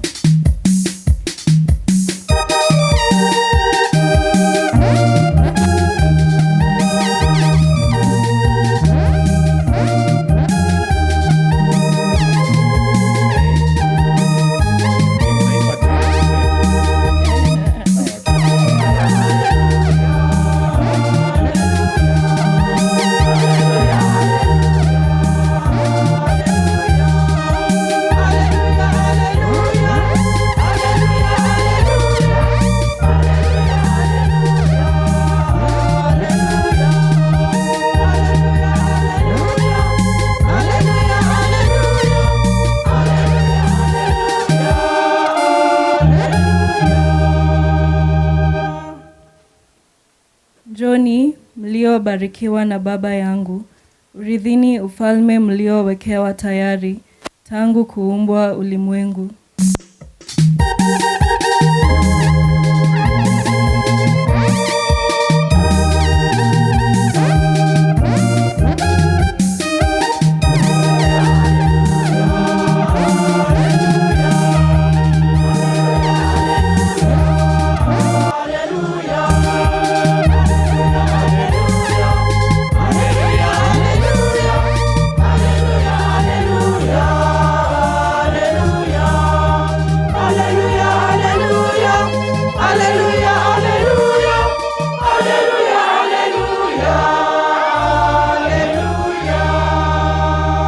Basi tunaomba tusimame, ni sauti ya Mungu inatuita tusimame tusikilize injili takatifu. Ni neno la Mungu. Bwana awe nanyi. Awe rohoni mwako. Somo la injili lilivyoandikwa na Mtakatifu Yohane. Utukufu kwako wewe Bwana. Yesu alipofika huko alikuta Lazaro amekwisha kaa kaburini kwa siku 4. Kijiji cha Bethania kilikuwa karibu na Yerusalemu, umbali upatao kilomita 3. Wayahudi wengi walikuwa wamefika kwa Martha na Maria kuwafariji kwa kifo cha kaka yao. Basi Martha aliposikia kwamba Yesu alikuwa anakuja, akaenda kumlaki, lakini Maria alibaki nyumbani. Martha akamwambia Yesu, Bwana, kama ungelikuwa hapo hapa, kaka yangu hangalikufa. Lakini najua kwamba hata sasa chochote utakachomwomba Mungu atakupa. Yesu akamwambia, kaka yako atafufuka. Martha akamjibu, najua ya kwamba atafufuka wakati wa ufufuo siku ya mwisho. Yesu akamwambia, mimi ndimi ufufuo na uhai. Anayeniamini mimi hatakufa hata kama anakufa ataishi, na kila anayeishi na kuniamini hatakufa kamwe. Je, waamini hayo? Martha akamwambia, ndiyo Bwana, mimi naamini kwamba wewe ndiwe Kristo, mwana wa Mungu, yule ajaye ulimwenguni. Baada ya kusema hayo, Martha alikwenda akamuita Maria dada yake, akamwambia faragani, mwalimu yuko hapa anakuita. Na aliposikia hivyo akainuka mara akamwendea Yesu. Yesu alikuwa hajaingia kijijini, ila alikuwa bado mahali pale pale Martha alipomlaki. Basi Wayahudi waliokuwa nyumbani pamoja na Maria wakimfariji, walipomwona ameinuka na kutoka nje ghafla, walimfuata. Walidhani alikuwa anakwenda kaburini kuomboleza. Basi Maria alipofika mahali pale Yesu alipokuwa na akamwona, alipiga magoti akamwambia, Bwana, kama ungalikuwa hapa kaka yangu hangalikufa. Yesu alipomwona analia na wale Wayahudi waliokuja pamoja naye wanalia pia, alijawa na huzuni na kufadhaika moyoni. Kisha akawauliza, mlimweka wapi? Wakamwambia, Bwana, njoo uone. Yesu akalia machozi. Basi Wayahudi wakasema, tazameni jinsi alivyompenda. Lakini baadhi yao wakasema, je, huyu aliyemfumbua macho ya yule kipofu hakuweza kumfanya Lazaro asife? Injili ya Kristo. Sifa kwako ewe Kristo.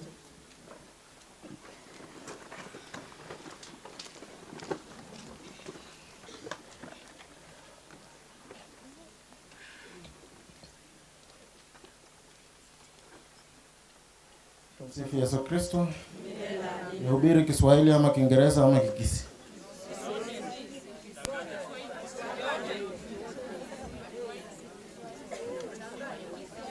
Wairire. Habari zenu? Good mornings America. Good mornings America. Hapo sijasema Kenya tafadhali. Sasa America ni asubuhi. Watu wenye hawajasoma mnajua tu kujibu good afternoon. Unajua hii ndio okay. Sitalalamika kwamba historia imeandikwa kwa English. Sasa mara nyingi nasema iandikwe kwa Kiswahili, lakini nilikuwa nasoma hospitali zingine hapa. Nikasikia unwell and she was taken to North Point Hospital. Nikaulizwa hii North Point iko wapi? Ni huko Northeastern huko. Unaweza peleka mgonjwa huko kweli? Mara nikaona ingine ndio nikajua mom was in the US, no? And when she was in the US, she was unwell. So since she was an English speaking, I will preach English. Wala ambao mlikataa shule, pole.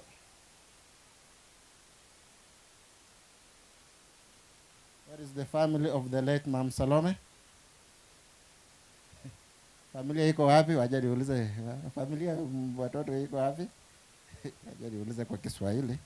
Ndio watu hapa wanajibu. Poleni sana ndogo.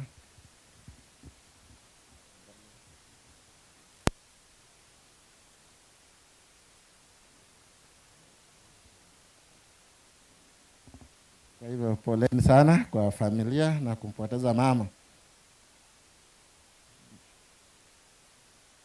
Leo hii tumekuja wote katika familia hii. Kuna wale wanamtambua mama na kuna wale ambao hawamtambui mama, si ni kweli? Kuna wale ambao waliona tu watu wakienda hapo vile wakaona nini? Msafara, wakasema hii msafara. tuende huko tutulizie huko. Lunch free. Na ndio wanapiga kelele huko nyuma. Mshawapea chakula wakakula? Bado. Hiyo ndio makosa mlifanya, mngewanyima chakula wangekuwa wamenyamaza. Lakini mara nyingi watu wakimaliza kukula wanasumbua sana. Kuna wengine bado wanakula.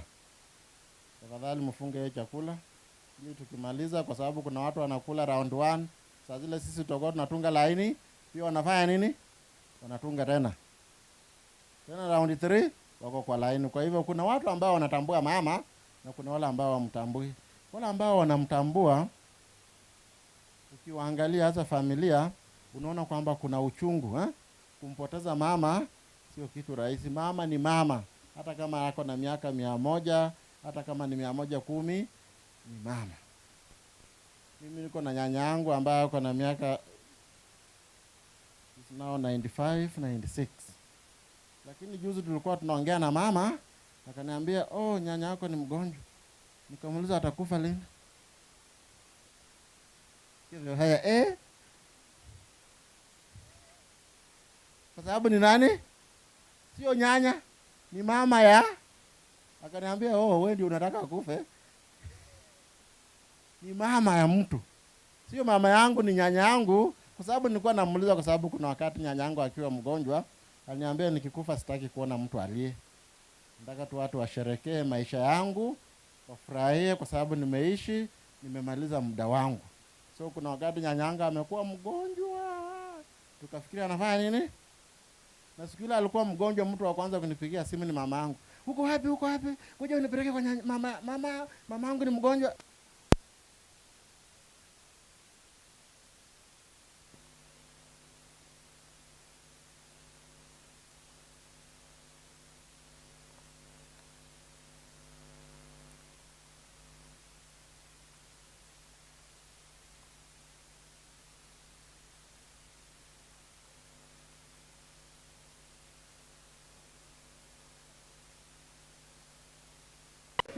Kwa sababu nilikuwa nataka achangamuke. Unajua pesa ni sabuni ya nini? Ukweli ama si ukweli? Lazima tuseme ukweli. Na ndio maana kuna comedian anasema pesa inaongeza nguvu kwa mwili. Ukiwa mgonjwa, ukiwa na pesa, ugonjwa inafanya nini? Inaitwa vitamins M. And vitamins M, immune yako inakuwa very strong ukiwa na pesa. Kosa pesa uone vile malaria inasungukia kwako. Kidogo father mtoto ni mgonjwa, kidogo father mzee, kila mtu amelala. Na hata una pesa ya kununua hata nini? Hii ni ukweli. Ukikosa pesa ugonjwa inapita tu kwako kila siku. Sio kuku, sio ng'ombe, sio mbwa, sio wewe mwenyewe. Unaweza amka siku moja uone kuku imelala, yenye ungeuza uende ununue dawa, wewe mwenyewe umelala. Ugonjwa inasumbua sana. Kwa hivyo nyanya yangu akachangamuka. Tukafikiria kweli atakufa. Akakuwa mgonjwa wiki moja, akashindwa kule, aongee, wakakaa tu nini na nini, tukampeleka hospitali, akarudi, hataki shindane, ni muoga sana. Lakini baada ya wiki moja na nusu akafanya nini? Kaamka. Sasa vile aliamka, akapata nguvu.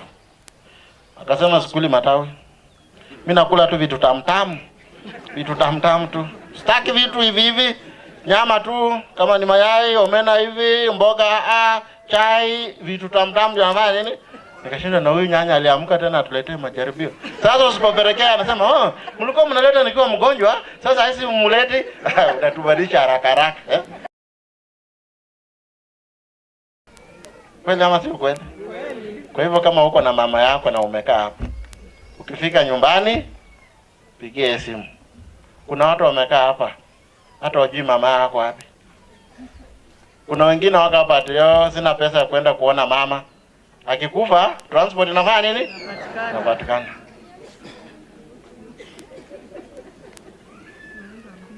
Lakini sasa ni mgonjwa, sina kitu. Lakini akikufa ndio huyo amechukua transport ameenda kumuona. Nilienda mahali masishi, kuna mama alikuwa mgonjwa, hakuna mtoto yake aliwahi kuja kumuona msichana akiwa mgonjwa. Ni kijana mmoja tu ambaye mama alikuwa naye alikuwa anamlea. Alipokufa, saa zile mimi nasoma misa naona tu watu wanaanguka. Nafikiria wanazimia, kumbe wamekunywa chang'aa.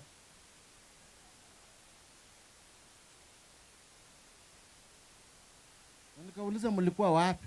Huyo mama mimi nimekuwa nikienda kumuona akiwa mgonjwa nyumbani. Nilikuwa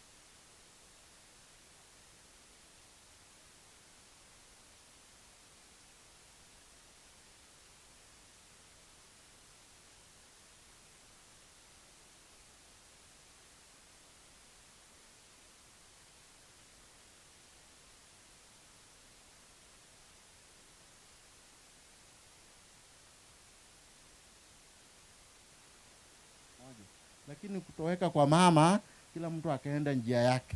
Kila mtu ana sababu ya kurudi nyumbani. Lakini leo hii kama tutamlaza mama yetu, watoto wa mama lazima waendelee kufanya nini? Kuja kutembea mahali mama amelala. Huyu mama alilea imani, alikuwa mkarimu. Na ule ukarimu ambao walifundisha watoto wake, wanastahili kufanya nini? Kuendeleza. Wanasema mama alikuwa kwa mkarimu, awe maskini, awe tajiri, ana rangi, ana ukabila. Kwa hivyo hiyo ndio kitu tungeomba. Kwamba leo hii mama amelala, wewe ndiye mkono, wewe ndiye mguu, wewe ndio kila kitu ambaye mama alikuwa naye. Ule ukarimu watoto wake. Lazima jina ya mama iendelee kupitia kwenu. Mama alikuwa ni mtu ambaye alikuwa amelea imani yake. Kuna mtu kwa Kiingereza anaitwa Alexander the Great. Watu ambao wamesoma, mmesoma huyo? Wale ambao hawajasoma? Mmesikia? Mtasikia leo. Alexander the Great wanasema he conquered the whole world. Sasa unajua kitambo ile the whole world ilikuwa Europe. Sisi hatukuwa world. Africa, it was not a world. It was discovered later, no? So the world was only in Europe for those who have gone to school. Kama umekaa na mtu mwenye hajasoma tafadhali kuwa mkala imani. The whole world was Europe. Hebu ambia mwenzako. Sasa tena nyinyi mnarudia the whole world was Europe. Umesaidia mwenzako nini sasa? Ambia yeye kwa Kiswahili, eh?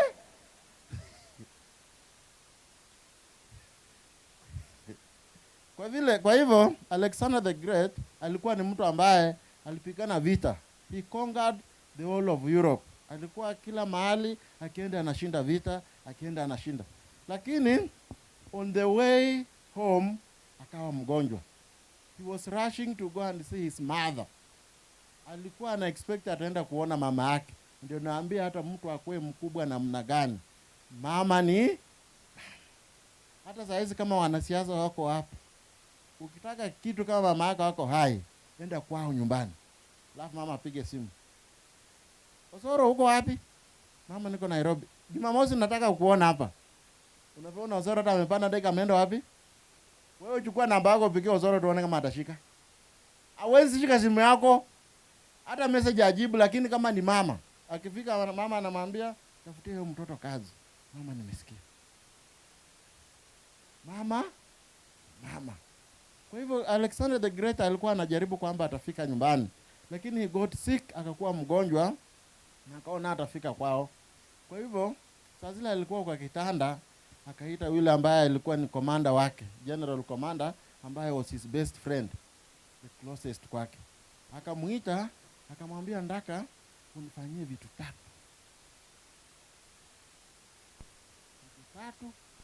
Ikiwa sitafika nyumbani, ikiwa nitakufa, nataka vitu 3 zifanyike. Kitu ya kwanza, mkiniweka kwa jeneza, mikono yangu ikue wapi? Nje. Nione ya mama iko wapi?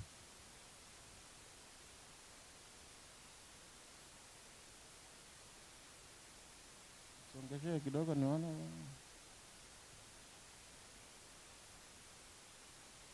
Wale ambao hawajaona nitakuwa nawaangalia, naona na nawaambia mama amefanya nini?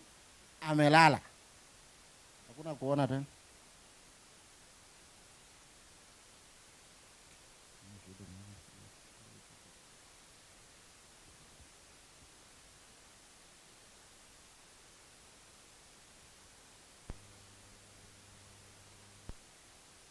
Manake umeiona nje kweli? Sasa Alexander the Great alikuwa ameomba mikono yake ikuwe wapi? Ining'inie nje. Akasema kitu ya pili, nikikufa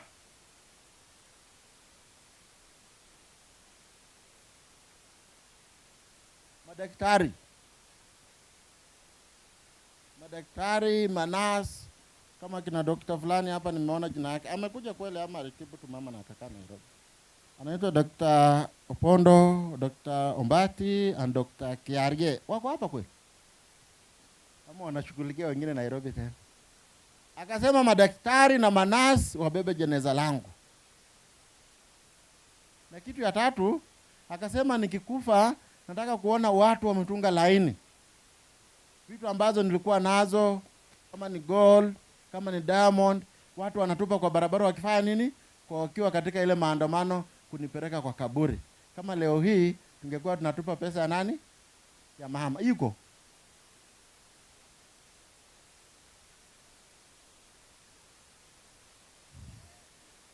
Tupa saizi uone hata kama watu watasikiliza mahubiri. Kwanza vile maisha imekuwa ngumu hivi. Kwa hivyo huyo akamuuliza, akawa na uoga. Akamuuliza mkubwa, ndio umenipea vitu vitatu, lakini sijaelewa ni kwa nini. Jaribu kunifafanulia. Akasema nikikufa nataka mikono yangu ikue nje ili watu wakiona wajue kwamba Alexander alikuja katika hii dunia bure, anarudi nini?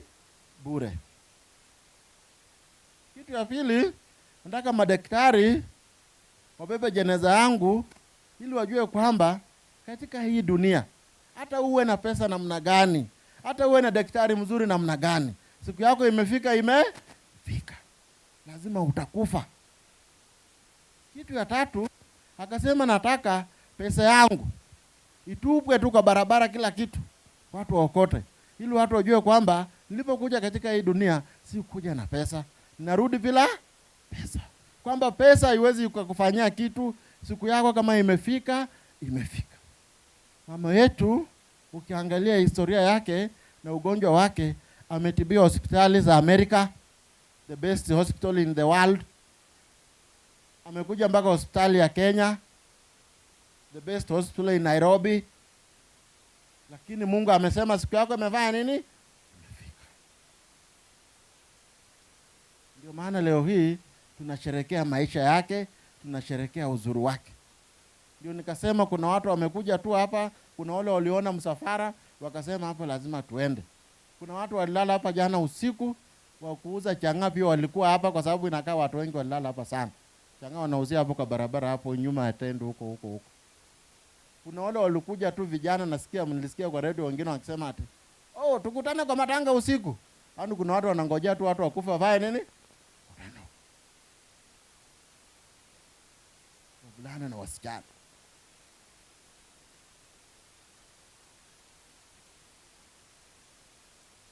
Kuna wale walikuja usiku disco matanga. Mtu anakuja hapa na nia tofauti. Na ndio maana tunaposherehekea maisha ya mama leo, hata sisi pia tunatafakari maisha yetu sisi wenyewe.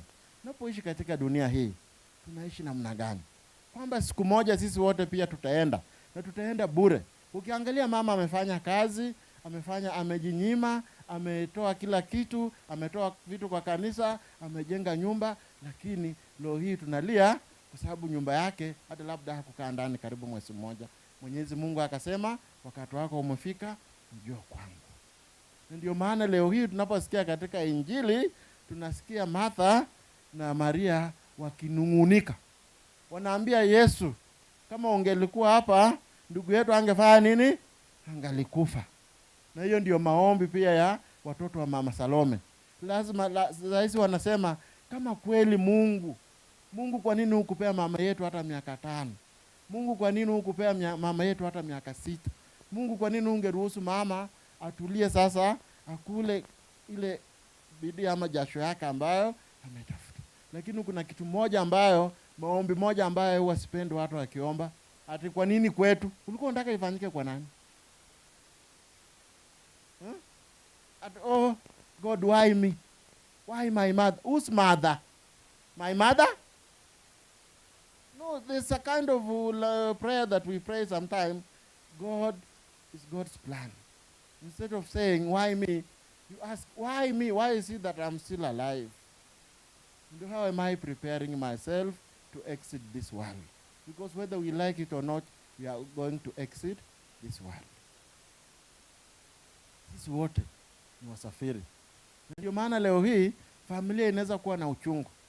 Lakini Yesu anasema kwamba mimi ndio uzima wa milele, mimi ndio ufufuo. Najua kwamba ndugu yako atafufuka siku ya mwisho. Yesu akamwambia ndugu yako atafufuka siku ya mwisho. Martha akasema najua kwamba atafufuka lakini ni siku ya mwisho. Sio saa hizi, lakini Kristo anasema mimi ndio uzima na ufufuko. Anatuhakikishia kwamba kuna maisha baada haya maisha. Ndio maana ninasimama hapa kuwahubiria. Ingekuwa kwamba hakuna ufufuko, ingekuwa kwamba tuamini ufufuko wa Kristo, hakuna sababu ya mimi kuja hapa kuhubiri. Ndio maana sisi tunatafakari wote ambao tunakuja katika matanga haya. Especially wale ambao waendangi kanisa. Ushaenda kwa matanga ukakuwa na wivu? Kama kuna matanga unastahili kuwa naye na wivu ni gani? Ni hii. Hata mimi nilikuwa na wivu. Hii watu yote hata singekuwa tu yangu. Yes. Kwani kuna watu wataki niongelee kifo? Why should I preach death and I'm afraid? Kama wewe ni pastor na mimi nikianza kusema kufa unaanza kuangalia chini hivi. Kwani unahubiri wa Kristo wako kufa? Kuna tu pastor mmoja ambaye anaogopa kifo. Ni Mackenzie.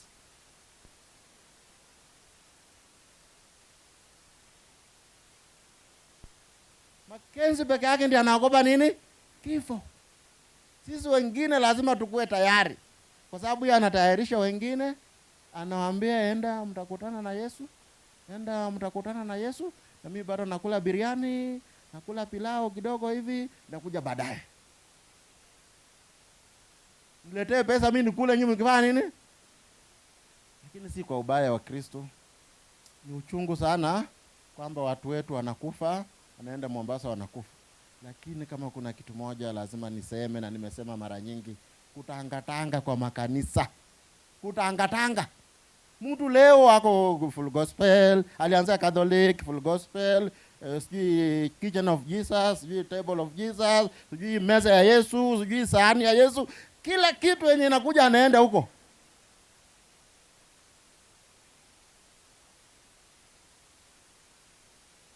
Siku ya kwanza unamuona anaenda kanisa hivi. Baada ya mwezi mmoja unaona anaenda kanisa wapi? Unashindwa mama, kanisa yenu mliamisha ama wewe ndio uliama? Mara ya mwisho amehama, amefika Mombasa. Amefunga. Alikuwa anatafuta Yesu. Amepatana naye huko. Kama wewe unatafuta Yesu, utamalizia wapi? Mombasa. Na utakufa. Na kuna watu wako hapo walitoka Mombasa, nikiangalia sura yao naona. Kuna watu hata ukiuliza mtu ulikuwa ulienda Mombasa, atakwambia nilienda huko. Kuna watu ndio situkatai. Mara nyingi za zingine kwa sababu ya shida na kutokuwa na imani, tunaanza kutafuta vitu. Tunaanza kutafuta miujiza. Hakuna kitu kingine watu wanatafuta, ni miujiza tu. Kwa sababu Kristo anatuhakikishia kwamba kitu ya muhimu ni sisi kuwa na imani. Imani haijalishi huko kanisa gani. Na mara nyingi kuna ile madharau kwamba mtu anaona hii kanisa ni mbaya, hii ni mzuri. Hakuna kanisa mbaya, kanisa yote ni nzuri, kanisa yote ni takatifu. Watu ambao ni wabaya ni sisi, mimi na wewe. Kwa hivyo hata ukizunguka kwa makanisa 20, kama wewe ni mchawi wewe tu ni, kama wewe ni mchoyo wewe tu ni, usisema Catholic nayo wako na gharama. Sijui hiyo nini. Wacha nihamie kanisa ingine. Kihamia huko utamulikwa tu. Unahama Catholic, unafika huko. Bwana asifiwe sana, nilikuwa kwa giza nimekuja kwa mwanga. Mwanga itamulika wewe. Mwanga itamulika wewe na uchoyo yako. Unaonekana tu wiki ya kwanza uamki, sadaka utoi. Wiki ya pili hakuna kitu natoa, wiki ya tatu, wiki ya 4 mchungaji anakuuliza, mama, kwani wewe hata kitu kanisani?" Pole pole tena unarudi wapi? Kwa giza tena, Sasa ukirudi kwa giza, Unasema tumsifu Yesu Kristo. Nilikuwa nimepotea lakini nimefanya nini? Huku ni kwa giza, huku ni ku. Unaona vile watu wanacheza na maneno. Sababu ya kutokuwa na imani. Kidogo kidogo umeingia huko, na naambia kama wewe ndugu yangu pastor uko hapa na kupea siri ya kukaa na Wakristo ambao wameama. Akiingia hata kanisa yako hivi, pee cheo. Lakini usipee cheo ile kubwa sana. Pee ya umama kanisa ama ya kushughulikia wale Wakristo ambao wanakaa nyumbani. Kwa sababu kuna mwingine anaingia kanisa yako, anamaliza mwezi moja mbili, anaama na Wakristo wako wangapi? Peleke yeye kwa chief. Enda shtaki yeye. Alikuja peke yake, kwa nini anatoka na watu wako? Huyo ni mtu wa kuinsight, Enda ambia chief, mimi niko na kesi na huyo mama. Ameharibu kanisa yangu na Wakristo wangu. Alikuja peke yake, kwani ametoka na watu 5. Nataka watu wangu 5 wafanye nini? Warudi, aende peke yake. Hii pastor yetu sio mzuri. Sijui pastor yetu, sijui nini. Mtu mwenye tabia yake, wanasema tabia ni kama nini? Ngozi. Kwa hivyo ukiwa wewe ni mchungaji, kwanza ukiona mtu ambaye ameama Catholic mchungaji, chungana na huyo mtu sana. Sana. Huyo mtu kuna kitu ambayo atafanya utashangaa. Na hataishi hata kama muda mrefu, ni wachache sana wanakaa. Kwa hivyo hii mambo ya kutangatanga kanisa inafanya watu wanajipata Mombasa. Hata unajiuliza wewe mwenyewe, unapohama kanisa ya kwanza, kanisa ya pili, kanisa ya tatu, unatafuta nini? Ni vizuri ujiulize tu kama umelala. Kama wewe umekaa hapa leo na ulikuwa unajiandaa kuhama na kuhubiria wewe, wacha mambo ya kufanya nini? Ya kutangatanga. Wacha pastor apange kazi ukiwa ndani. Hujamaliza mwezi moja ndio hata alikuwa anataka kutembea kwako, atumehama. Sasa pastor mwingine tena anajiandaa kuja kutembea kwako, atumehama tena. Pastor mwingine anajiandaa kuja kwako. Sasa nani ndiye atakuja kwako? Ndio unaona watu wanahama hivi, wanahama, mwisho wanasikia tu, muujiza yuko huko Mombasa. Ndio. Sasa Makenzi ni mwerefu. Mwekenzi akaona Wakristo wake leo wanakuja kwake, anawahubiria, anaonyesha muujiza kidogo kidogo hivi, waamini. Kesho yake wako kwa nani? Kwa Ezekiel. Kesho nyingine kwake akasema hapana, hii wangu ndafungia kwa forest. Ukiingia kwangu utoki. Si mambo ya kunisumbua mara na kuonea kwa Ezekiel huko tena ukapo. Fungia hapa kwa forest, hakuna kutoka tena. Hakuna kitu kingine alifanya. Ukiona mimi nimeamua kwenda nyumbani, unaweka wewe. No, wamesema watu wengine wamewekwa chuma, si ndio? Hakuna kutoka, ulikuja kutafuta Yesu, Yesu wako hapa. Unataka kutafuta Yesu tena wapi? Afadhali tuwe waangalifu tunapoanza. Tujiulize unapoamka asubuhi, ukisikia tu kuna maombi mahali, kuna muombaji mahali, unaenda kutafuta nini? Mara nyingi mimi anaambia watu, Mluya, Mkamba, Mkisii, kabila gani nyingine? Hawakufi, wanauliwa. Akuvangi, waka lazima asema nani aliroga. Uchawi lazima ifanye. Akuvangi peke yake. Mkamba akikufa, mtu ameua yeye. Mluya akikufa, mtu ameua yeye. Mkisii akikufa, kabila gani nyingine? Wote, hata Wajaluo, hata Wamarakwet. Marakwet kataa tu, mimi naishi huko kwenu. Hakuna mtu anakufa. Hata saa hizi kuna mtu anauliza, huyo mama amefanya bidii hivyo, labda mtu alizika simu akasema mngelete nyumbani tupeleke mahali mtu amuombe. Ndio maana mimi nikienda mazishi, kitu ya kwanza wanauliza amekufa namna gani? Hata alikufa ghafla. Kwa nini? Mtu atasema tu sijui alirogwa. Pole. Lakini nachukua nini? Hii kitabu niangalie kwa historia. Alirogwa, alipelekwa kwa mkanga, hakuna hapa. Kwa nini hatuandike hapa kama ni ukweli? Andika useme tulipeleka yeye kwa fulani, ni muombaji, akamwombea akasema jirani yake ndio mchawi na jirani yake ni mama Salome. Mama Selina. Mama Selina ndio mchawi, aliroga yeye ni na hivi na hivi. Andika. Weka mpaka namba ya daktari, sisi pia tuende huko. Kwa nini? Unaona hapo ameandika she was wacha niwasomee Kiingereza hapa. On April 19 this year, she was taken to Kenyatta University Teaching and Research and Referral Hospital, and she was admitted and continued receiving the treatment under Dr. Opondo, Dr. Ombati, and Dr.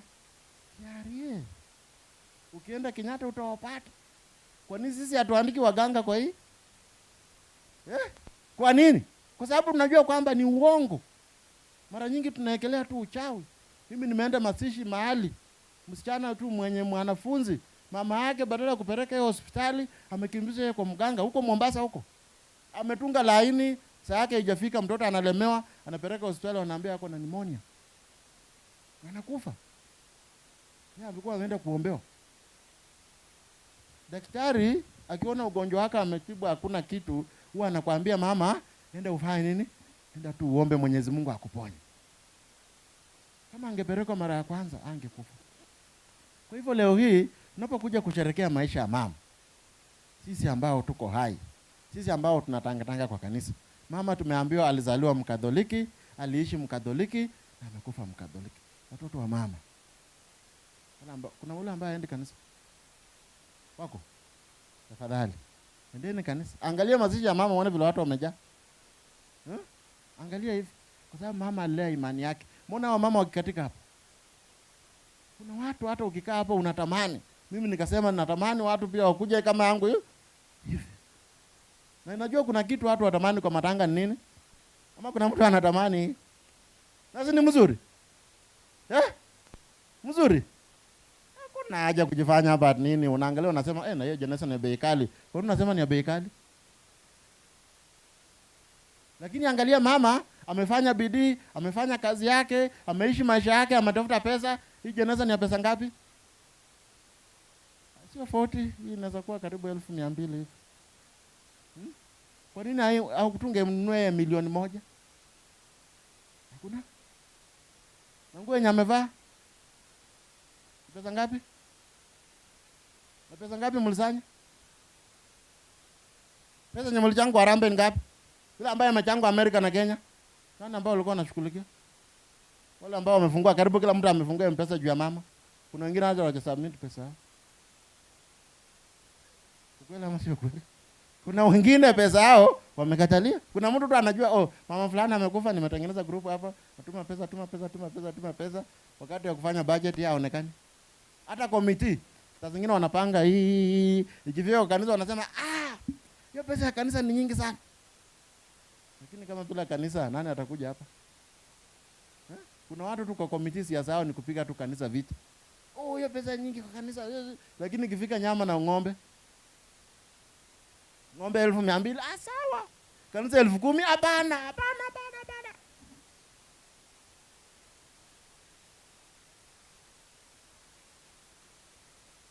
Mama, pesa ambayo tumesanya ni nyingi kuliko ambayo amefanya nini? Anaenda nayo. Kama ingekuwa uzuri, ingechukua pesa yake yote tuweke wapi? Hapo ndani. Sababu Harambee ilikuwa yake. Kama ilikuwa nani? Harambee si ya mama, ni ya sisi. Sisi ndio tumekula. Ndio maana ukienda kwa mchango ya matanga, usikae tu unatoa macho anasema haya nani mwingine hako na pesa, alafu siku ya kula wewe unakuja unakuwa number 1, unataka kula nyama na ulikataa hata kutoa shilingi. Pesa ya matanga ya kuchanga Harambee ni ya sisi. Ukiangalia pesa ambayo mama ametumia ni kidogo sana. Ndio maana Alexander the Great akasema nilikuja katika hii dunia bure, narudi bure. Kitu ambayo tunaenda nayo ni imani ambayo tulilea, ni upendo ambao tulilea. Saizi ukiangalia mama hivi, there are people that she touched their lives. Kuna watu ambao alikuza maisha yao. When they see her, they see generosity lying here. They see hospitality lying here. Yako watu wataona nini? Kuna watu wakikufa watu wanafurahi. Kuna mtu akikufa kwa village, amesumbua watu, amesongesha mpaka ya shamba, hata akikufa jirani anasema, wacha akufe ndale usingizi.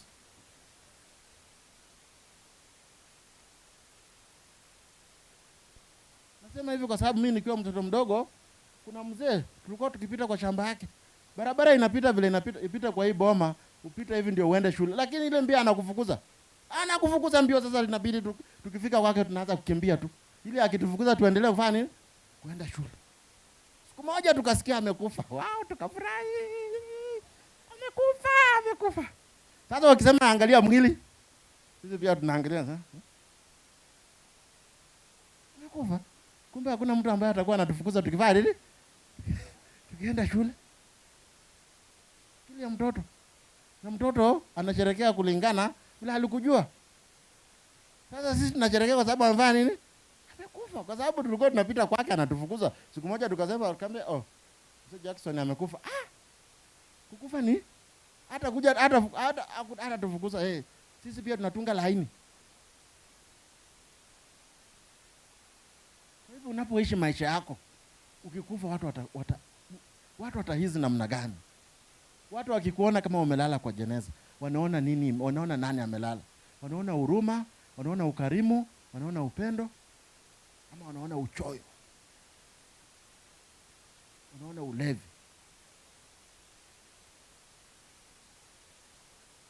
Kitu ya mwisho ambayo inaendelea katika saizi, vijana wetu, wazee ambao waka hapo, wazee wa kitambo, nawashukuru sana, mlitafuta shamba. Lakini watoto wenu wanafanya nini? Wanauza. Na wamekaa hapo wananiangalia. Huyu mama amefanya kazi yake akitafuta. Leo hii utapata mtoto yake ameamua kuuza nini? Shamba na hii nyumba. Anaanza na hii nyumba, anauza hapa ndio mzuri. Iko na bei kali. Ati nyumba na shamba utanipea pesa ngapi? Nyumba yenyewe ulijenga ama yenye mama alijenga? Anakuona mahali alipo. Utauza yote, utakaa kwa barabara, utachunga ng'ombe. Na mtu mwenye anauza shamba anamaliza kuchungia mtu nini? Utakuwa unapita toka barabara usema, "Oh, hapo ilikuwa kwetu." Na siku hizi ni kwa nani? Hii mambo inafanyika, lazima tuongelee kwa matanga. Na kitu kingine, wazee. Sasa nimemaliza na wamama, kwa sababu wamama ndio mara nyingi wanatembea kwa kanisa hivi. Si wazee. Ndio unaona ukiangalia kwa Makenzi, watu wangapi wamekufa? Wamama ama wanaume? Wamama na watoto. Mama akiambia hapo ndio uzuri iko, anachukua watoto wake anaenda nao. Ndio unaona kuna wengine ambao serikali ilijaribu kuwaokoa, wanarudi kwa forest. Si watu wana imani, sio imani. Hawana matumaini. Ulitoroka na watoto wamekufa. Mzee amengojea wewe na panga. Utaenda nyumbani ama afadhali urudi kwa forest ukufe? Afadhali urudi kwa forest ukufe kuliko ukuje ufukuzwe na mzee na panga kila. Watoto wangu wako wapi?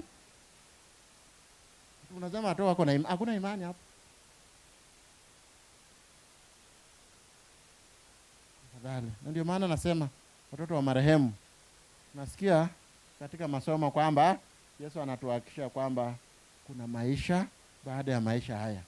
Lakini watoto wa marehemu, mama amelala. Mama alikuwa mtu wa imani. Mama alikuwa mtu ameshikilia kanisa. Mama alikuwa mtu wa upendo. Tafadhali, kifo inabadilisha watu. Kifo inabadilisha mawazo. Is a turning point sometime of our life. Kama uko unaenda kanisani, please enda kanisa. Kama umefurahia mazishi ya mama, ukiona kweli ndio ni uchungu, lakini unaona namna Wakristo wamekuja kwa ajili ya imani yake, ngoja mama akuje kwa ndoto akwambie enda wapi? Kanisani. Kwa sababu hii kitu imefanyika mahali. Nimeenda kuhubiria watu, nikaambia enda kanisani. Mmoja wao akataka kwenda kanisa, baada ya wiki moja baba yake akamuonekania kwa ndoto na panga. Akimfukuza anaenda wapi? Kanisa. Enda kanisa. Mbio mpaka akaingia kanisani.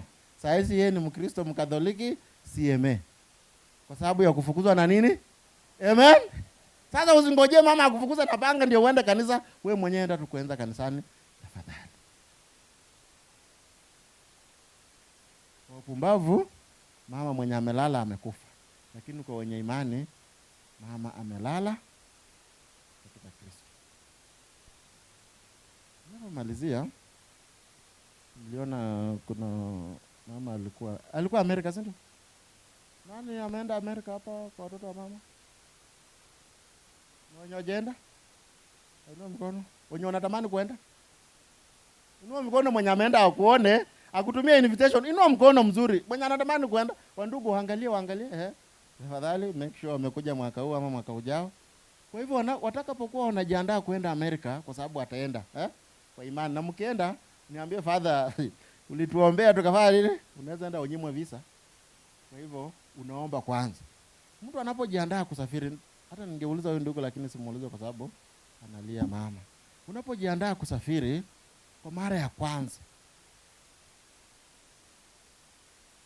unaweza toka tu hapo uende Nairobi kama hakuna mtu hako Nairobi kweli. Kuna watu hapo, nani wajienda Nairobi hapa? Kuna watu kataa tu kuinua mkono na mwenzako anakuona. Jirani yako anakuona hujaenda Nairobi na umekataa kuinua mkono. Wale ambao hujaenda Nairobi inua mkono. Jirani yako anakuona hata kama mimi sijakuona. Inua mkono. Ama labda mmekaa wote wawili. Sasa unasema tu tukae. Wale ambao hujaenda Nairobi, tafadhali. Disemba ikifika, uza mahindi yako kunia. Enda stage kalia North Rift. Enda Nairobi, angalia gorofa hivi, zunguka hivi. Usisonge mbali, rudi kwa North Rift. Ufanye nini? Siku nyingine nikiuliza wale ambao wameenda Nairobi, inua mkono mpaka huko juu. Nimemalizana wa Nairobi. Wale ambao wameenda ng'ambo, inua mkono. Hii sehemu hakuna. Nairobi kama hakuna ng'ambo itapatikana kweli. Wale ambao wameenda ng'ambo. Mmoja hapa. Ng'ambo Uganda, mwalimu anajua umeenda Uganda. Na mwingine mwenye ameenda Uganda. Uganda ndio hao hapo Uganda. Wale ambao wamepanda ndege. Mmoja pale wawili. Unapojiandaa kusafiri, hata mimi nilipokuwa nasafiri mara ya kwanza, nikamwambia mama ni mtu mzuri sana. Mama ni mtu mwingine ako na upendo. Mama ni mtu anajali watoto. Sijasema kina baba ni wabaya, lakini sisi wote ni watoto wa mama. Kitu ya kwanza nilipokuwa najiandaa kuenda kusoma huko Filipino, kitu ya kwanza mama yangu aliniuliza, "Jana yangu, uko unakula nini?" Nikamwambia unakula mchele. Mtoto wangu si atakonda. Beba unga ya ugali. Naenda miaka 5 ndakula unga siku ngapi? Nikamwambia mama, usibebi unga. Mchele tu. Mchele yenyewe sisi tunakunywa kama uji. Unajua mchele sisi kwa huku kwetu, kwa mwanaume, mama amka aenda jioni, ukiandaa sapa, andaa mchele na nyama ama na kuku, uweke kwa meza hapo na upe mzaa kule. Na usema tumekula sapa, utachapa. Mzaa atatoka na fimba aseme, ama mtakombana mpaka wazee waingilie. Kwa sababu hajafanya nini? Hajakula. Lazima afanye nini? Lazima afinye mkono. Kwa hivyo anapokula mchele tu ni appetizer. Mama nisaidie mchele nikule na watoto nikingojea nini? Ugali. Yeye anakula mchele sahani hapo na nyama kidogo, akingojea ugali kule. Na mchele sio chakula. Kwa hivyo mamangu alisikia mchele akasema, "Hey, mtoto wangu atakonda, beba unga." Nikasema sasa beba unga ndakula wapi? Mimi nikasema sibebe unga. Nikatoka nikaenda nikafika nje ya Filipino, nikamwambia mama ile kitu anakula mimi ndakula tu. Kitu kingine mimi mwenyewe nikauliza, sasa nani ako Filipino Mkenya mwenye najua? Nikaanza kuuliza wa Kenya. Kuna mtu ambaye unajua? Mwingine akaniambia, tafuta huyu. Nikaanza kuwapigia simu. Niambie kuko namna gani? Nilipofika Philippines, kitu ya kwanza ambayo nilikaribishwa nayo ni nyama ya mbwa. Kumbe mbwa ni nyama. Kwa sababu sijawahi kula, nikasema hapa nitafanya nini? Nitakula.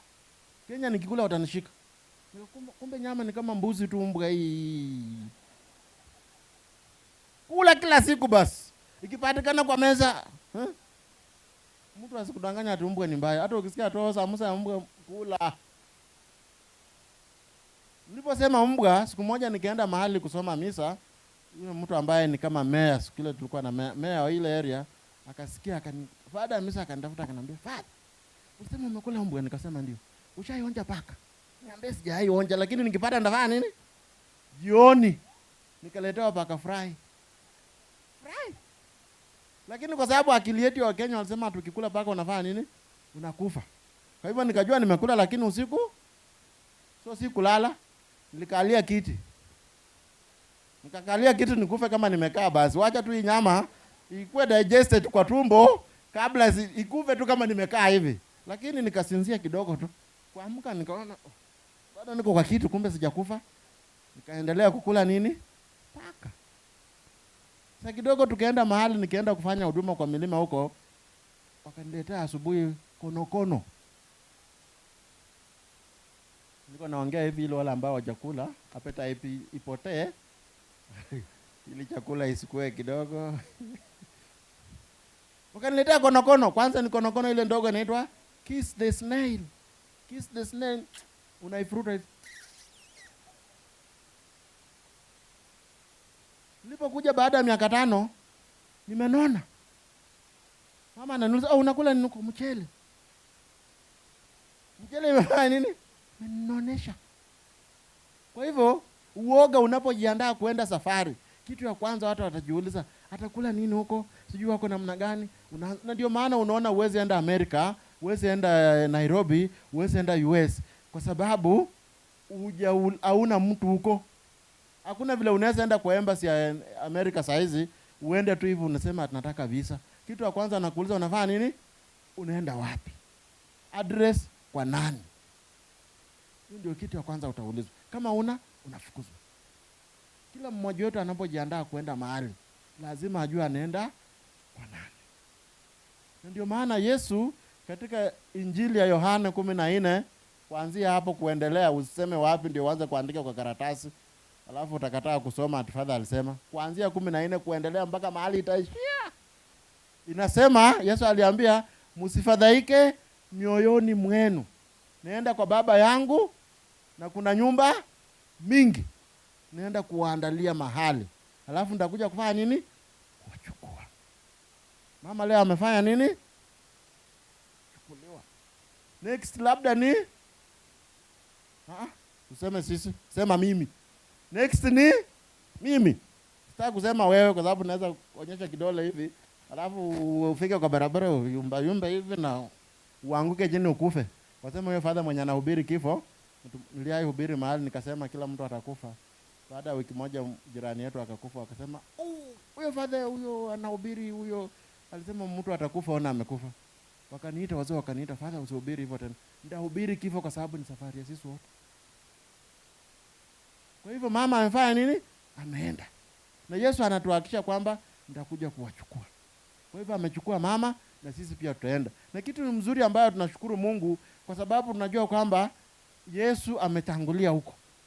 Na ndio maana hata wale ambao wanataka kwenda US, hakuna vile utaenda US kama huyu ndugu ameturudi Kenya.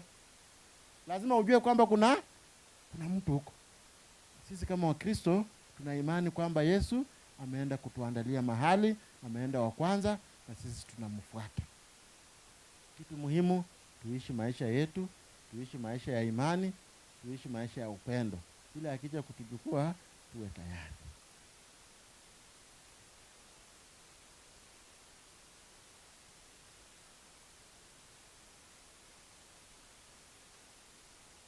Angalia mwenzako uone kama anastahili kuenda mbinguni.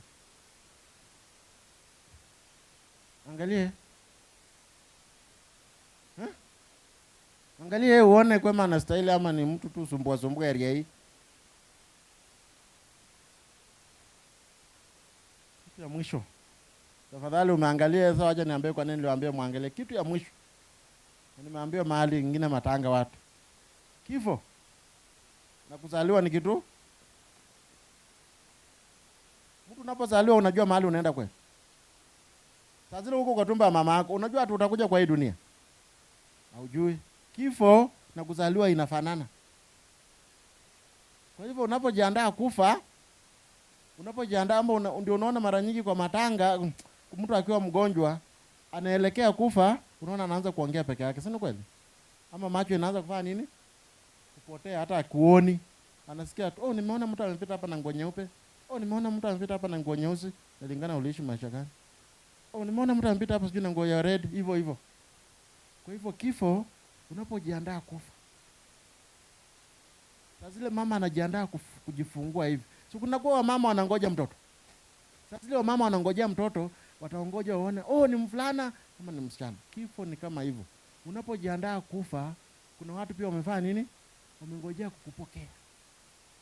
Kama wewe ulikuwa mlevi tu, mlevi. Walevi wote wamefanya nini? Wamengojea, hey, mlevi wetu ndio huyo wako anakuja. Wewe ukiona hivyo, huyu mzee wako hapa. Acha ndio unaona kuna mtu anaweza kaa kwa koma miezi 2 na anafanya nini? Unaona, akirudi anaimba tu Mungu. Kwa hivyo unapoishi dunia hii, unapoelekea kufa, kama ulikuwa mlevi, walevi wanafanya nini? Kama wewe ni mama CWA, kama wale ambao walikuwa na katika hapo, wamama wanakungojea wapi? Lakini kama wewe ni mchawi, wachawi pia wanakaa tu hapo. Sikufi. Ndio unaona mtu anaenda anakufa anarudi tena. Tafadhali tuishi tukijua kwamba kifo ni maisha ya baadaye. Tuishi mzuri, tukufe mzuri. Tumsifu Yesu Kristo. Simame tukiri imani yetu. Nasadiki kwa Mungu mmoja,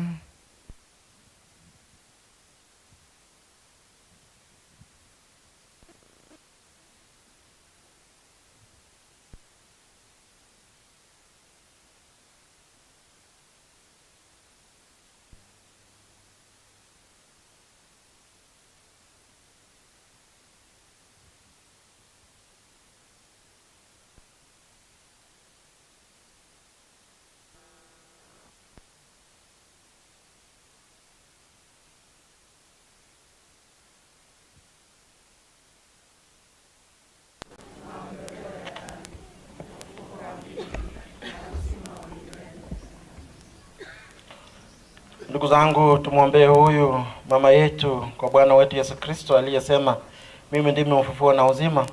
Tutakuomba umweke miongoni mwa watakatifu na wateule wako huyu mama yetu Salome aliyesafishwa kwa maji ya ubatizo na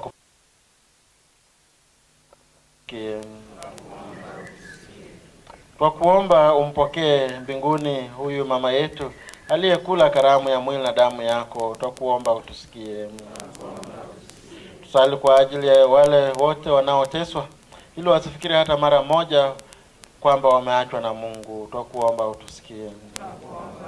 Tuombe kwa ajili ya familia, watoto na familia ndugu kwa mama yetu Salome. Mungu Mwenyezi akawajalie neema, wajalie imani ili wasifikiri hata mara moja kwamba wameachwa na Mungu. Tutakuomba utusikie. Tusali kwa ajili ya ndugu zetu marehemu ili Mungu Mwenyezi apende kuwapokea katika ufalme wa mbinguni. Tutakuomba utusikie. Mungu muumba wetu na mkombozi wa waumini wote, usijalie roho za marehemu maondoleo ya dhambi zao waliotumaini daima. Tunaomba hayo kwa Kristo Bwana wetu. Tuketi. Basi ni wakati wa sadaka ya misa ya wafu. So tunaomba tutawekewa pale vikapu, na ni muhimu sana kwa ajili hilo ndilo limetuleta hapa kuombea mama wetu Salome. So kila mmoja wetu tunaomba tuweze kushiriki sehemu hiyo ya sadaka.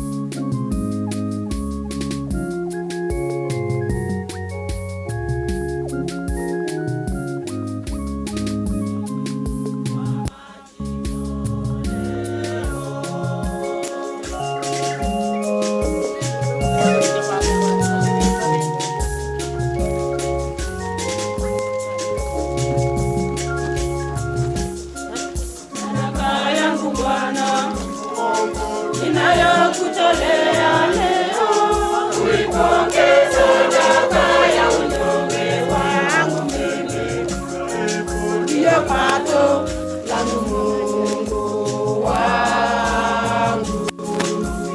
Naileta kwako Bwana, ninakutolea leo, uipokee sadaka ya unyonge wangu mimi, ndiyo pato langu Mungu. Naileta kwako Mungu wangu, ipokee, iwe kama ile sadaka ya nami nibarikiwe.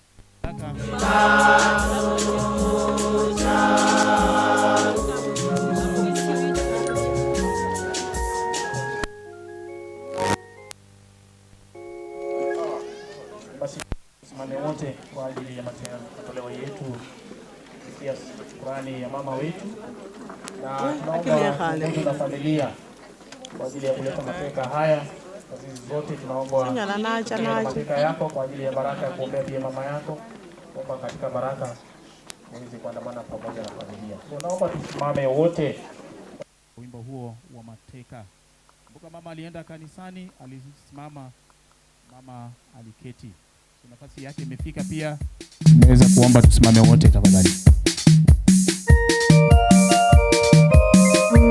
Uliye na matoleo yako, tuambatane pia na familia yalete mateka haya.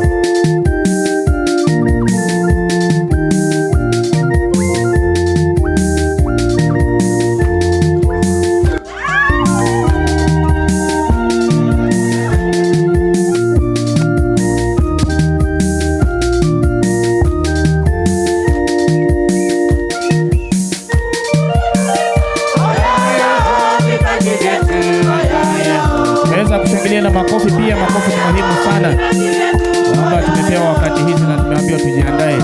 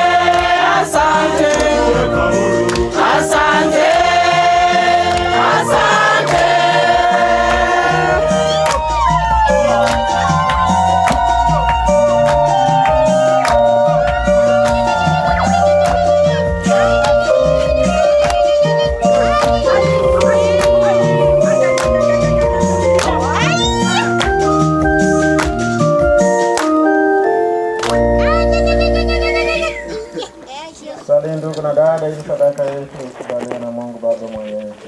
Bwana, pokea sadaka mikononi mwako kwa sifa na utukufu wa jina lako, na pia kwa mafaa yetu sisi na mafaa ya kanisa lako lote takatifu. Bwana, mtazame kwa wema mtumishi wako Mama Salome, ambaye kwa ajili yake tunakutolea sadaka ya sifa. Tunakusihi kwa unyenyekevu, ili kwa njia ya ibada hii ya upatanisho astahili ufufuko na tunaomba hayo kwa Kristo Bwana wetu. Amina. Bwana awe nani. Awe rohoni mwako. Inueni mioyo. Tumeinua kwa Bwana. Tumshukuru Bwana Mungu wetu. Ni vema na haki. Kweli ni vema na haki tukishukuru daima na popote. Mungu Mwenyezi wa milele, sisi tumepata kwake tumaini la ufufuko. Tunasikitika kwa sababu tunajua kwamba lazima tutakufa, lakini tunatulizwa kwa kuwa alituahidia uzima wa milele. Bwana, uzima wa umini wako hauondolewi, ila unaongezwa tu.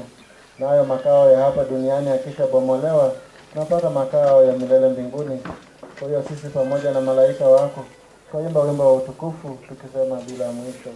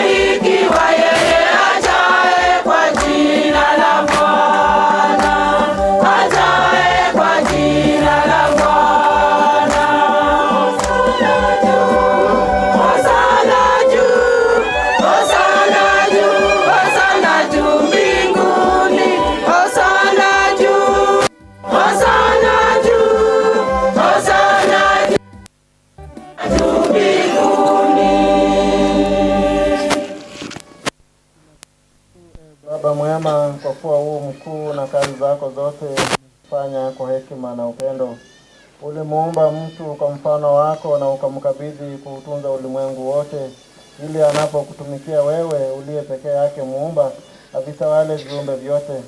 Naye alipopoteza urafiki wako kwa kututii, hukumwacha katika enzi ya mauti, maana kwa huruma yako ulikuja kuwasaidia watu wote ili wanaokutafuta wakupate.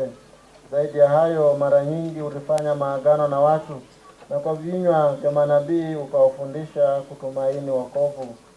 Kweli Baba mwema, ulipenda hivi dunia hata nyakati zilipotimia, ukamtuma kwetu mwanao wa pekee atuombee. Yeye alijifanya mtu kwa uwezo wa Roho Mtakatifu, akazaliwa na bikira. Katika mambo yote aliishi kama sisi, isipokuwa dhambi.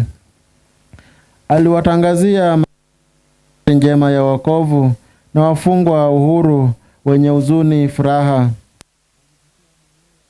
ili apate kuitimiza mapenzi yako. Mara kamiza mauti na kutuletea uzima mpya. Kisha alimtuma Roho wako, wewe Baba, awe malimbuko ya waumini naye Roho Mtakatifu akaitimiza kazi ya mwanao hapa duniani na kukamilisha utakatifu, ili tusiishi tena kwa ajili yetu sisi wenyewe, bali kwa ajili yake yeye aliyetufanya, aliyekufa na kufuka kwa ajili yetu sisi. Basi Bwana, tunakuomba huyu Roho Mtakatifu asitakaze dhabihu hizi zipate kuwa mwili na damu ya Bwana wetu Yesu Kristo, tunapoadhimisha fumbo hili kuu alilotuachia liwe agano la milele. Baba mwema, mwanao aliwapenda watu wake waliokuwa duniani, naye saa ya kutukuzwa nawe ilipofika, alionyesha upeo wa upendo wake. Walipokuwa wakila, alitwaa mkate akakutukuza, akaumega, akawapa wafuasi wake akisema, twaeni mle nyote, huu ndio mwili wangu utakaotolewa kwa ajili yenu.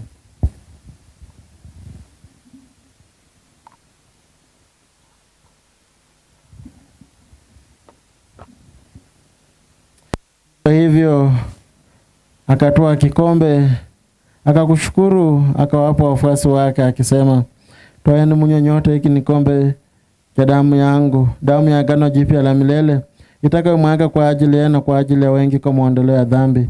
Fanyeni hivi kwa ukumbusho wangu.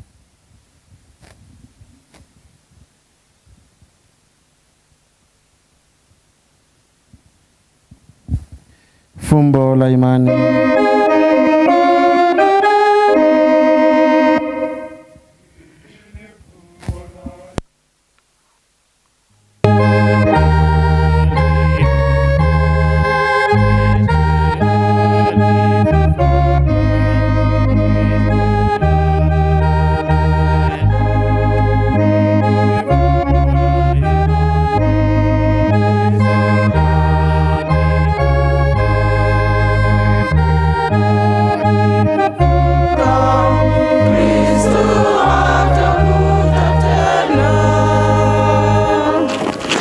Bwana, tunapokumbuka mateso ya huyu mwanao na kufuka na kupaa kwake mbinguni, napongojea na kuja kwake mara ya pili, tunakutolea kwa shukrani sadaka hii yenye uzima na utakatifu. Tunakuomba uiangalie na kuikubali sadaka ya kanisa lako uliotaka kutulizwa nayo. Utujalie sisi tunaolishwa mwili na damu ya mwanao, tujazwe na Roho wake Mtakatifu, ili tuwe mwili moja na roho moja katika Kristo. Yeye atufanye sisi tuwe kwako sadaka ya milele, ili tuweze kupata urithi pamoja na uteule wako. Bikira Maria mwenye heri, mama wa Mungu, na mitume na mashahidi wako wenye heri, na Mtakatifu Salome na watakatifu wote ambao daima wanatuombea kwako. Tunakuomba Bwana, ya kutupatanisha nao ileta amani duniani kote. Uliimarishie kanisa na mapenzi yaani mtumishi wako Baba Mtakatifu wetu Francisco, askofu wetu Henry Juma, maaskofu na watumishi wako wote, pamoja na taifa lako lote. Usikilize kwa wema sala za jamaa hii iliyo hapa mbele yako. Hata tunaomba kwa ajili ya familia ya Mama Salome, Mwenyezi Mungu akawajalie neema, akawajalie nguvu. Baba mwema, kwa huruma yako wakusanya kwako wanao wote waliotawanyika popote duniani. Umkumbuke Moraa uliyemwita kwako kutoka dunia hii, kwa kuwa alishiriki kifo kwa ubatizo, alishiriki pia ufufuko wake. Siku ya ufufuko Kristo ataifananisha miili yetu na mwili wake mtukufu. Pia wapokee katika ufalme wako ndugu zetu na wote walio katika hali ya neema.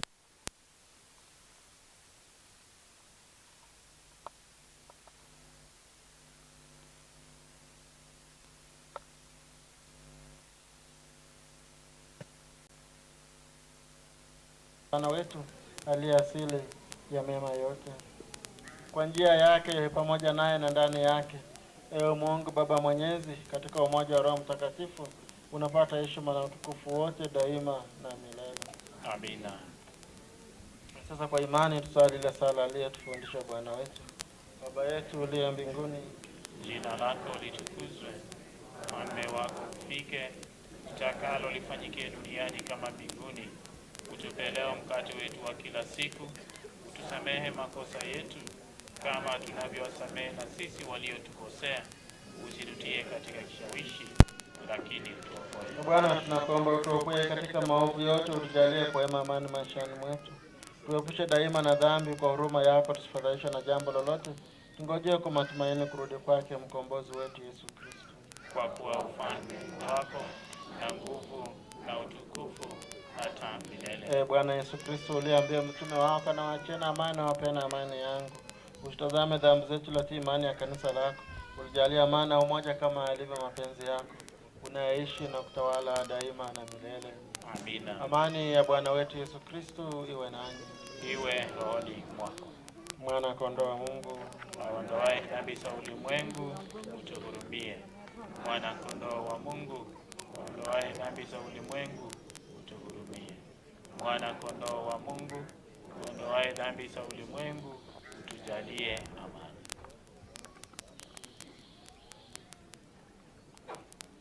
Zameni mwana kondoo wa Mungu aondoaye dhambi za dunia. Heri yao walioalikwa kwenye karamu ya Bwana. Bwana, sistahili uingie kwangu, lakini sema neno tu na roho yangu itapona.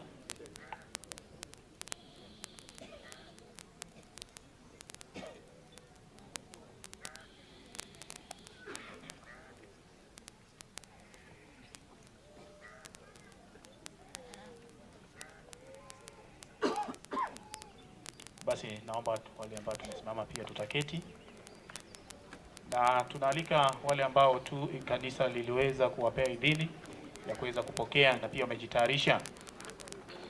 Si familia ambayo pengine utasema ni sherehe ya mama, hapana.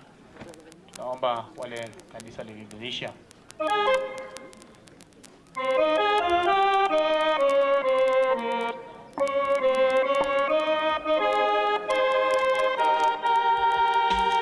Kanisa Sore Kwaya ni wale ambao waliidhinishwa na kanisa Katoliki, si kanisa lingine. Kanisa Katoliki wamekubaliwa na kanisa Katoliki kushiriki mwili na damu ya Kristo. Naomba tuweze kuyashika vizuri.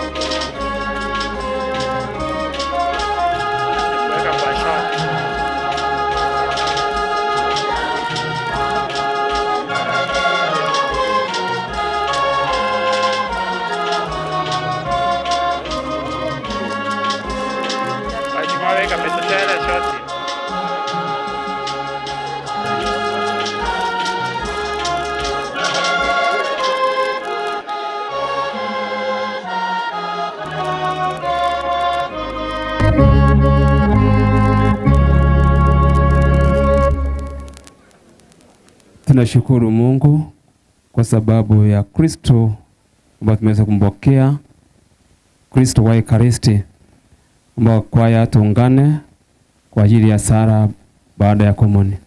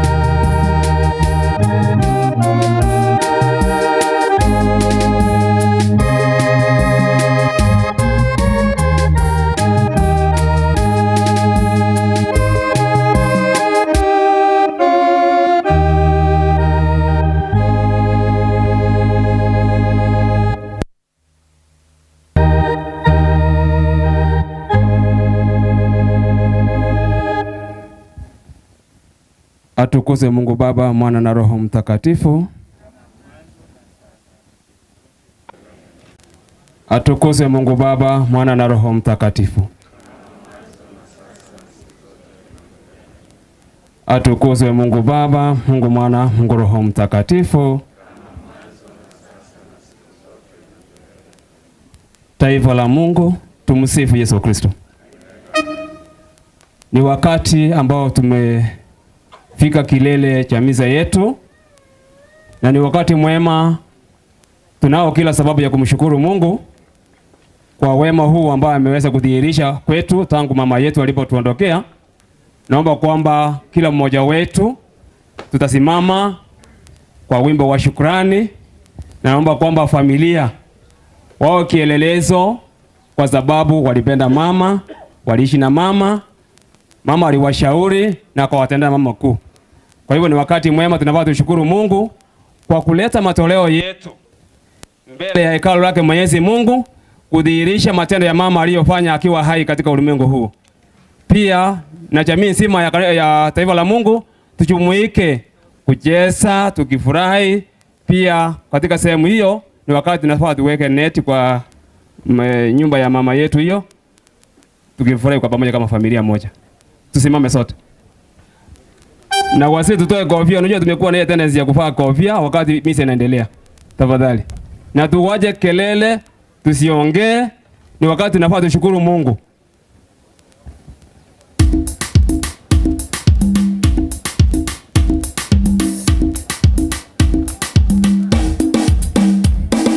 Tafadhali naomba tusimame sote.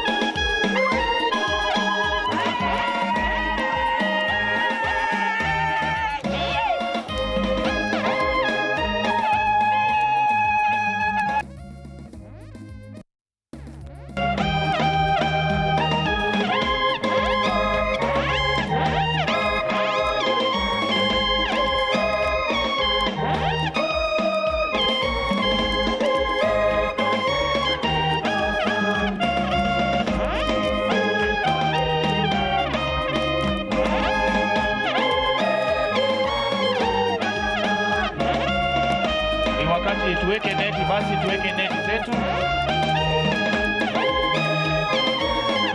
Wale ambao tuko na neti, nafasi ni sasa tuweke neti zetu.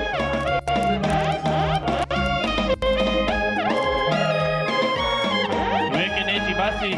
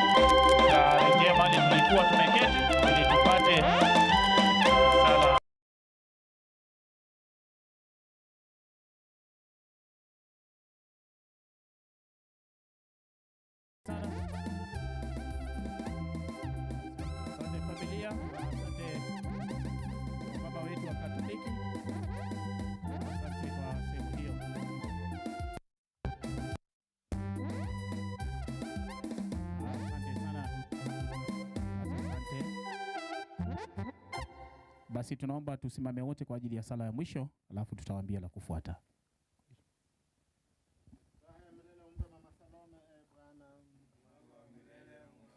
Apumzike kwa amani.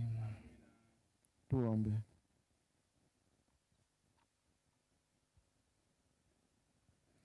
Bwana, tumeshibishwa kwa sakramenti hii iletayo uzima. Tunakuomba mama yetu marehemu Salome, ambaye umemshirikisha agano lako, atakazwe kwa nguvu ya fumbo hili na furahi bila mwisho katika amani yake. Tunaomba hayo kwa Kristo Bwana wetu. Kwa hivyo mtu ambaye anahitaji ni mtu mmoja tu ambaye atasoma historia ya mama. Hivyo tu, na wengine tukimaliza tunaelekea sehemu ya mwisho.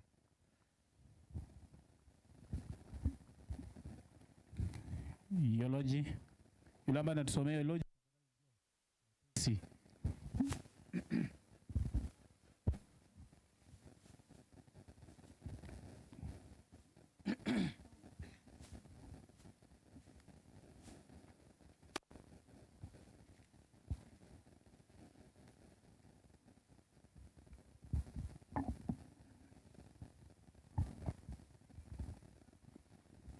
Basi tunaomba tusikilize eulogy ya mama wetu. Tunyamaze tafadhali. The life history of the late Mama Salome Moraa Onsongo.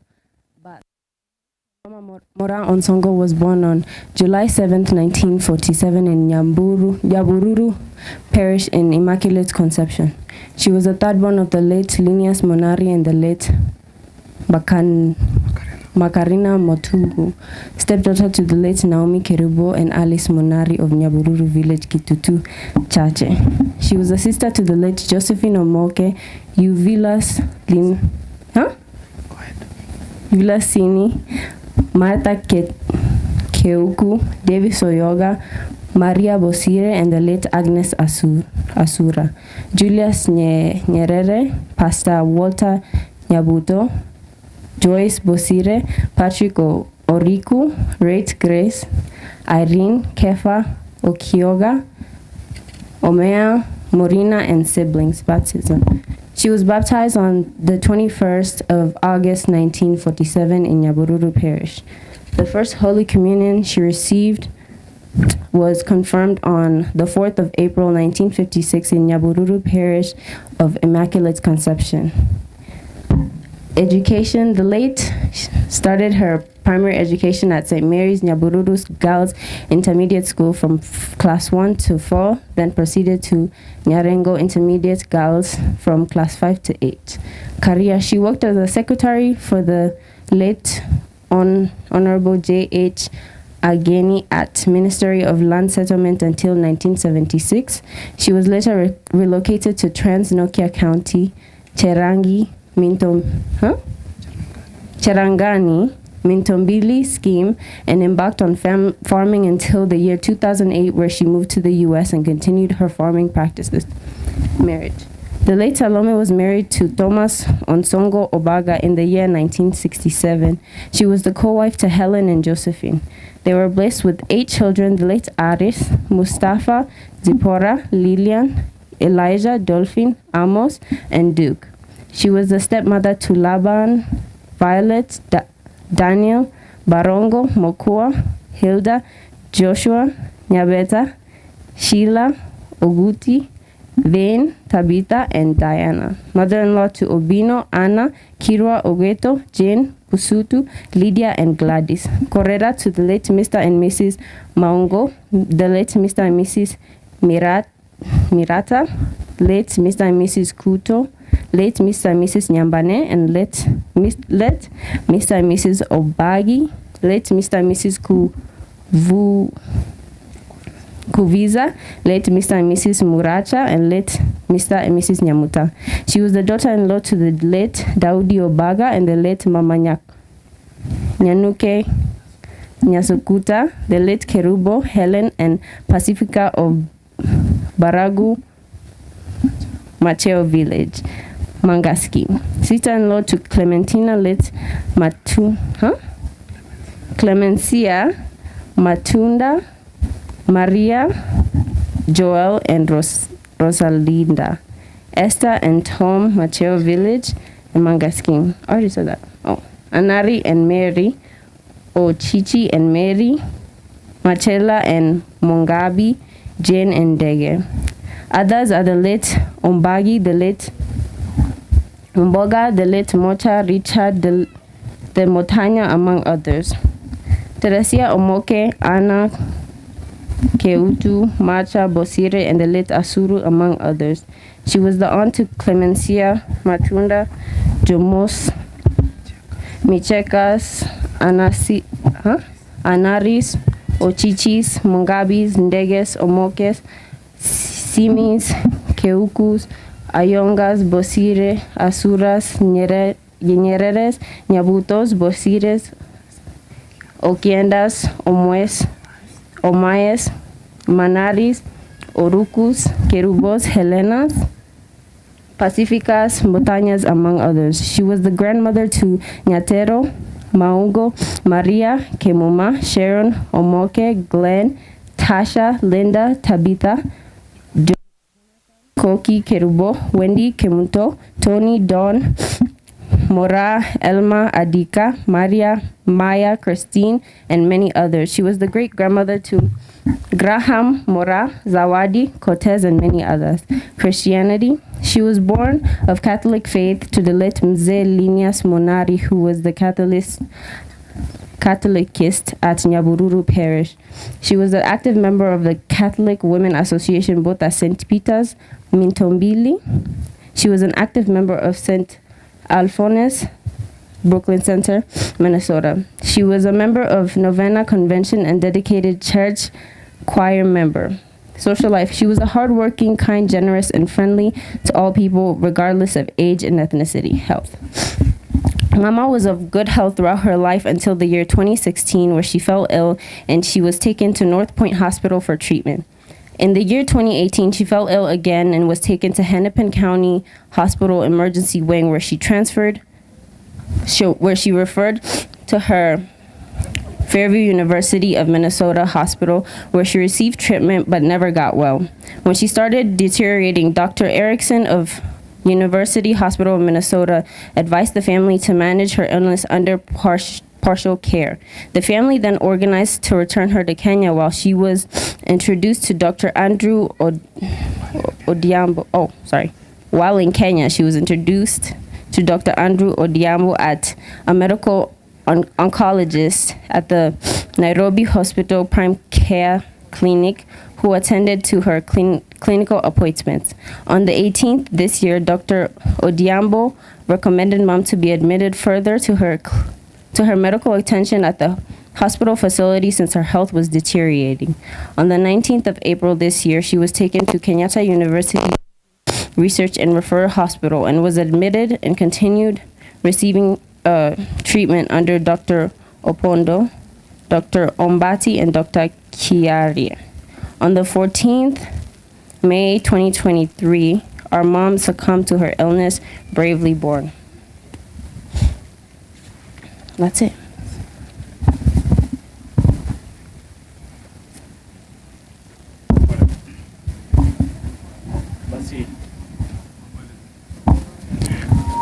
Basi tumpatie makofi jamani Asante, amejaribu Amejaribu sana. Mungu ni mwema.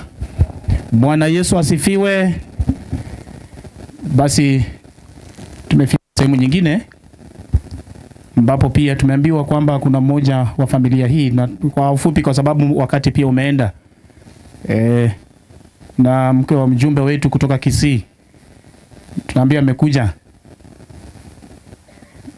kwa haraka kidogo, kama yuko tafadhali. Ndio hiyo hako. Asante. Wakati father alikuwa anasema watu nani ameenda ngambo, watu walinyamaza, na kuanzia asubuhi tumefuka mitoni tukitoka ngambo tukikuja ngambo, na watu hawakujua hiyo. So wakiuliza siku nyingine mmetoka ngambo, kama unajua umefuka mtoni umeenda ngambo ile, unainua mkono. Asante sana. Good afternoon. I've come to represent my dad, Senator Onyonka. He couldn't attend because he's not feeling well, and I wanted to bring the condolences to the family of the late Grandma Salome. Yeah, thank you.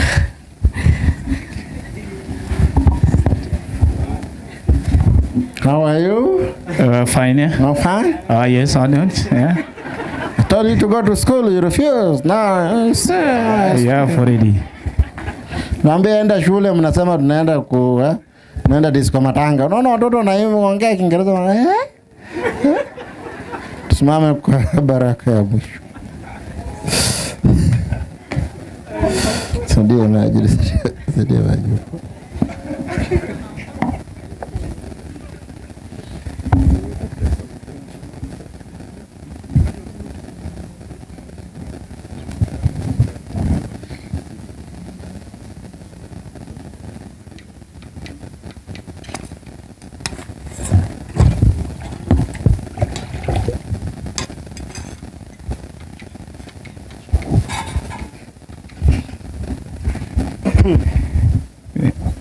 Asante Father kwa kutukumbusha kwenda shule. So tunatangaza shule imeanza pale chini ya Kumbaro, tafadhali twende sote shuleni sasa. Tunaomba tusimame basi kwa sala hii ya kubariki mwili wa marehemu.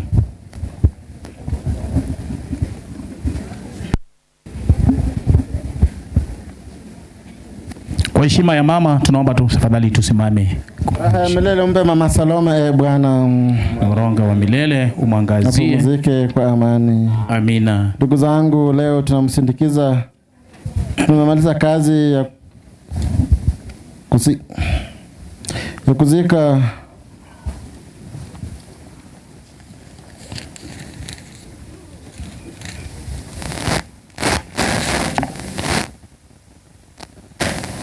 leo tunamsindikiza huyu mama yetu Salome katika safari yake ya mwisho ya hapa duniani. Mungu alimpa maisha ya duniani na sasa amemuita ili ampe maisha ya mbinguni yasiyo na mwisho. Mwili wake tunaweka ardhini kama mbegu ya mwili utakaotukuka, na roho yake ingie katika raha ya milele. Tukuomba Bwana umpokee huyu mama yetu katika uzima wa milele na utawala, apate furaha isiyo na mwisho na kukaa miongoni mwa watakatifu wote. Tunaomba haya kwa Kristo Bwana wetu.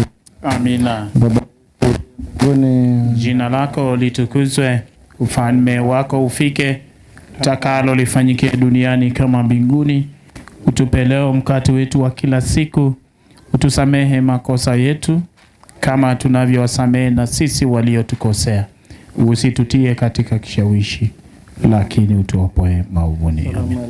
Umejaa neema, Bwana yu nawe, umebarikiwa kuliko wanawake wote, na Yesu mzao wa tumbo lako amebarikiwa. Maria mtakatifu, mama wa Mungu, utuombee sisi wakosefu, sasa na saa kufa kwetu. Amina. Kama mwanzo na milele. Amen. Atukuzwe Mungu Baba na Mwana na Roho Mtakatifu, kama mwanzo siku zote na milele. Amina.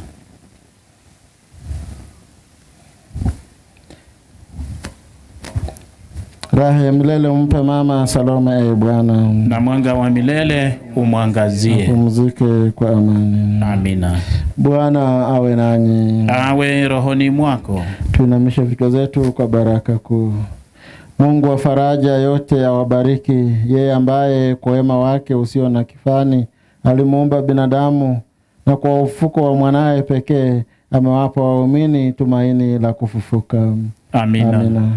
Na sisi tulio hai, Mungu atujalie msamaha wa dhambi, na marehemu wote awajalie mahali pa mwanga na amani. Amina. Sisi sote tunasadiki kwamba Kristo alifufuka kweli katika wafu. Tujaliwe kuishi kwa furaha pamoja naye bila mwisho. Amina. Na baraka ya Mungu Mwenyezi, ya Baba na Mwana na Roho Mtakatifu iwashukie na kukaa nanyi daima na milele. Amina. Misa yetu imekwisha, enendeni na amani. Tumshukuru Mungu. Na sasa tumpeleke mama yetu Salome makaburini. Tutumaini kuwa siku moja tutakutana naye katika uzima mpya. Basi tunaomba ule mmoja wa wanafamilia atatuongoza kwa msalaba na picha atafuata, alafu pia padri watafuata, alafu wa familia, alafu waimbaji tuelekee makaburini tafadhali. Mmoja wa familia achukue msalaba.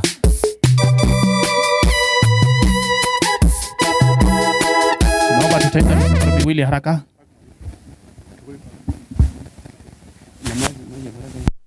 Bande.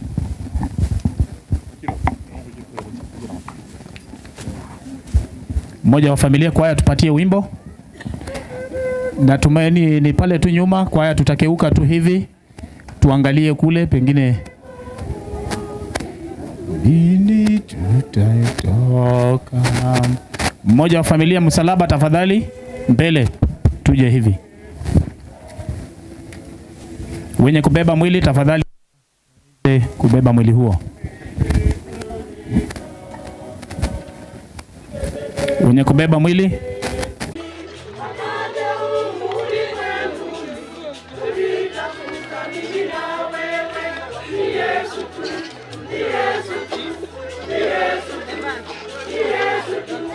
Yes.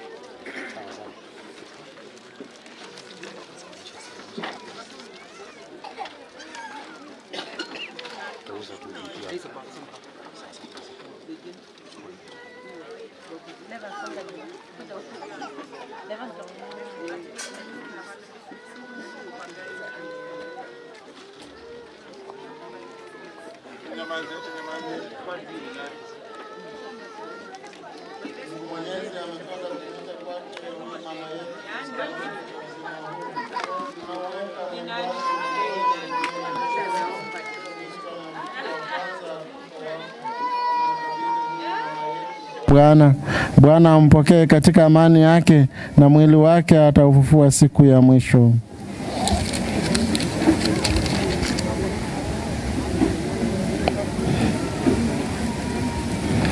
Katika maji ulibatizwa, Mungu akamilisha ndani mwako aliyoanza katika ubatizo.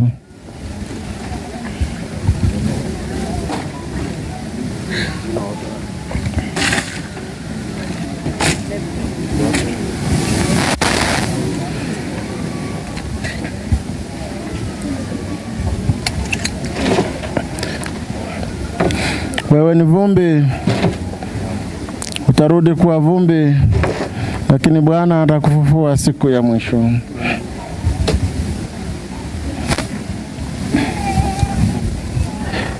Ee Mungu, siku zako hazina mwisho na rehema zako hazina idadi. Utukumbushe daima kwamba maisha hapa duniani ni mafupi na kwamba hatujui tutakufa lini. Wako mtakatifu atuongoze katika utakatifu na hii tufike salama katika ufalme wako. Tunaomba hayo kwa Kristo Bwana wetu. Raha ya umilele umpe Bwana, apumzike kwa amani.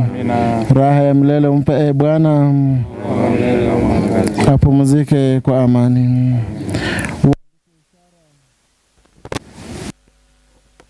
Uandike Bwana mkombozi wetu Yesu Kristo kwa ishara, apumzike kwa amani. Baba yetu uliye mbinguni, jina lako litukuzwe, ufalme wako ufike, utakalo lifanyike duniani. utupe leo mkate wetu, tusamehe makosa yetu kama tunavyosamehe sisi.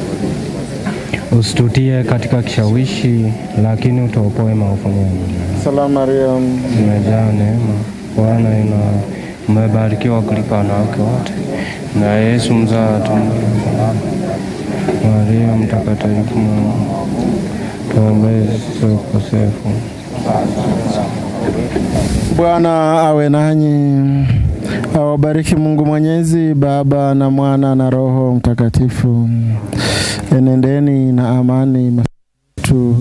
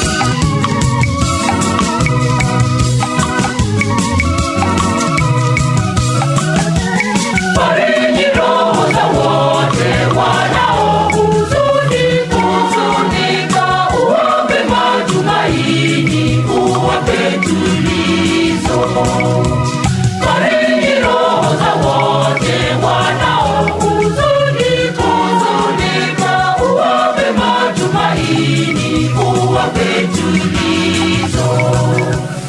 Ipokee roho ya wanao, mpokee mtumishi wako. Ipokee roho ya wanao, mpokee mpokee anakuja kwako, mpokee mtumishi wako. Enyi malaika wa mbinguni, mchukue mpeleke kwa mchukue mpeleke kwa Baba.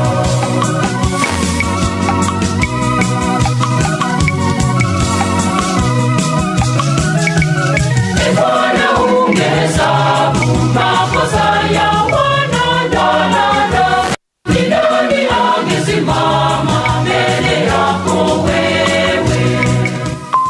Bwana ungehesabu makosa ya wanadamu, ni nani angesimama mbele yako wewe?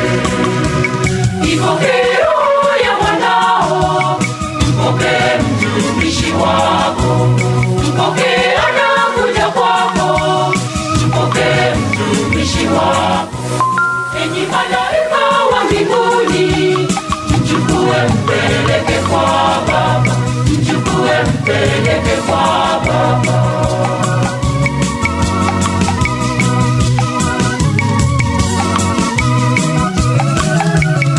Mungu mwenye rehema, kumbuka rehema zako, maana zimekuwapo tokea zamani.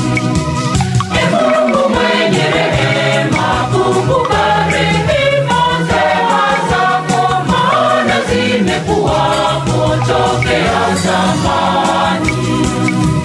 Ipokee roho ya wanao, mpokee mtumishi wako, mpokee anakuja kwako, mpokee mtumishi wako.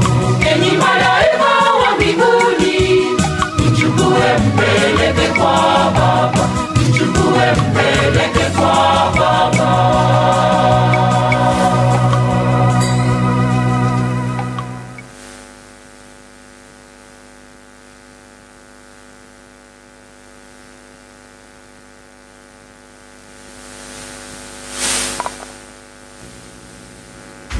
When you lay it right, you slay it right. For up to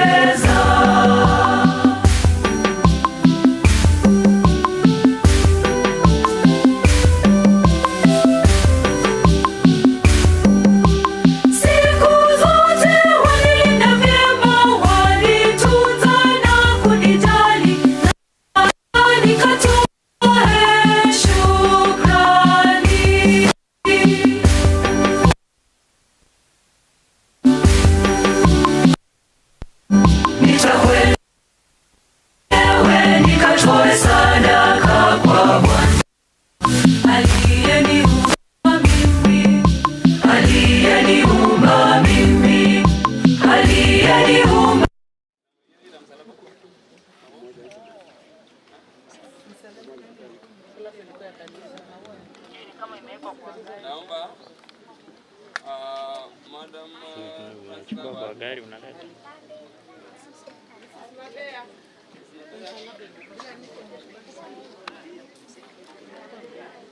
nataka tuzunguke. Tuzunguke round kuna maua. Kwa hii nyumba ya mama. Familia zunguka. Kuna maua. Hata wengine. Familia yote. Familia wazunguke.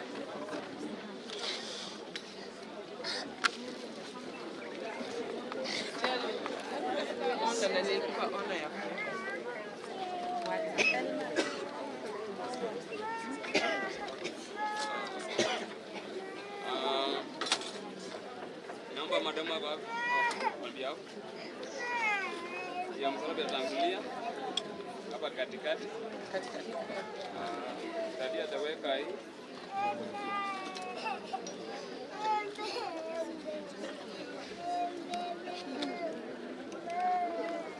Madam. Hii ndio wakati. Ndio ile kwenye beko. Zipia kwa. Zipia kwa hapo nyuma. Bwana akienda kuonekana anaonekana. Sema kwa sababu ya picha sio angeweka kutoka side moja, kuna kwa sababu hiyo hao hii side wanaweza kukosa. Sasa wanajua vile wanaweka. Inafaa Utazichukua tuzikipanda. Utachukua wale utaweza. Ama naimba kidogo.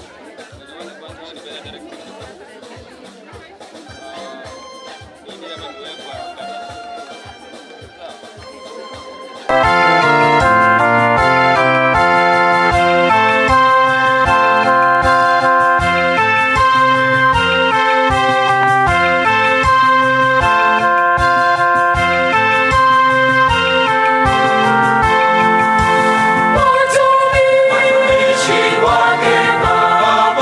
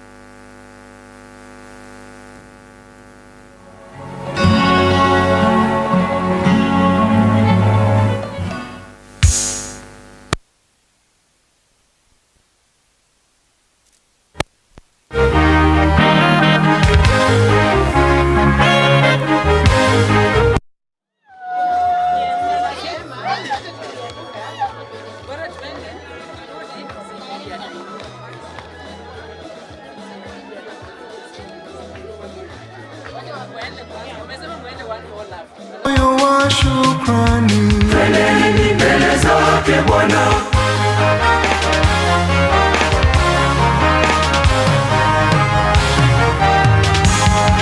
Twakushukuru Yesu, Yesu, twakushukuru sana. Twakushukuru Yesu, Yesu, twakushukuru.